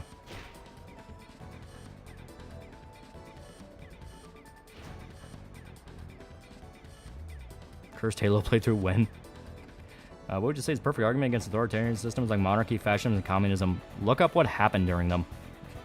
That's all you gotta say. It's like, yeah, look up what happened during them. Like, do you need me to explain it to you like a child? And I'm not talking about you. I'm talking about, like, if you're talking to somebody that's pushing for it. Like, do you really need to be told like a fucking kid why it's a bad idea? Hell yeah. Have I told you a lot how much I despise the FGC and how much I'm glad I stayed in my own corner? Oh, yeah. Like, it is just one of those things of there is no, like, ugh. Monarchies are neutral. Neutral until they're not. That's the big thing. It's until it's not. Me and my stepdad, my guy, look at the Soviet Union. Everyone who misses those systems imagine themselves part of the ruling class. Yeah.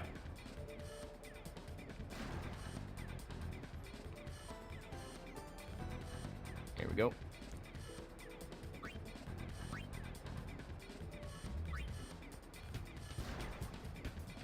Yeah, until it's full of degenerate inbreds. Yep. And now the people that own Skullgirls abandoned it to be a gacha game.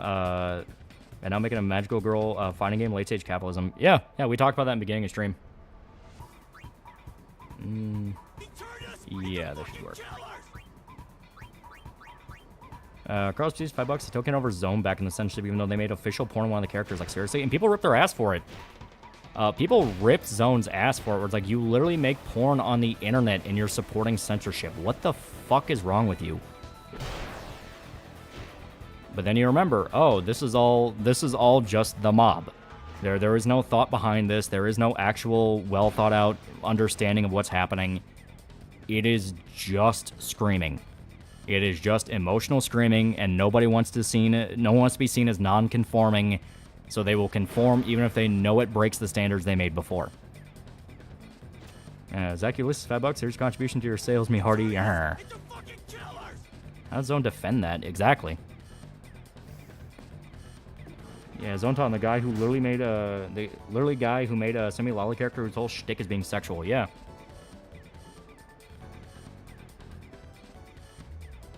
And does Zone still even make stuff these days? It's actually a good question. I haven't really heard about Zone in a while.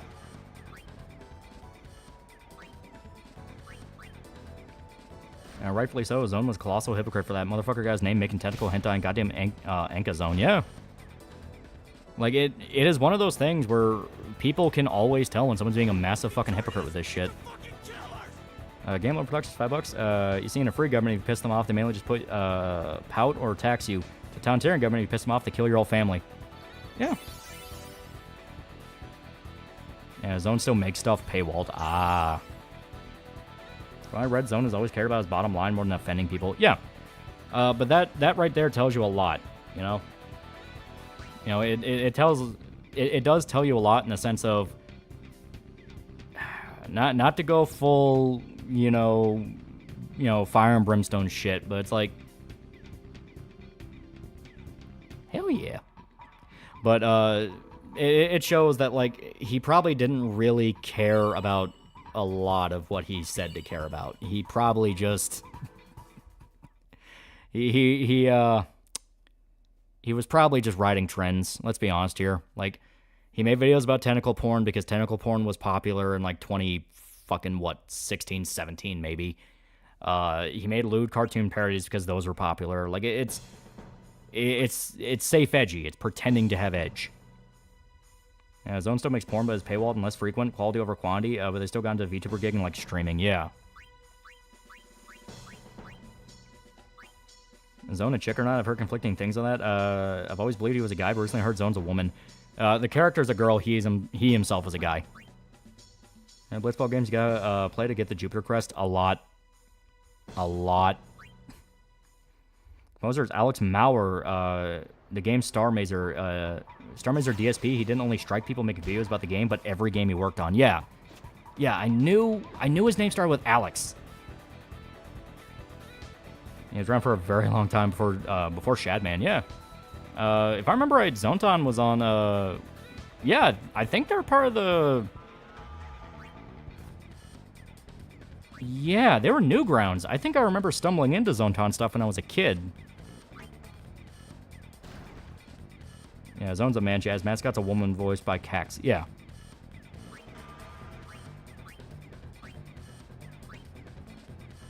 So he's a dude being a female VTuber. No wonder it's confusing. Should I get arrested or not? He got arrested, but he got out. I think he's been out for a while. I learned about Zone from the best friends, yeah. Well, he was buddies with him for a little bit.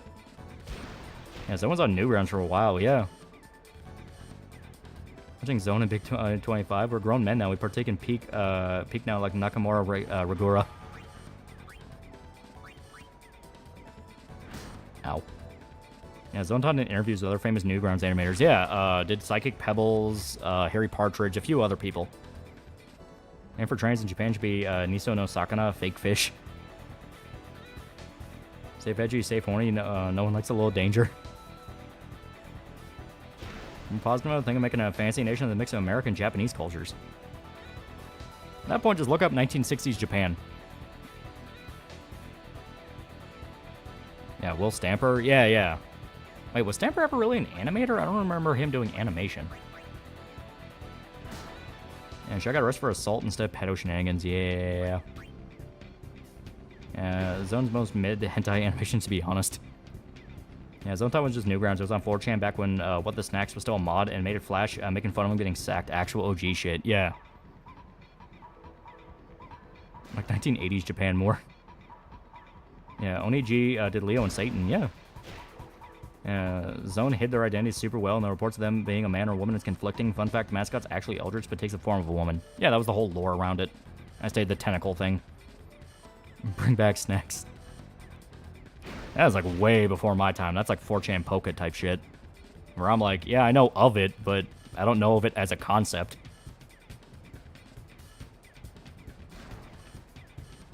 Eh. Oh god. Damn it. I think Sonya Fate should be that she lives but goes crazy after Griffith's death and spends the rest of her life thinking Doll's her and Griffith's baby. So kind of do like what happened to Casca? Maybe. But they would have to show why she would specifically need to deserve it, though, because they have been pretty tight-lipped, they've been pretty tight-lipped on whether or not she's, like, actually fully evil.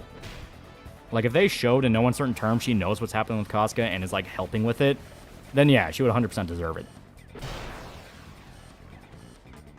Damn it, too far.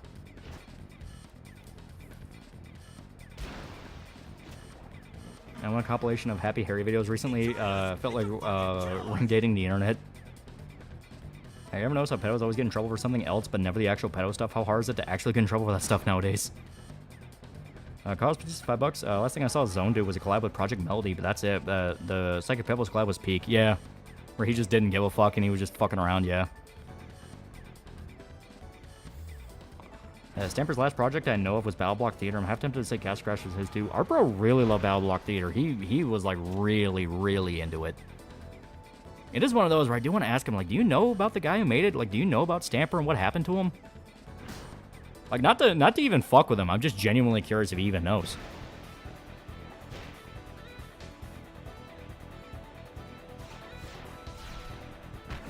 Damn. There's a lot of the safe, edgy internet personalities got their start from Newgrounds. Well, some are still legit.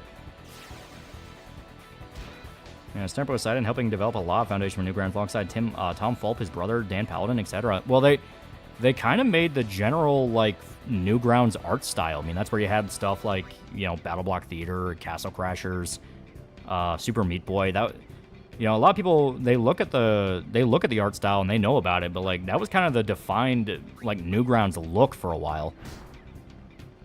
What happened to Stamper? Alcohol and drug issues and depression. And Dan Paladin, yeah.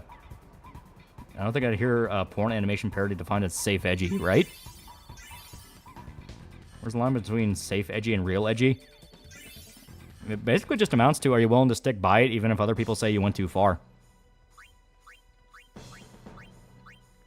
Like, not in a pig-headed, like, oh, well, you just don't understand my genius, but, like, no, I genuinely wanted to make it. You know, I'll defend it. I'll defend its right to exist. You know, that kind of thing. What was your favorite Newgrounds game? Oh, God. I remember the one with the alien. I really like the alien. You know, the alien with the little blaster gun, and he could, like, eat people's heads. That game was fucking awesome. I think Flashkid's the only animator who still does Newgrounds style. And he attacks Oni all the time on online now, yeah. Yeah, Alien Hominid. Yeah, Alien Hominid kicked ass.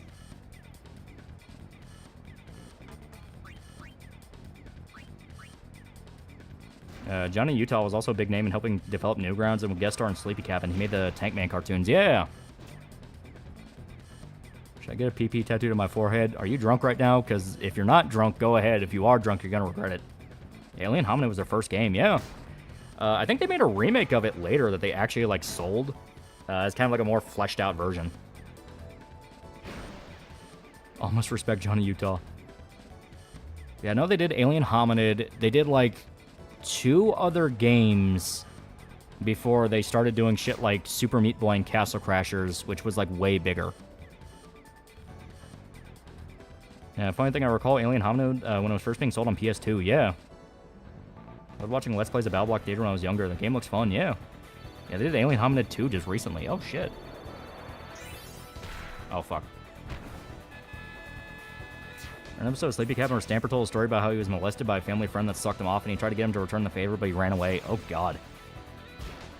And Johnny Utah is unfortunately one of those John trying to be racist right-winger types. Oh, God, man. It is genuinely amazing. Like, it is genuinely amazing seeing guys like that who build the foundation of, like, edgy internet culture just completely double back on it. More from Cross Pond Lolly. My company I work for is outsourcing the work, the team I work for, to India. Fortunately, I get to keep my job, but I need to upskill my replacement. Oh, wow. Tank Crew guy went gender crazy as well. Believe since Friday Night Funkin'. Jesus, man.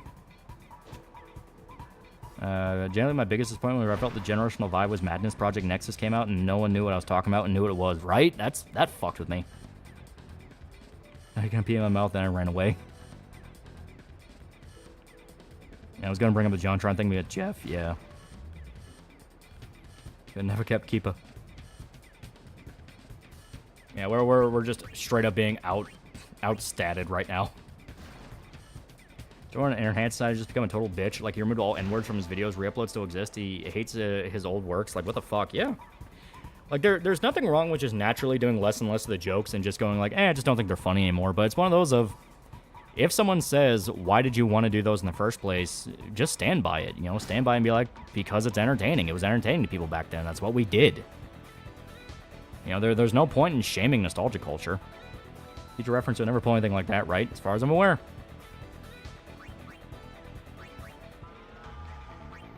Yeah, Leafy tried to come back but got banned, yeah.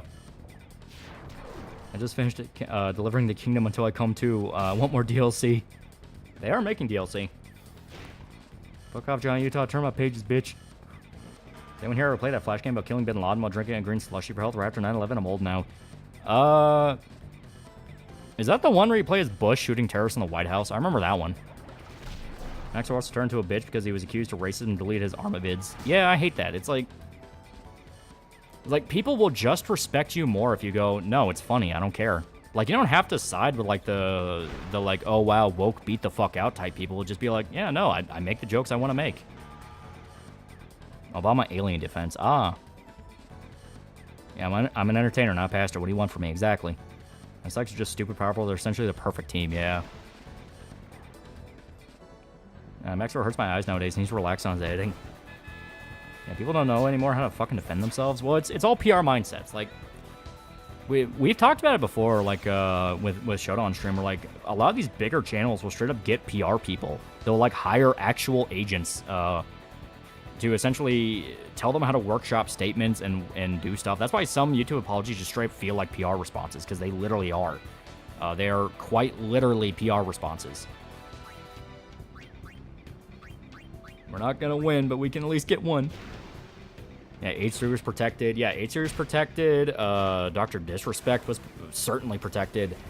I mean, hell, you have guys like fucking Hassan who's talking about how, like, yeah, no, you can kill babies just fine, and nothing ever seemed to happen to him. They have people they can talk to essentially bully their way into winning. Actually, like Maxer's Armor vids, even I don't understand what's going on. Still originally respected Ego Raptor, and he fell off hard like a crazy and a hypocrite. And now no one really talks about him anymore. That's kind of the crazy thing. Like, as much as we bring up Ego Raptor and like, oh wow, you know, Ego Raptor is such a cuck now, he sold out, all this, as much as we talk about him, you don't really see him do much anymore. Like really think about that. Like, he doesn't really come up anymore. He's not really involved with a lot of stuff. Like, he does like some voice acting work. We're gonna get a new goalie, by the way. Like, he does some voice acting work. He makes some games, you know, shit like that. Yeah, people talk about Ego Raptor in past tense, yeah. He's surviving purely off Game Grumps, yeah. Here we go. I'm gonna be real. YouTubers who don't think they can handle backlash or drama should just avoid basic things. Don't have a Discord, don't engage with fans, avoid Twitter. That's simple, yeah. It is Game Grumps and some music shows, yeah. It's like, yeah, Game Grumps went full corporate, yeah.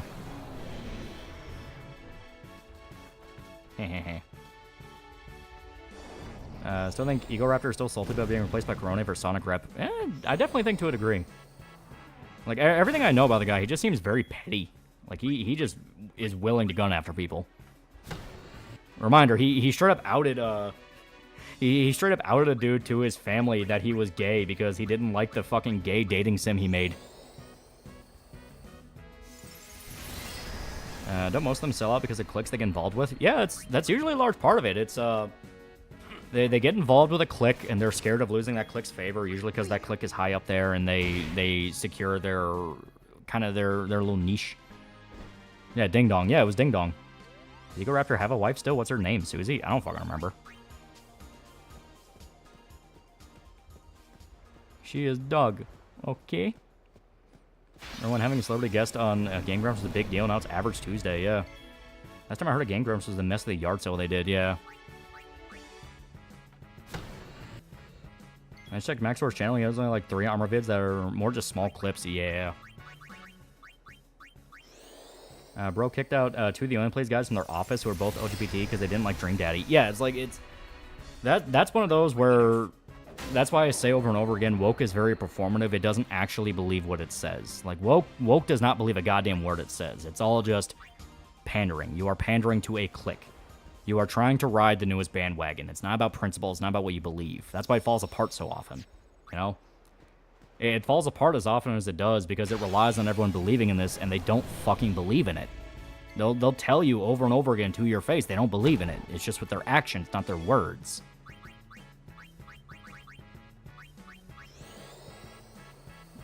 Yeah, woke has no meaning to me, yeah. They like the idea of gayness, not individual gays, yeah. But not even that, they like looking like they care about gays. Yeah, just new trend chasing, yeah. They only follow the trend because it's profitable to them, and they feel like it's just their chance at kind of climbing the social ladder. State-sponsored religion, yeah. Actions speak louder than words, yeah. Go get Q from the Jose Bridge, Emilio from the Guadalsalam side of Moonflow for goalie. Since he just becomes a free agent, Barocha and Kilika, those guys should be your defensive players for a while, yeah. Love that Danny Sexbang has produced higher quality animation than Aaron has in the past decade. I like the aesthetic of queerness, not actual gay people. Well, they like looking like they look like... I'm trying not to turn into a tongue twister, but not gonna lie, it's hard. They like looking like they like it. It's that thing.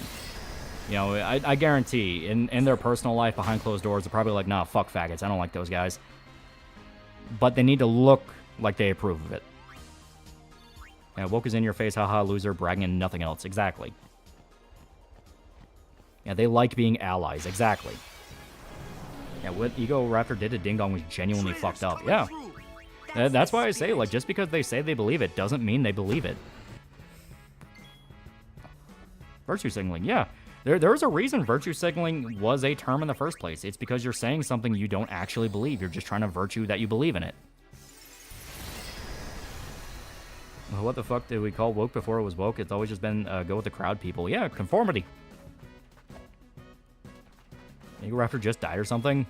Spiritually, he's dead. Spiritually.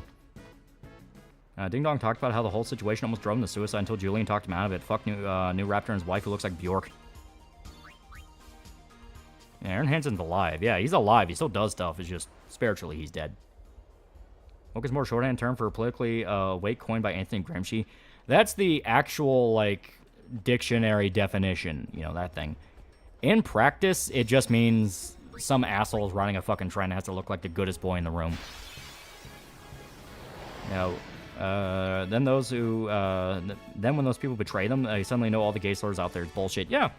People talk about all the fucking time. Like, you have the Clarence Thomas thing where, you know, people were calling him nigger just because they felt like he deserved it. It's like, if people were as brainwashed into believing this shit as they are, they wouldn't do this. You know, they would at least pretend like they live by the principles they force others to believe. You know, time and time again, when you have this, like, very totalitarian mindset of you need to believe this or else you don't belong, you find out they're hypocrites. You know, there's a reason the term, you know, the lady doth protest too much exists. Because it's reality. Yeah. So basically, Joe Cat? Yeah. Say you want about Neebs Gaming, but at least they unapologetically make whatever joke they want, especially Aspros. Yeah, the issue is never the issue is revolution.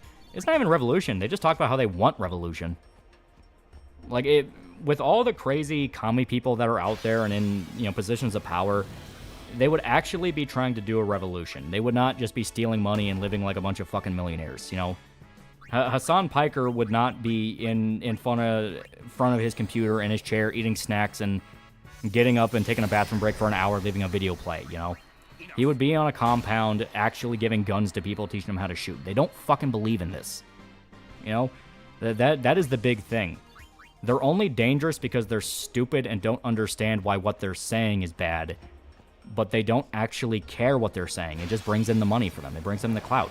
I mean, hell, look at Destiny.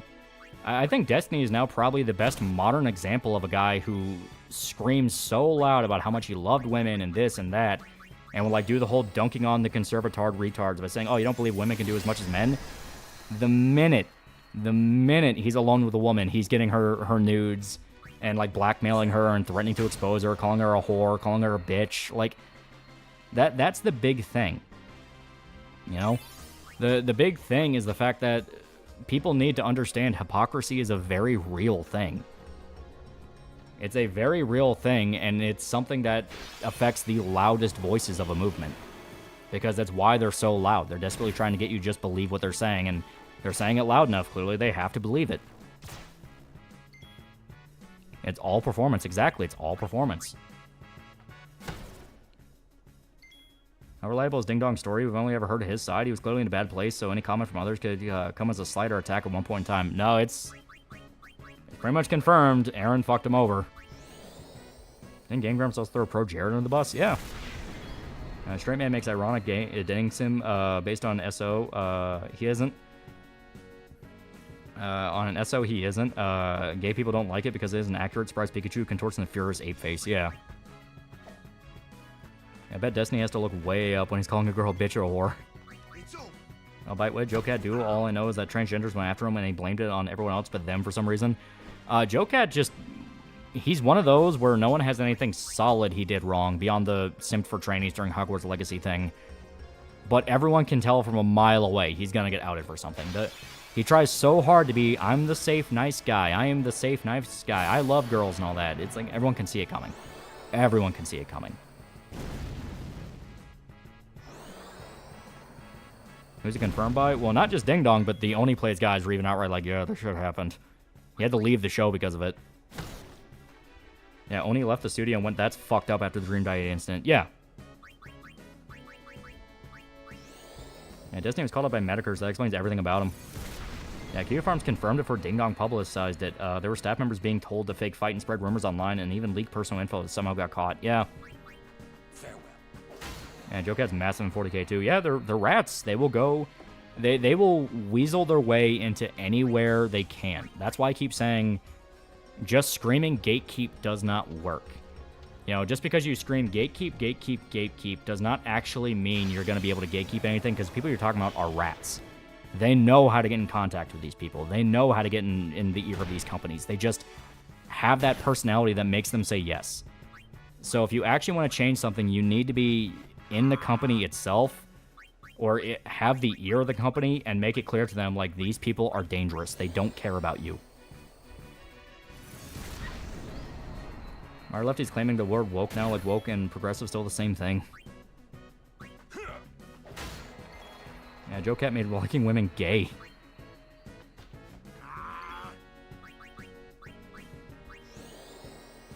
Fake fighting is what kills me the hardest. I went, this is what it takes to be Hollywood E-famous? Yeah, right? Sounds like LA just makes people worse. Why do content creators move there, right? What do I need to call out so I can fight Destiny in the street?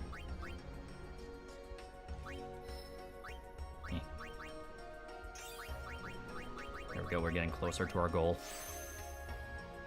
It's right there. Flare is right there. It's gonna be so good. That's one of our better spells.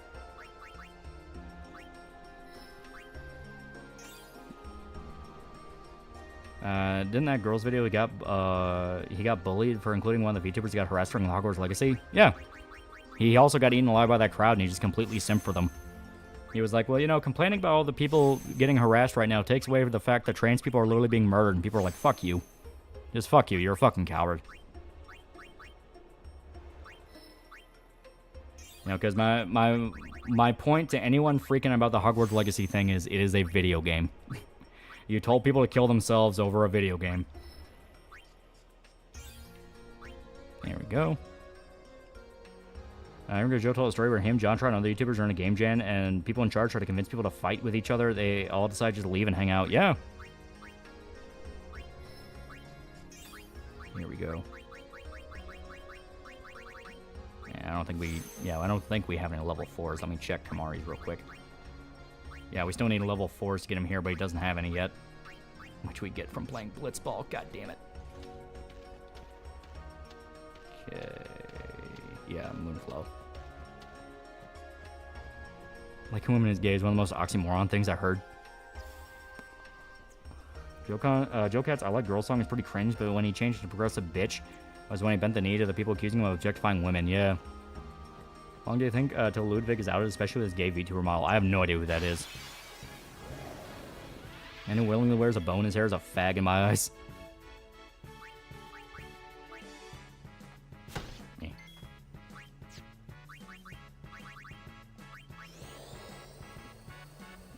You went the wrong way for the bridge. Well, Moonflow also has somebody we can pick up.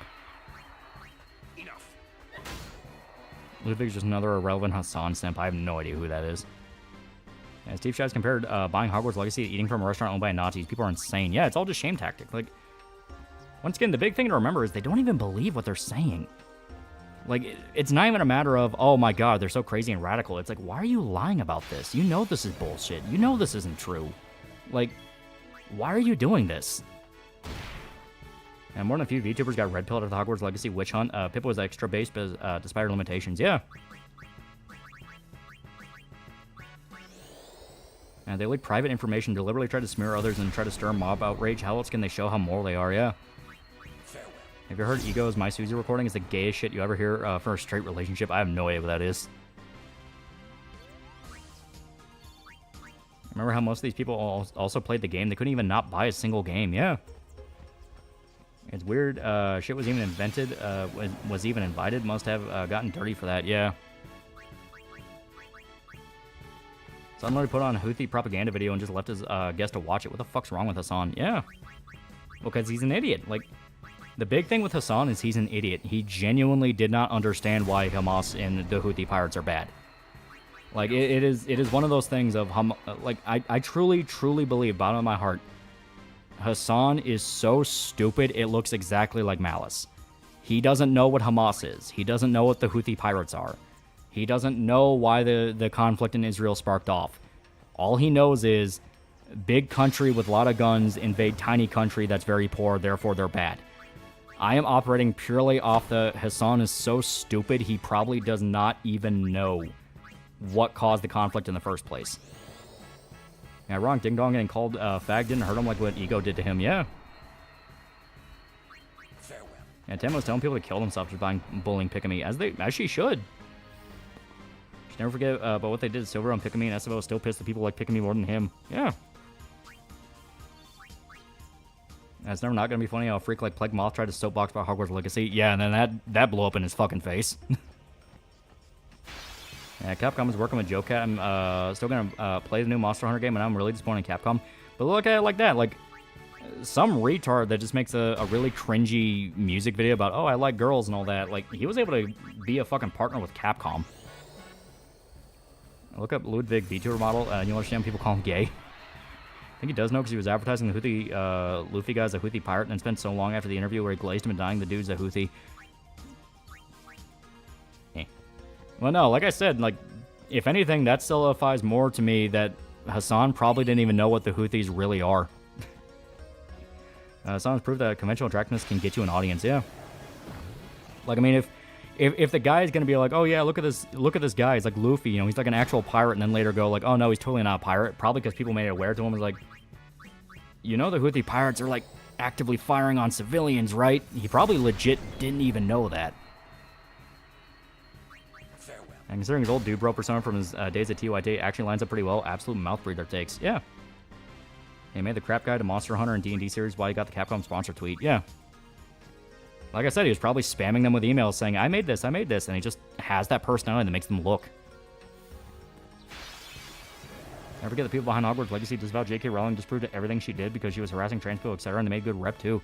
Well, it's like, yeah, they had a training in the game, like one that was like so bad, even the fucking trainees were like, oh my god, it's a parody. It's like, no, it's serious. They had lesbians, they had gay people, they had the Africans be better wizards than the English people. Like, it was woke as fuck. Hogwarts Legacy was a woke as fuck game. Because in hindsight, it was pretty fucking boring and not really that good. It's one of those where, like, you play it first, you play it the once and you're like, it's okay. And then you find out, like, oh, I haven't touched this game in like 7 months and I only got to like 20% of it. Huh. I first heard of Ludwig from monetizing sleep by doing sleeping streams, so I'll never respect anything he does. Not to mention, Kirsch was inspired by Silverville's resolve after the harassment and death threat she's facing. Thanks, Silverville, giving us Kirsch, but it shouldn't have happened. Yeah. Frogan inspired Hassan's little entourage, and she 100% knows who the Houthis are. She's the other person that got Twitch in trouble for promoting terrorism on stream. I know who Frogan is. She straight up claims to be a Muslim. Like, she has the hijab and everything. And yeah, her, it's like, let's go. Is Frogan actually ethnically Arabic, or is she a white lady who claims to be Muslim? Because that will affect my response here. I'm trying to remember what she looks like. That was my experience with Fire Emblem Awakening. Liked it, then played it again after beating it, and it was all flaws. Hit me like a brick wall. Yeah. And I wouldn't say it was that woke. Hey, magic's more common in other cultures. The trans character is well made. I don't remember many gay couples, but I did have a blind kid. No, there was straight up a gay lady. White lady. Okay. White women who become Muslims become like the most egregious stereotype of a Muslim housewife you will ever see. You will ever fucking see.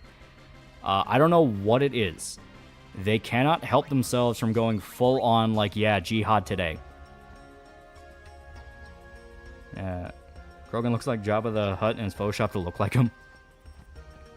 I expect too much Ava's basically the same quality as the old Harry Potter games. I was not disappointed with it. I mean, if you give the game to a kid, they're not going to give a fuck. And the wife of the Boston Bomber was exactly like you described. Yeah, that's where it comes from. She's Chantal's long-lost sister.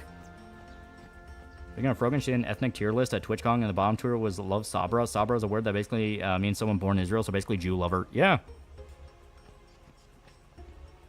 So women just being women. Yeah. She's not who I need.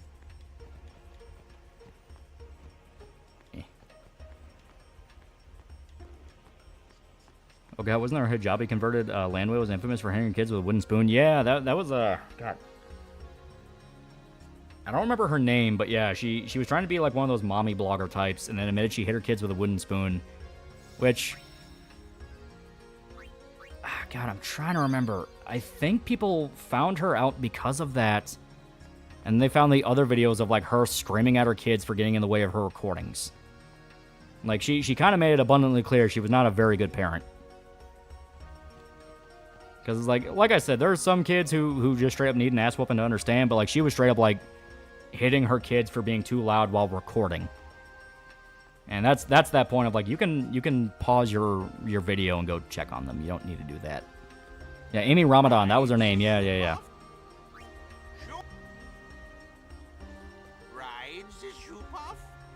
Ride the shoe puff? Hogwarts Legacy had surprisingly good combat, and that's about the only thing carrying it, and visuals were nice. Yeah. All bad translation missed. That's not an all bad translation. That is basically a thing you can use your save data for when you play New Game Plus to get all your translations back again, so you can see stuff that you might have missed in the early game when you didn't have everything. That's why I don't. That's why I don't like V Shoujo. Like they didn't do anything to help Silverveil. She basically don't consider the rest of the crew as friends. I assume you mean C. See the rest of the crew as friends after she got harassed. Yeah, it's fucked up. Like, the entire situation is ridiculous, and all it amounted to was like, no, you can tell them to fuck off. Or it's like, it's a goddamn Harry Potter video game. Fuck off. And if someone tries to use the emotional blackmail shit of like, well, trans people are being murdered, it's like, it's a fucking video game. If Rogan is Muslim in name only, she does so much haram shit that's shocking the fat fucking slob. Yeah, it's dated. White lady that claims to be Muslim. Right. Okay, I don't think she's here. Hogwarts Legacy also had very good atmosphere to it, but desperately needed some more teeth to its writing. There's dark crap going on, but you never feel any of it, even the dark arts. Yeah. And Fruit should have been fired for that. Yeah. See them police body cam footage of them rescuing kids from YouTube families fucking hurt. They look half starved, starved half the time, pale, and they're beaten like dogs, harrowing. Yeah. You gotta remember the personality that desperately seeks fame. Usually one of the more insidious ones. Yeah, for every product purchase, a child dies bullshit. Yeah. Also, Ethan also brings up that Frank believed that people were still good compared to Houthi Luffy, and that he would have killed Anne Frank if he ever met her. What is this in reference to? No insane woman is going to join a religion that actively restricts their rights. Yeah. Even my trans bestie thought Hogwarts Legacy stuff was just retarded. Yeah, normal people don't believe this shit. No, college, no, she's clearly not white. Are you sure? Are you sure? Are you? Basically, think of the children argument. Yeah.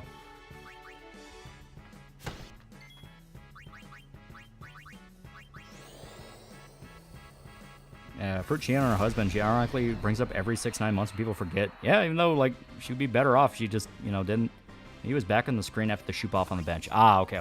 Let's go back. Was the author of the first volume, Miss Marvel, Kamala Khan, a white Muslim woman? Maybe? I don't know much about her.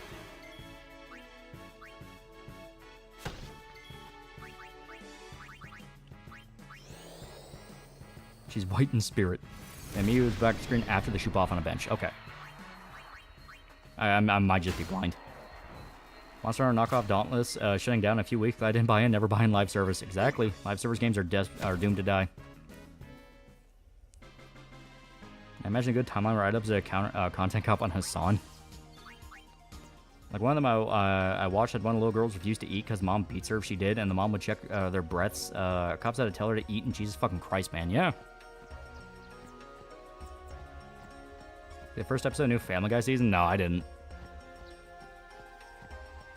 So I know Arabs can be white as hell. I know. Do you think the white woman debuff cares about skin color? So I'm comparing the Luffy to Anne Frank, and Ethan said this dude would have killed Anne Frank if he ever met her and still believe in the goodness of others despite her scenario. Oh, if you're talking about like the H3 thing, yeah, because I didn't fucking watch it. I watched clips that people were uploading on Twitter, and it was all just the same shit we knew about. But, yeah, no, quite literally. Hassan on a dime went from you're anti-Semitic if you talk about who owns all the companies to, yeah, fuck Israel, they should all die. It's like, quite literally, he would have sold out Anne Frank. Like, I fully believe, bottom of my heart, a lot of people screaming the hardest about the growing rise of fascism in America, they 100 fucking %. She's not here. Maybe a different area. They 100 fucking % would have sold people out to the Nazis with a smile.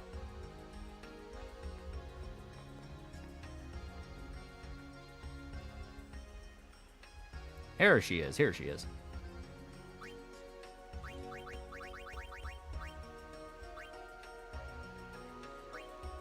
Who should we get rid of?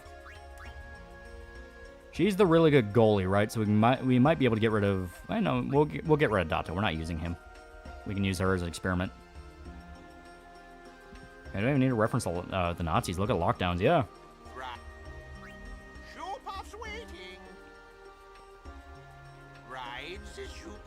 Yeah, Disney just announced Kathleen Kennedy to step down from Lucasfilm. I'll believe it when I fucking see it. Dato, please go. Keep she can replace him? Yeah, but I wanted to make sure first. I didn't want to fuck myself here. Because the VMA series taught society nothing but the rise of fascism. Would you sell out Anne Frank? From my understanding, like, this is actually something that, when I talk to, like, relatives about like, our family history, apparently my family is actually listed on record as, like, hiding Jewish people. And the way my dad describes it is, like, yeah, whenever there's someone in power, we just don't fucking like them. And it's like, you know what, that makes sense. So it probably wasn't even out of, like, a morality thing. It's more of like, man, fuck the SS. Fuck those guys. They will never fire Kathleen Kennedy because she's a woman and she can use cancel culture to destroy people trying to kick her out. Yeah. Your family's cool. I have no idea if it's true or not. This is just what I've heard from relatives over the years. But it is something where, like, I would be curious to see if I can, like, find papers on that. Like, is there a way you can actually look that up? Yeah, just hit them because you felt rebellious. Yeah, good man. Way to support God's chosen people. The family owe them money. Makes me laugh seeing people talk about Musk's hand salute when these people absolutely would have sold out Jews. If it's passed around as a leftist talking point. Yeah, rebels at heart. Yeah. Makes sense. Someone says you're racist. Bring that up. As stated, I want to know if it's true or not. There's that claim that Candy is leaving at the end of the year is Puck News.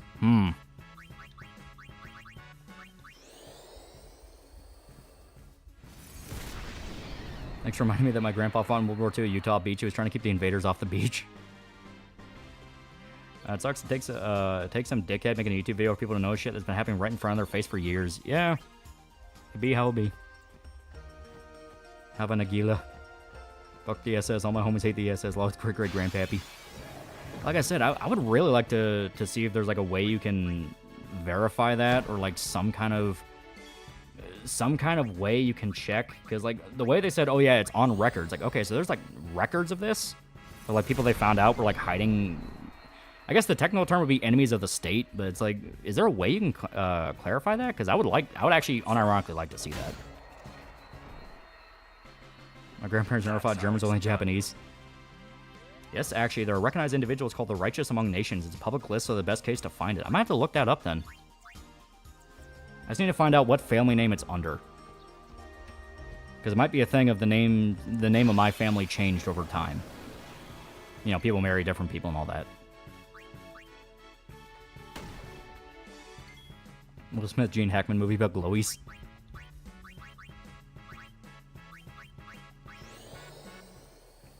You saw the based Japanese dude hitting asshole streamers with glass balls? Yeah.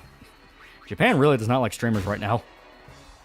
Righteous Among Nations, huh? Yeah. That's how it's done. Great-grandfather ever get caught? I don't know. I don't know much about the story beyond it happened. And that's one of those where now that apparently there is a public list, I might actually look into that and try to find out more. I'm curious.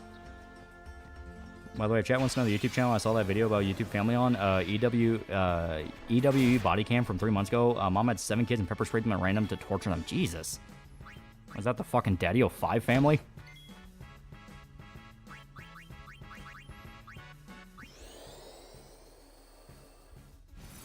All I know is my granduncle fought on the Eastern Front against the Bolsheviks, liberating villages. A lot of my family fought on the Eastern Front, come to think about it. Oh.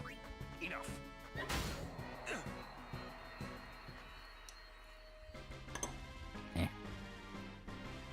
Completely different family. I know, I was making a joke. Can't get too caught up in getting upset about people's ignorance, and most normal people are too busy or sleeping to care. Yeah. And it shows not everyone's a Nazi in Germany. Well, it was literal oppression. Like, the whole idea of they only targeted Jews. Like, no, they targeted fucking everybody. Like, if you criticize the regime, they killed you. 4 days, no water, food or water is punishment. Jesus. What happened to the Daddy-O-5 family? I know the dad became a rapper. Enough. Grandfather was a tank commander in Patton's 4th Armored Division. Oh, that's pretty badass. My grandfather was in RAF in World War II. Ever seen Zone of Interest? That doesn't sound familiar. You know, Johnny Somali locked in South Korea. People are going to try and be copycats despite being warned not to. Yeah. I mean, it's one of those things of... The big problem is... Streaming culture as it is now has incentivized any attention is good attention, so even if you fuck up, you will get eyes on you, meaning you win. Daddy-O-5's in jail with a restraining order against his kids. Oh, wow. At least there was a happy ending. Lost custody of some of his kids for obvious reasons, yeah. Is your family hiding them from the SS or another group of people? Well, it was during World War II, so I assume it was the SS. Like I said, I need to look at that list. What was it? List of righteous people, that's what it was called? I'm gonna have to look that up and see if my family name is actually on there. Because if it is, like, that's cool. You ever drop a video on the Monogatari series? That's one I've been meaning to do for a while. Granddad served on the HMS Severage, Sweden's largest battleship at the time. Oh, wow. Muslim converts are referred to as reverts because they believe that people are Muslim. Yeah. Yeah, righteous among the nations. Okay. This quiet kind of film about the daily life of a German family, but the thing is, Dad runs a concentration camp. Oh, Jesus. Okay. That sounds interesting. Fine Wernsler and the themes give me feels. Feeling with my family is distantly related to General Sherman. Okay. Like your family might have hid Jews from the Nazis? Yeah, that's a story I heard from my dad and a few other relatives now. So it's one of those of like, alright, is this just a... Oh god, we're getting our ass beat. So it's one of those of like, I want to look into that and see if that's actually true, if that's just something that they say, you know? Which country could that have been in? We can check. Well, you don't have my last name, so you're not going to know.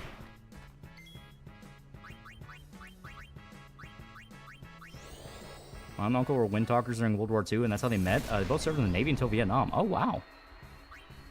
I have no info on family for Soviet era, but the last name is German and linguistically means something like knick-knack maker. Let's go.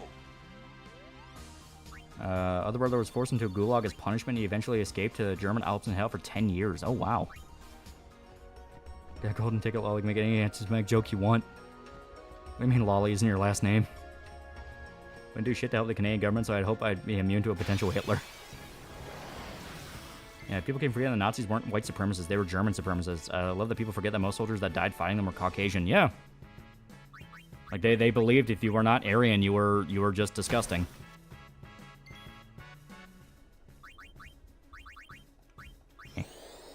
The whole thing being named the author of Hard Darkness was a joke thing sarcastically. I really, really, really hope people don't actually believe my name is Joseph Conrad. No time to waste. I almost forgot my matrilineal grandfather was a billy gunner in the Pacific Theater in World War II. Jesus. Dad's grandparents were from Poland. I'm having issues finding more info, but my family speculates the rest of the grandpa's family was killed by the Nazis. Ooh, Jesus. It's weird hearing all these stories about everyone's ancestry, and all mine were rather dull and humble. As far as I know, my ancestors left Poland for America in World War I. Unfortunately, most of the relatives are dead, so there's not many people I can ask about this.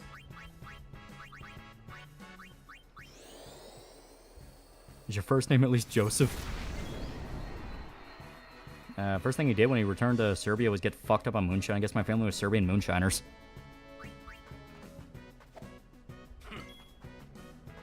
Sure thing, Mr. Conrad. All civil, all red.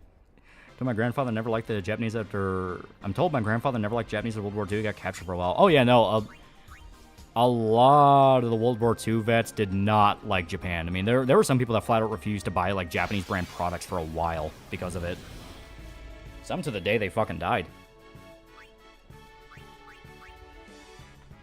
My surname can be from the Ulas, Polish cavalry units, similar to the Cossacks. Oh. When did your family first move out of Germany? There was a chunk of them that never left. Because the side that came to America and became the one that I would be born into was around like the 1800s from like Ellis Island. Actually, I think it was like late 1800s. That's, I believe, my dad's half of the family. My mom's side, they've been in America for so fucking long, I wouldn't be surprised if they were like descendants from pilgrims.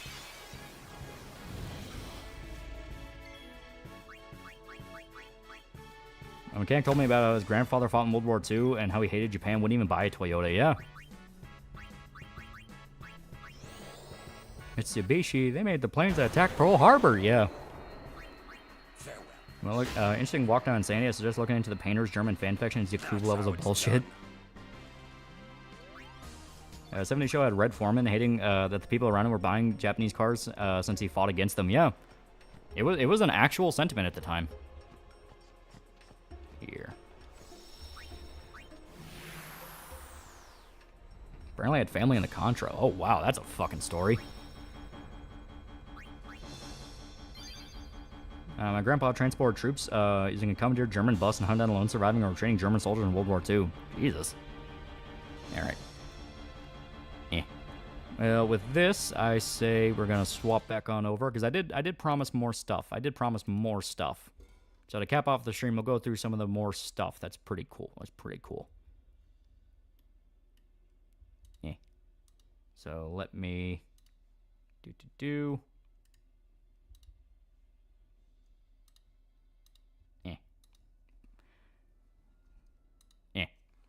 If you aren't Joseph Conrad, why do you like Apocalypse Now and Spec Ops so much? Like my dad's side of the family are all ranchero people. Everyone on my mom's side are all like white collar type people. Yeah.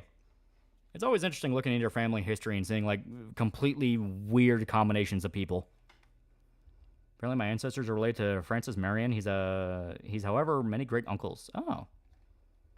For sure I had one ancestor fought in the American Revolution.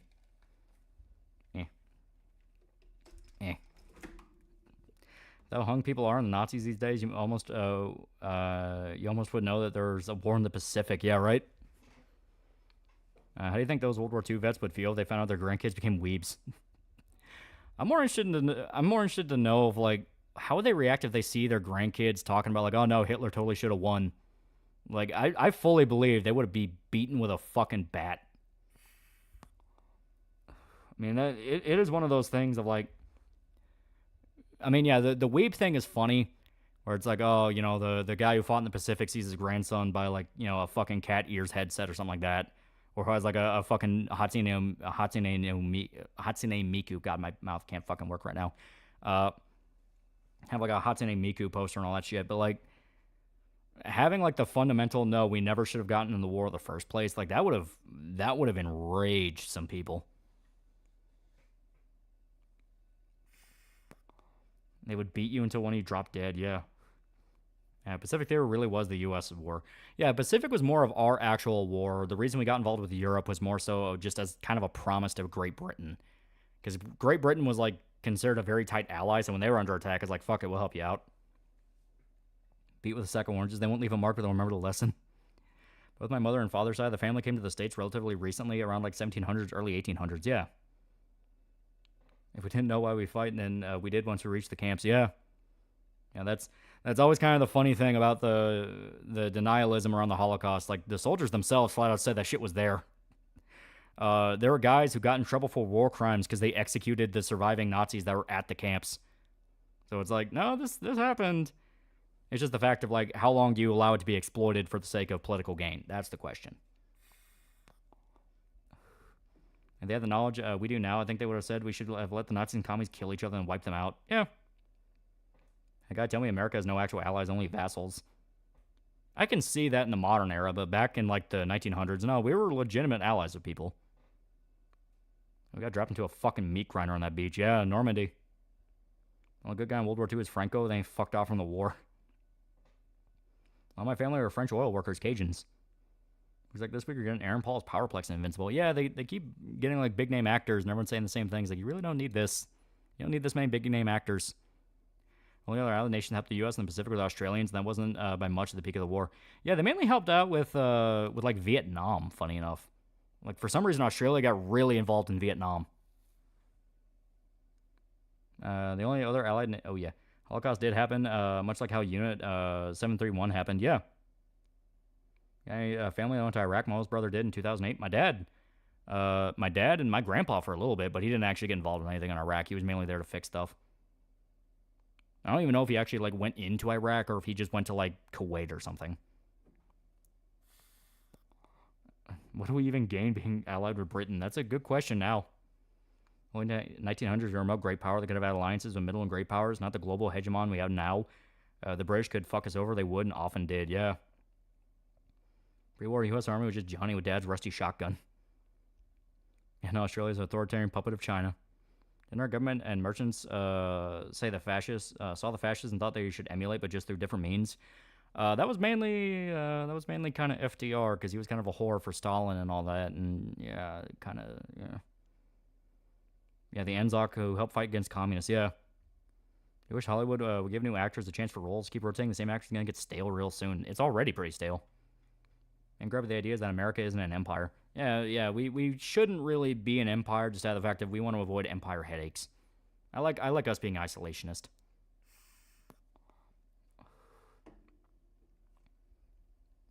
Okay.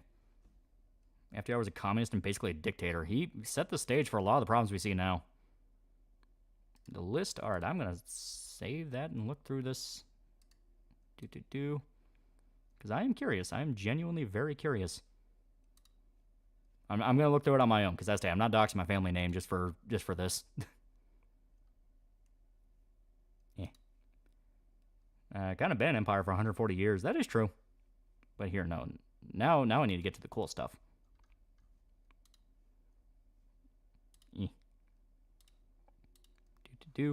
Everyone wanted Hitler to win would be the ones who would be mass executed. That's always what happens during dictatorships. Fred Durst. Fuck! Guys, I'm sorry to say this. I've been the lead singer of Limp Bizkit for 40 years. Alright, now... let me get to another... I'm going to show off two more panels. Just two more panels I think are cool. So let me see. Let me look through some that are pretty good.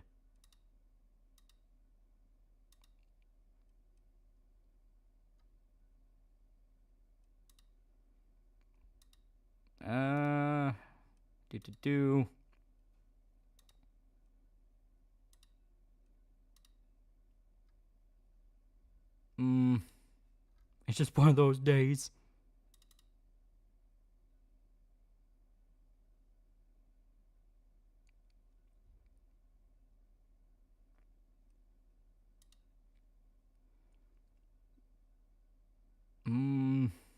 God, I'm still trying to decide which one would actually work.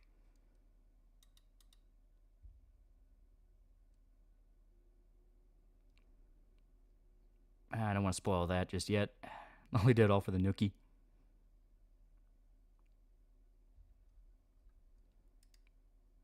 Hey, you know what? This one will work. Okay, so this one and one other. So socialists trying to debunk the free market claim by saying the CEO still get money and get rich crap. What's your counter argument? The entire point of society is you try to get rich. And if I look into the socialists, they'll probably come from a super rich family and are using socialism to also become rich.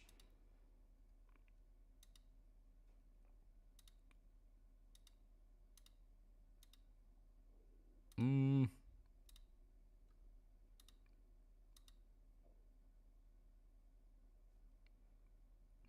the one who thinks Limp Bizkit kind of sucks.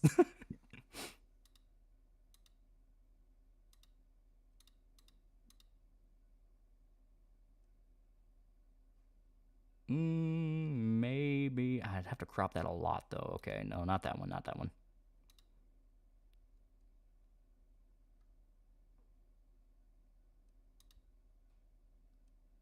Fuck it. Why not this one? Yeah, why not this one? Okay. So I have my ideas for the two panels. Was Limp Bizkit? Oh God. Don't ask questions like that. It makes me feel old. All I have to know is Limp Bizkit was really, really, really big in the 90s. Okay.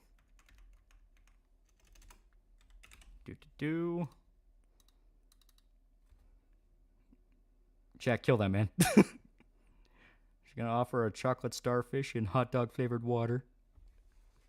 Oh, his last name is Smith. Well, she'll find him by the hour. The 90s? Yes, the 90s. Limp Bizkit was a thing in the 90s. And just look up new metal playlist, yeah.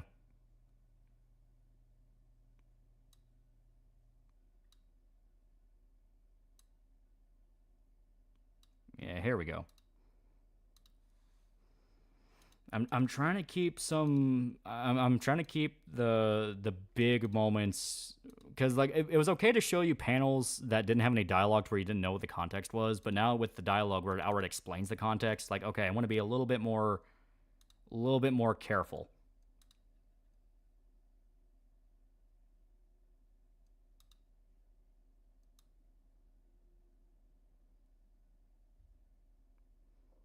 Yeah, here.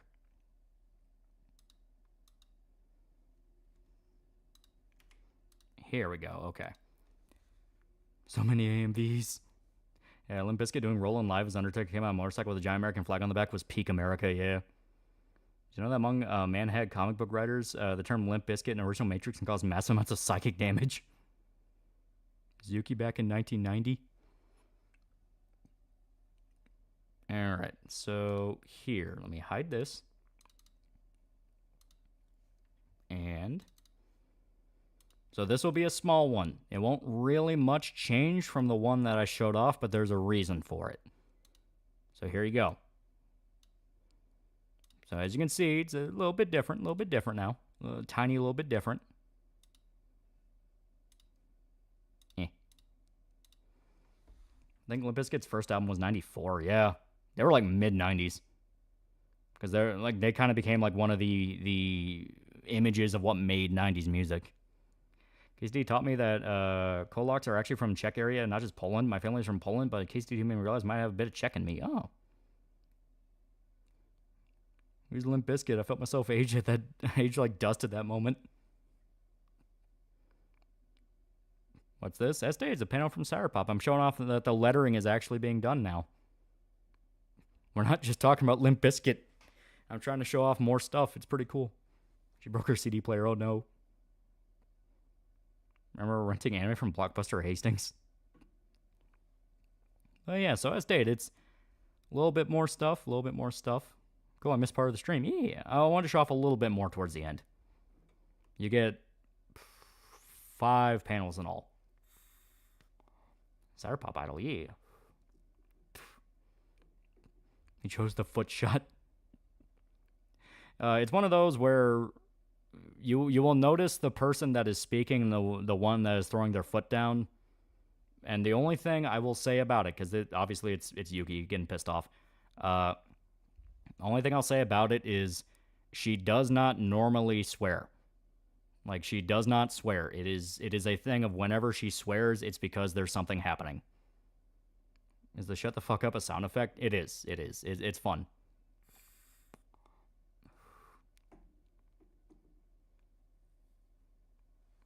Yeah, triggered, yeah.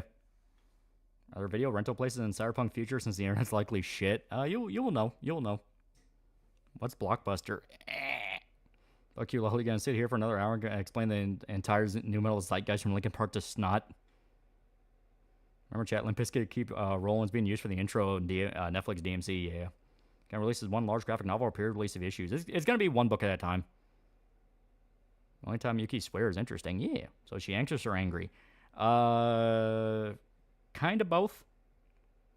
All you have to know is when the guy said if she concentrates really, really hard on one thought, what happens, and I had to explain very bad things what happen, there's a reason for that.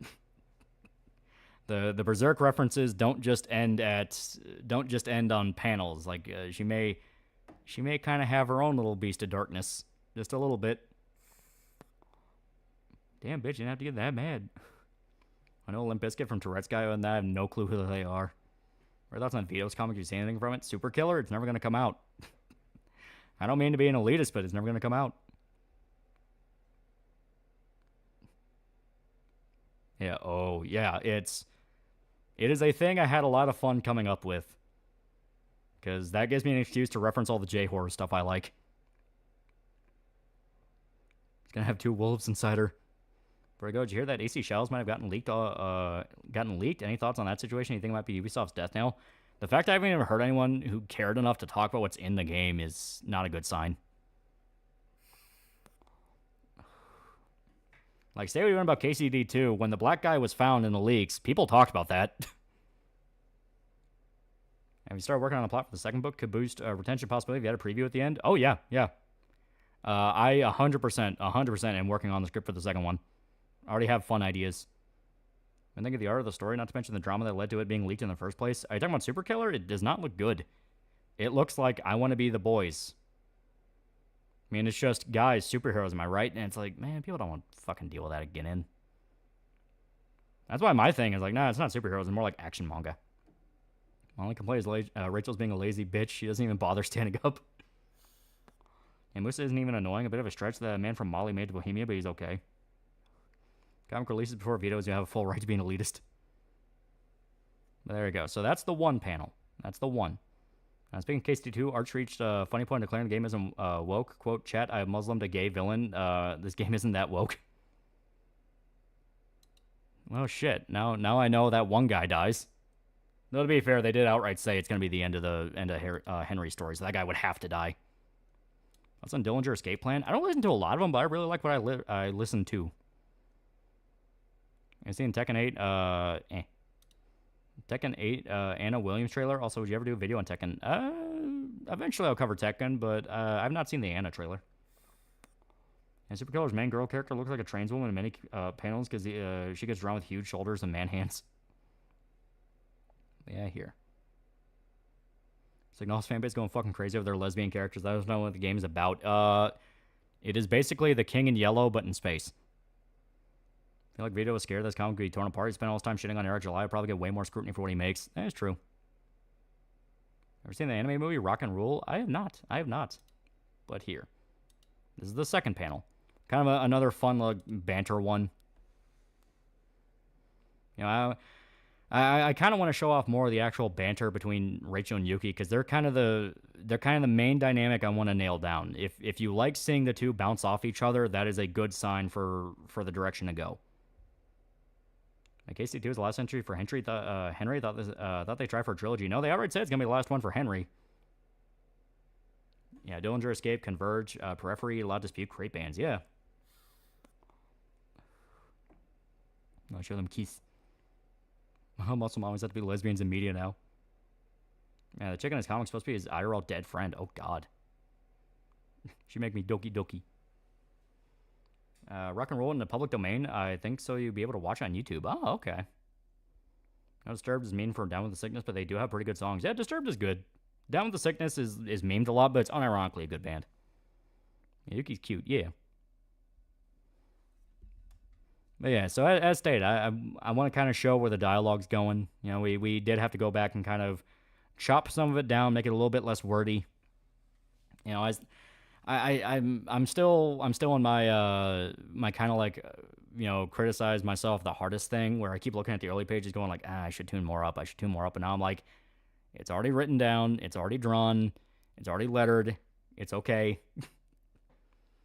Does Soft Pop World have its own future slang? Oh yeah, it does. It's not going to be excessive, but it does exist.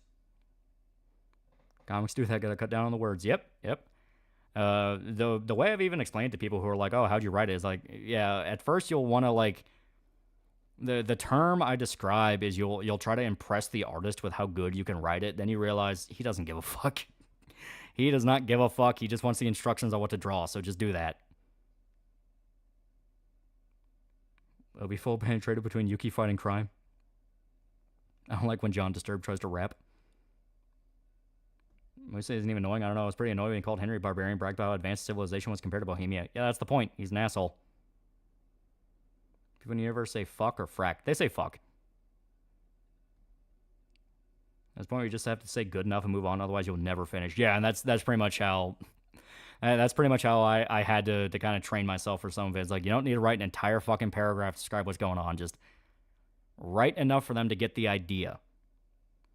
Is that a proper reference? Ruby Bumblebee and poke fun at that will be hilarious. Also, get an animated series. I mean, I still haven't even seen Ruby yet, so no, I don't plan on referencing it.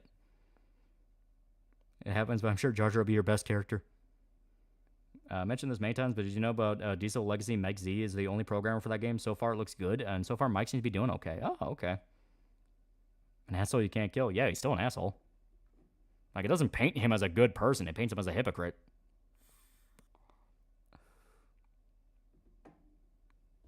Yeah, still having problems with that, too, yeah. It's good you're letting characters actually swear instead of making up swear words like certain comic series. Well, it's like... The whole point about it is, like, slang is only there to introduce concepts or kind of show variations on the world, you know? Well, we have a joke character? Possibly.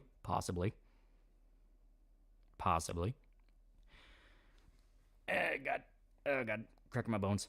Yeah, don't let perfect be the enemy of good. Exactly. Ever heard the Buck Selmhoff stuff? Some harrowing shit. I have no idea what that is. So you can't kill Musa? No, the rumors were you could frame him for a crime, but that quest does not end with him dying. It ends with them killing Henry because they know that Musa didn't do it. It's basically a kangaroo court. Calling in chat, Loli's baiting us. That'd probably be a high school slice of life. Will Yuki say me so horny? It wouldn't be her who says it. It would probably be Rachel saying it to fuck with her. You can get Musa killed? Can you actually? Are you referencing the one with the trial? Because the trial you can't. That was the rumor. That was the one that I believed because it was on the Steam forum from a bunch of other rumors that were already confirmed. But no, that having him executed at the trial is not the one where he dies. If you're talking about how he could be killed.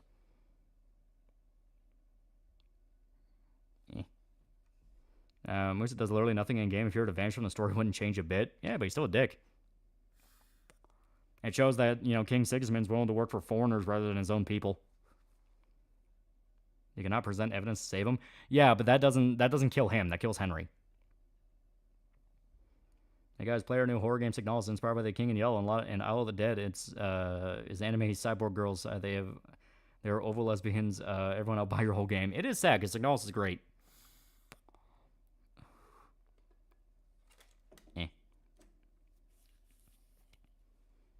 But yeah, so there you go. And has been a single comic or manga with no speech bubbles and just go off visuals, facial expressions? Oh, yeah. There's actually more than a few that do that. My problem with the KC2 Musa thing, I wish it could be more hostile as a character, like more grit. Yeah. I'm more concerned about besides cultural war rumors regarding KCD2 is the rumors of the game mechanics and depth are dumbed down. It actually makes a difference, so is that true? No, as far as I've been playing, it's not. The combat's been streamlined in a good way to where it actually feels like you can get into a flow with multiple enemies. Zabiba is a callus formed on the forehead on some Muslims because how often they pray. Also, most Muslims don't pray 5 times a day because it's stupid. And describe Signalis to Sci-Fi, Silent Hill, and Jacob's Ladder. Yeah. KST2 drama is irrelevant. They call Dev's careers a CP. It's over.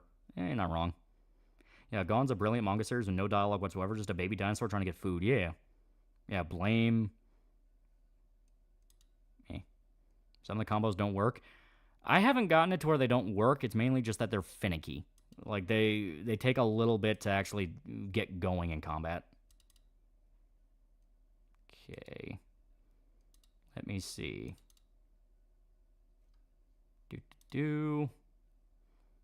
Yeah, just like that, you can actually faint in case D. Yeah. Sexual themes in media usually tend to destroy discussions outside of sexual aspects. Yeah. You know what? Yeah. Fuck it. I'll get it done. I'll get it done. Here. Here we go. Oh, fuck. Wrong one. Yeah, I keep forgetting. I gotta actually, like, change the format of it. Here we go. Yeah. Does Owl of the Dead have a crappy game as well? I don't even... What even is Owl of the Dead? Noticing Han's age was changed 20 to avoid backlash. Yeah, that's stupid. You can clearly tell it's like... Dude, he's always been 20.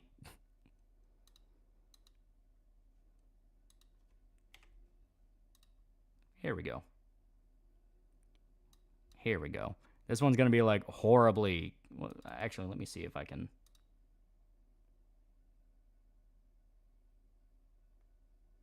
Nah, too much exposition for the full context. Okay.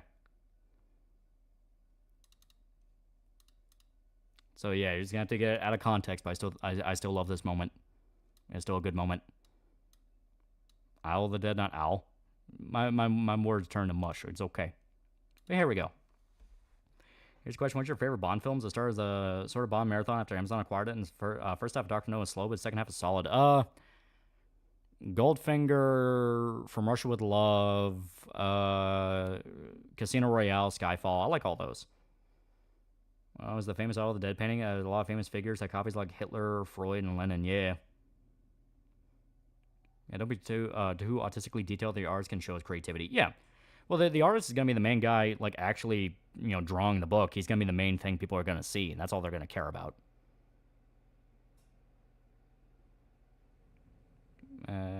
Blame is absolutely insane, like, Beksinki, abstract art, construction art, and you get into that manga, yeah. Like, all the characters are all like, things are about to get exciting or maybe not, and they have no fucking idea the shit Bohemian get themselves into. I like the stars in Yuki's eyes, yeah. An adorable little psychopath, yeah. I love her, yeah. Ours gets the biggest name in the book title. Mm-hmm. He's the one working his ass off the hardest. She's cute. Exactly.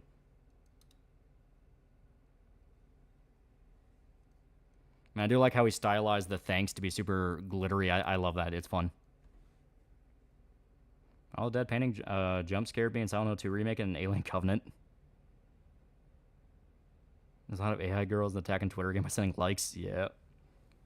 Yeah, Yuki cute. Shame she'll be maidenless. I want to protect that smile. Octopussy and Moonraker are the best 007 movies. Moonraker's not bad. It's cheesy as hell, but it's not bad. Do it for her. But there you go. There you go. We showed off a good number of panels to kind of get you in the feel of how the dialogue is going to flow in it. Hopefully the chemistry between her and Rachel is clear and people actually like it and they like seeing the two bounce off each other. Because they're going to be the main duo of the book. Yeah, one adorable killing machine, yeah. GoldenEye and Living Daylight are some of my favorites, yeah. Tomorrow Never Dies also isn't bad. I think that one's kind of underrated. Moonraker, James Bond in space, and if you don't like it, we can't be friends. Like the battle cry mechanic, I feel quite hungry. Amazing man, I'm happy to hear how well things have been going for you and the team. Yeah. Super fun so far. And let me take a look at one thing real quick. Yep. Yeah, Magneto is currently working his ass off on the next batch, so I'll be able to show off more of that pretty soon. I say within the next 2 weeks it'll all be done. That'll be fun to show off. How'd you like people shipping Yuki and Am Smash together? I say go nuts. I mean, free country. Tell me it's not a Yuri rom-com. I have twists and turns in mind. The best Bond theme is nobody does it better. Didn't have money to contribute. I'm just cheering from the sidelines. Yeah, well, don't worry. We plan on we plan on eventually making kind of like a storefront for it where you can buy the copies of the books once it's all done. And who knows, maybe once the whole series is said and done, we'll even make a big omnibus for it. That could be fun. But, you know, that's down the line stuff. So did you basically write a script and hire an artist to bring it to life? Yeah. Estee, working with a guy by the name of Manito. Oh, heck yeah. Yeah. You know, my name is pretty cool. Yeah. Remember that people aren't allowed to write to be friends anymore? Everyone's in a gay relationship. Yeah, threaten your artist with a major pay cut if he doesn't finish the next 20 pages soon. Thought about making a video game? That's one of those where I never really thought about that. I mean, like, I would, like, bullshit with friends in high school, but, like, yeah, we should, like, sit down and, like, download our RPG Maker and make something, but, like, that's just not really what I want to do. Yeah, all I can write is just too bad I can't read. Yeah, Chris Cornell's Bond theme is so good, his voice has so much power behind it. So when's the video game? Pretty sure the 5 prayers a day thing was meant to purposely meant as a tactic to gain control by breaking the will of people back when in the day. Yeah. But yeah, there you go. We have a lot more of a video game will be someone who really takes off. Yeah, that's kind of how I view it. Yeah. But there you go. You got a good update. Make a Patreon porn game. It takes a year for every update, and the updates are like bug fixes. Yeah. About animation, people have already done it. Like I already showed off. If you look at the Indiegogo page, I put up a little. I put up a little update. An update, and it showed off some of the fan art people made of it, and one of them is a small little animation someone made, and I was like, "Holy fuck, really?" Like it kept hitting me over and over again. It's like, dude, we're not even done yet. It's not even out yet, and people are already that excited. Some guy 3D printed a statue.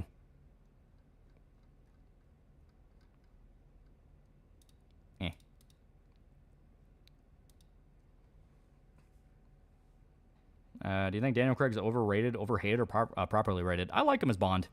The only problem is the movies themselves got worse. I used Game Maker when I was in middle school, made several practically identical platformers, yeah. So I know you're onto something special, yeah. I mentioned an early Flash game tile screen. Yeah, I like it. I like it a lot. It's fun.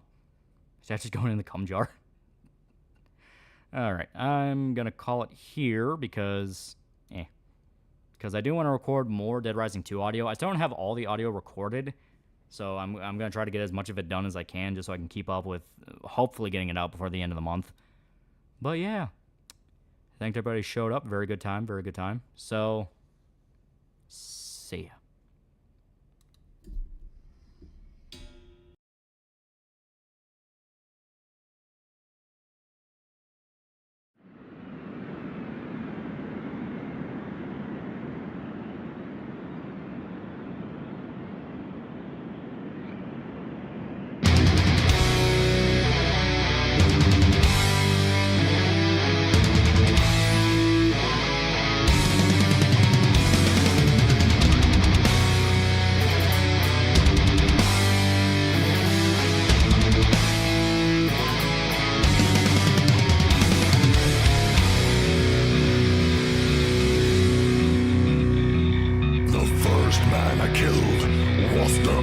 Right man when he came to take her away.